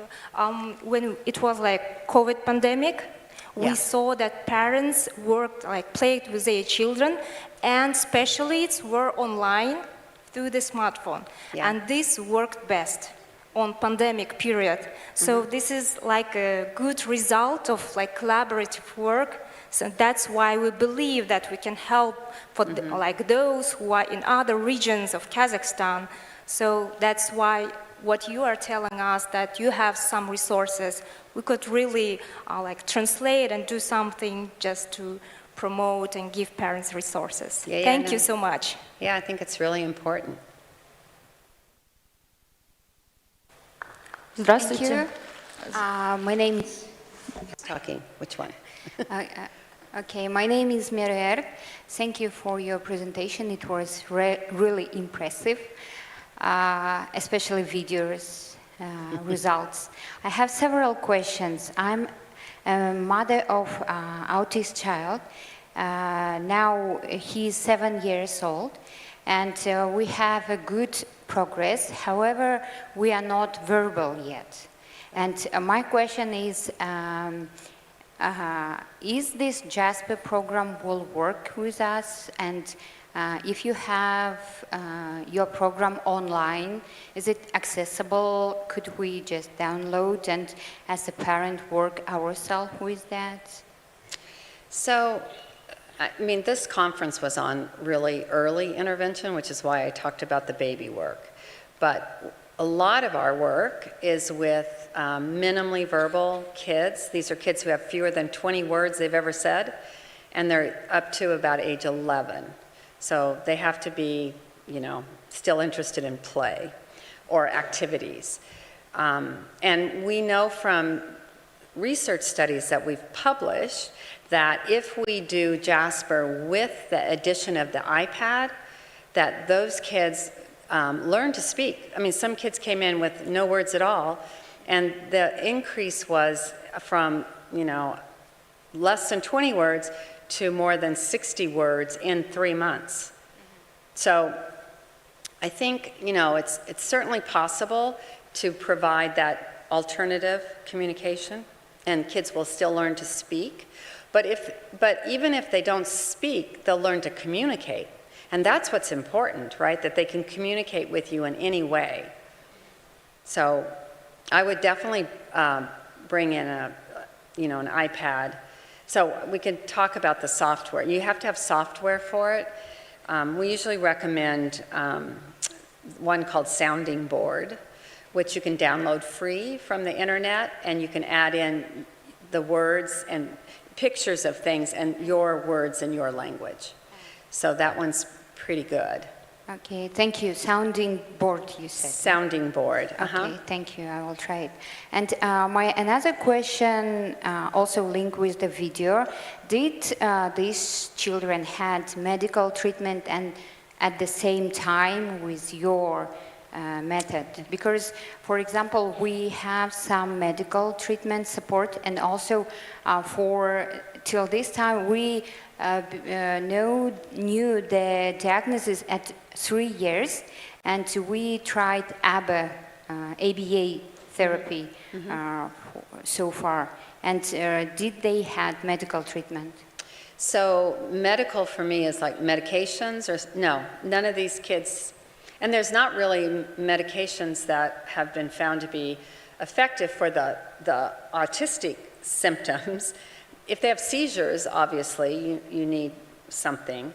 But none of the kids, I think, that I showed you are on any kind of medication. And ABA, or ABA, some of the kids were getting ABA. They were in ABA programs. And I would encourage you to get any kind of service that you can get for your child. But just know that, you know, to look for a good response. And if you don't have a good response, you want to change something about that. Okay, thank you. I was also going to say, because Slava's going to tell me, that this book that they translated into Russian is free. It's downloadable, I think, a PDF. He'll join me on stage.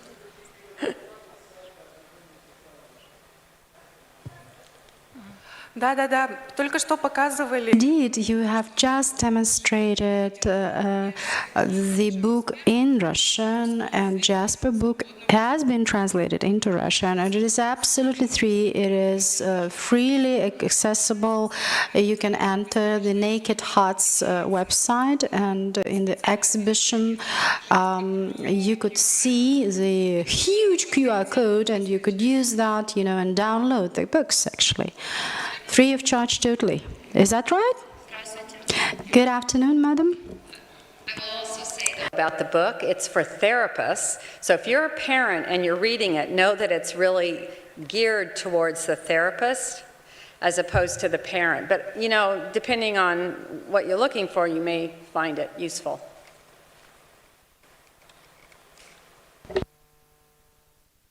Good afternoon, madam. My name is Aygul. I'm a mom of a child with psychiatric delays issues, and I have a question of the following nature.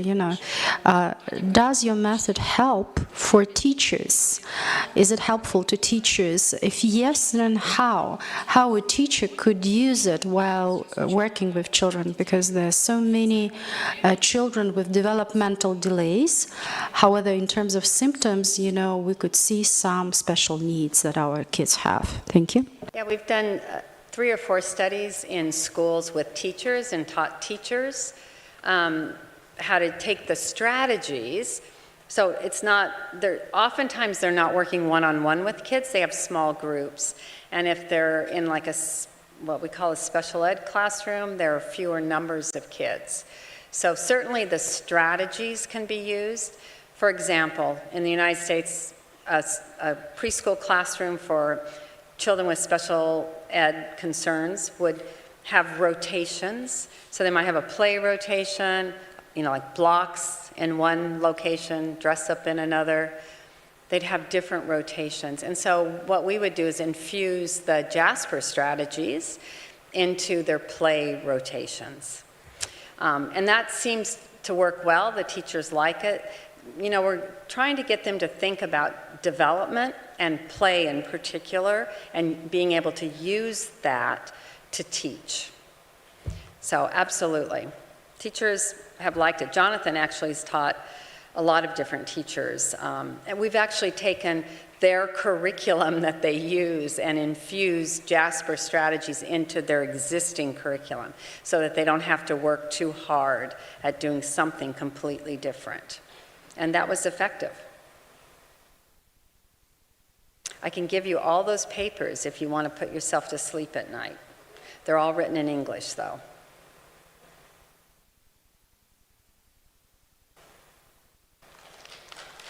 Okay. Hi, Professor. We talked earlier. I'm Aida. Yeah. At the beginning of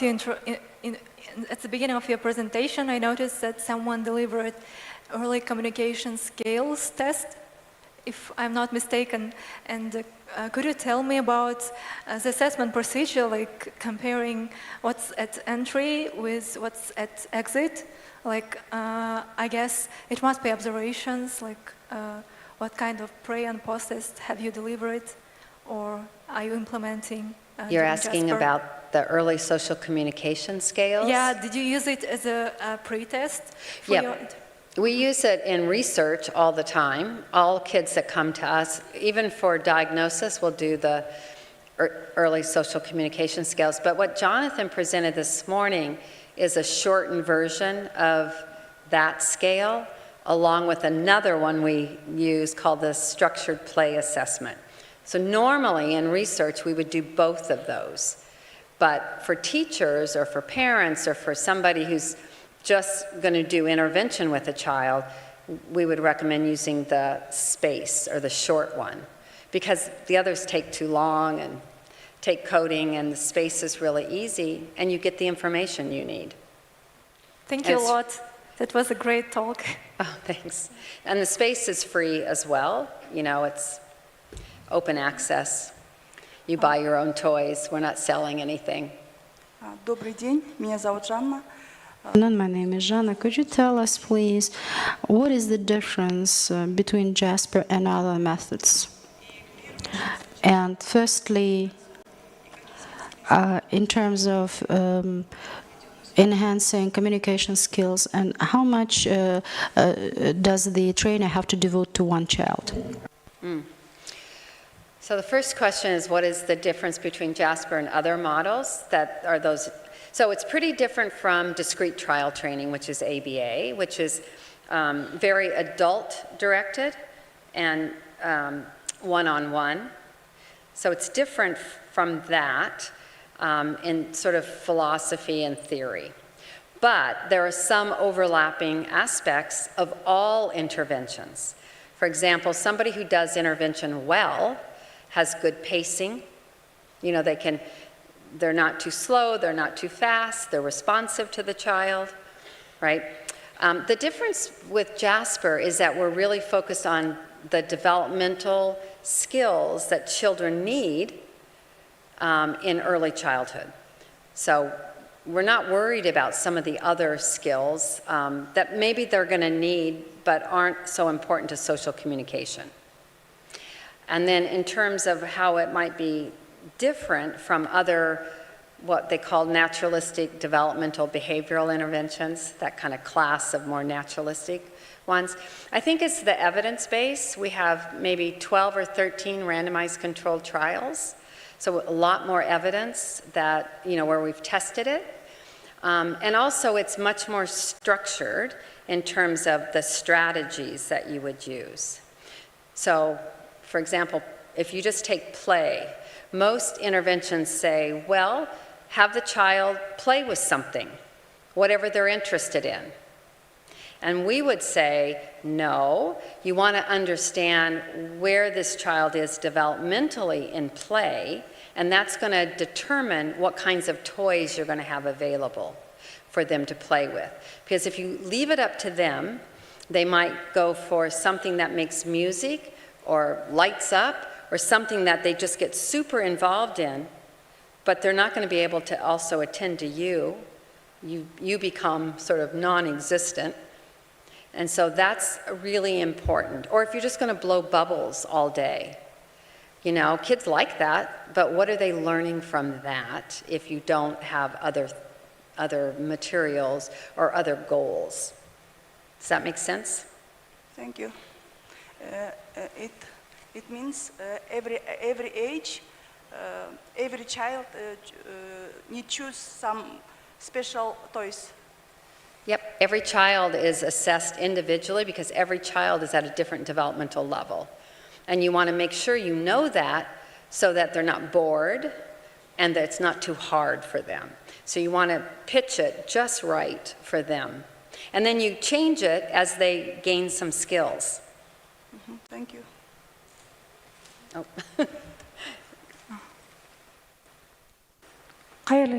Hayırlı kеш hanım, benim sırağım.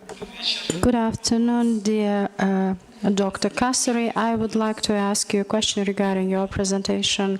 I understood that the JASPER model is good to go from 9 months to 3 years old, so it is an early intervention for children with autism. So I would like to ask you a question regarding the social communication. For instance, should there be a school student, and his level compared to 3 or 4-year-old toddler, can I use JASPER model with school students? Can we use it in regards to those who already study at school? For instance, in my practice, I have 2 children who study at school. They're second grade students. They never have eye contact, and in terms of social communication, can we use JASPER? JASPER can be used with children any child learning language, or who has language but is like under age 8, for example. So JASPER is really good for getting kids to communicate and to develop language. But even if children can talk a fair amount, it's good for getting them more flexible in play and being less rigid. So, we have strategies for working on that engagement and that regulation, which becomes a real issue for kids in school. So if they can't do something the teacher wants, they have to do their thing, then they're not very adaptable. So it's good to use some of the strategies to work on that flexibility and cooperation, with other children and so on. So yeah, you can use it for any child who's learning language, that kind of level. Does it make sense? Yeah? Okay. Добрый день. Afternoon. Да, еще вопрос. Да. I just wanted to ask you a question. So, perhaps it's a tendency in Russia and in Kazakhstan. There's a trend, for instance, once there's a concern related to ASD, for instance,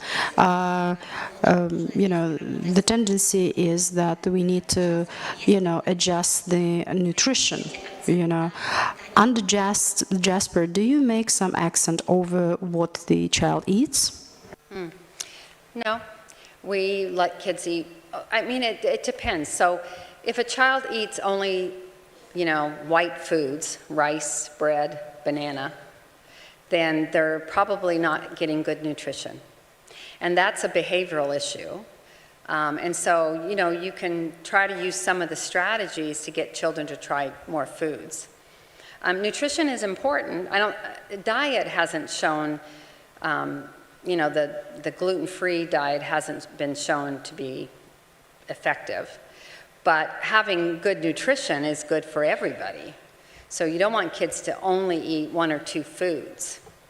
But to me, that's a behavioral intervention, and your ABA folks, your ALBA folks, should be able to help you with that, because that's what they do, right? They're going to help the child increase the diversity of foods.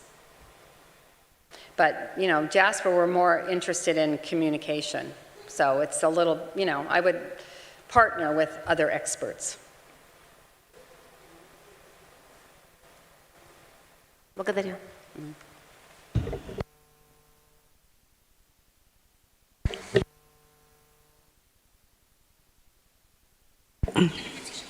Any more questions to be asked?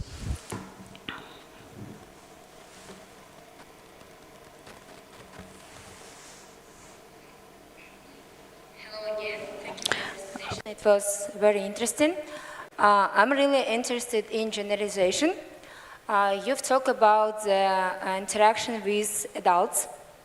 And did you test and did you observe how kids after Jasper will interact with other kids? Mm-hmm. It's really interesting for me. Yep. I think that's really important, because you don't want kids only interacting with adults, because kids do see other kids or their siblings, their brothers and their sisters. We have tested it. We have, I think, at least one published study looking at actually two, I think, looking at peer interactions have increased and improved. So you want to see that engagement and play and cooperation is better. And so kids who have that Jasper focus have done better with their peers, because now they play with different kinds of toys. They know how to play with another person. It's, they get some pleasure out of that.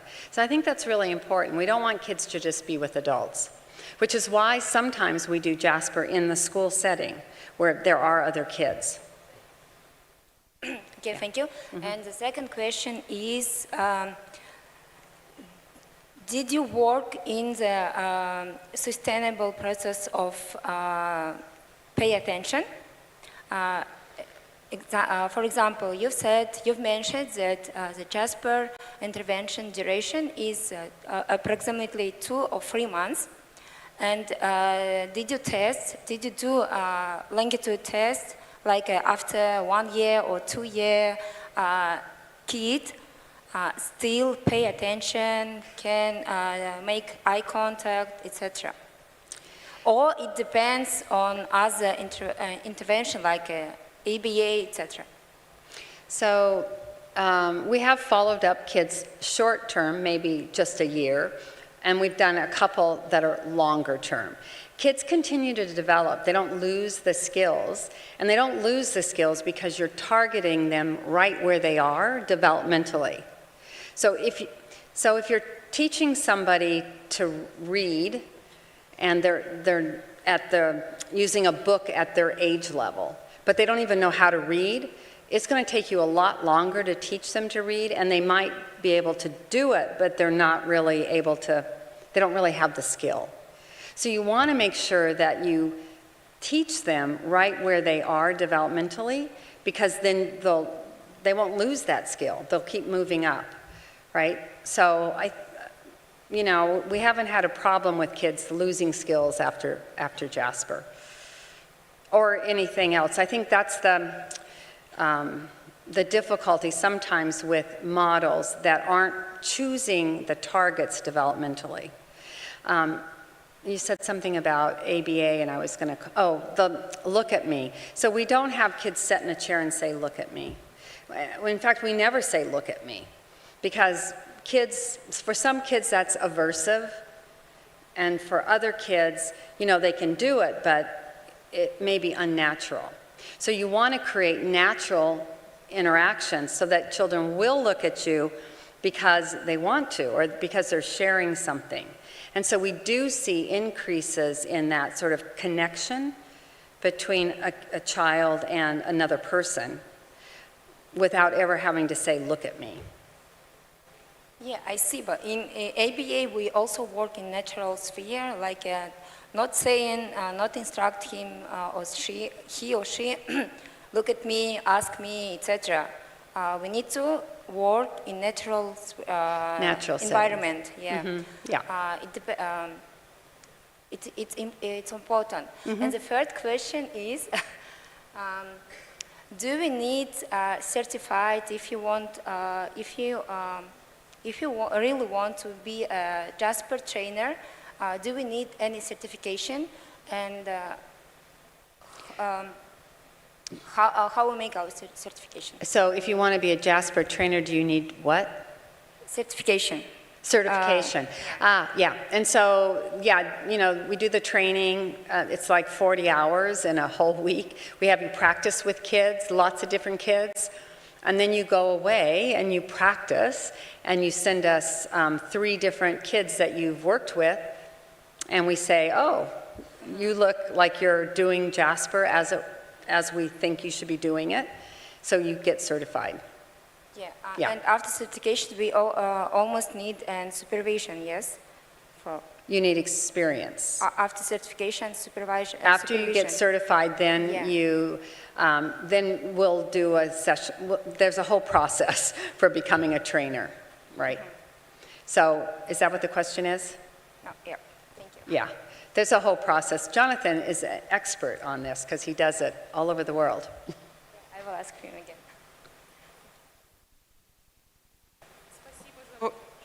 Спасибо за вопрос.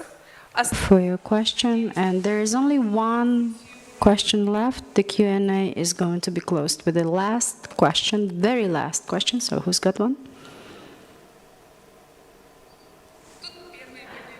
So there you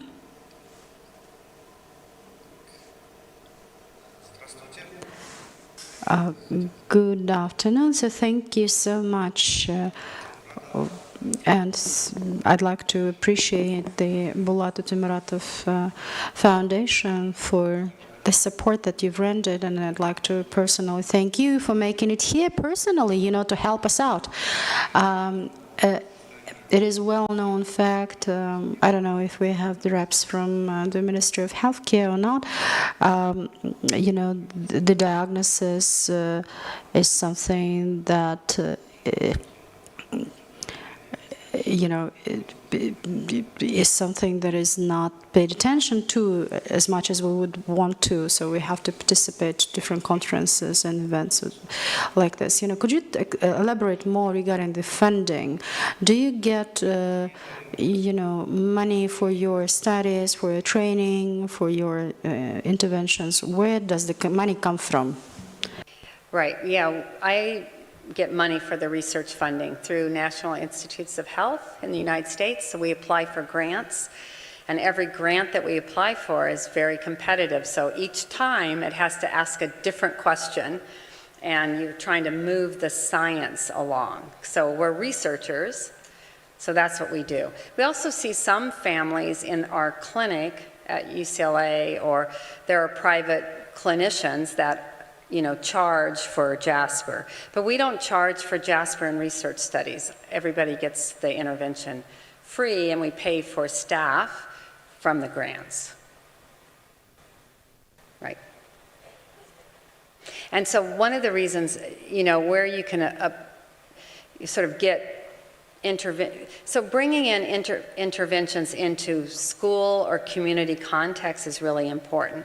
You can bring an evidence-based practice that you think is going to work, and you bring it into a public place. So that would be the goal.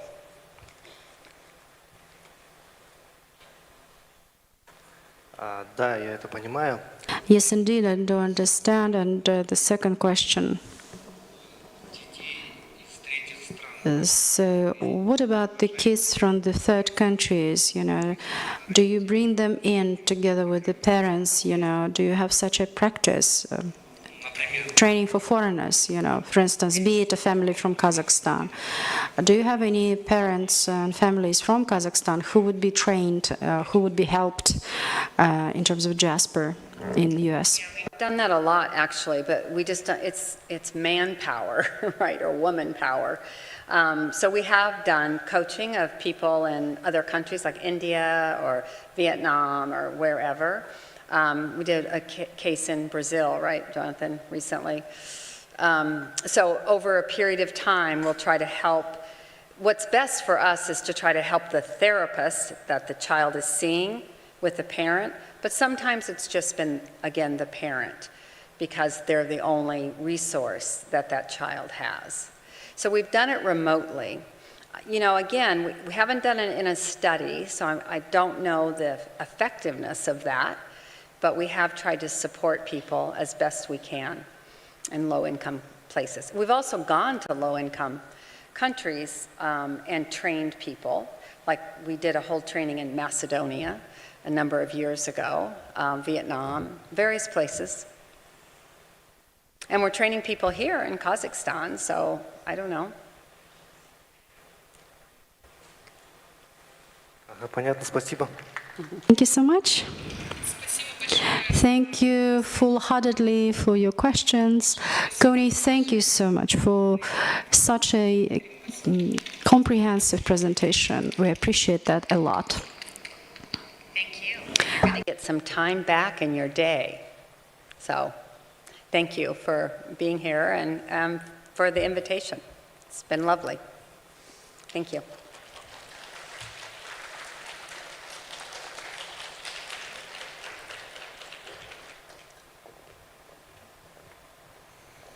Спасибо, Кони Косари. Thank you, Dr. Kasari.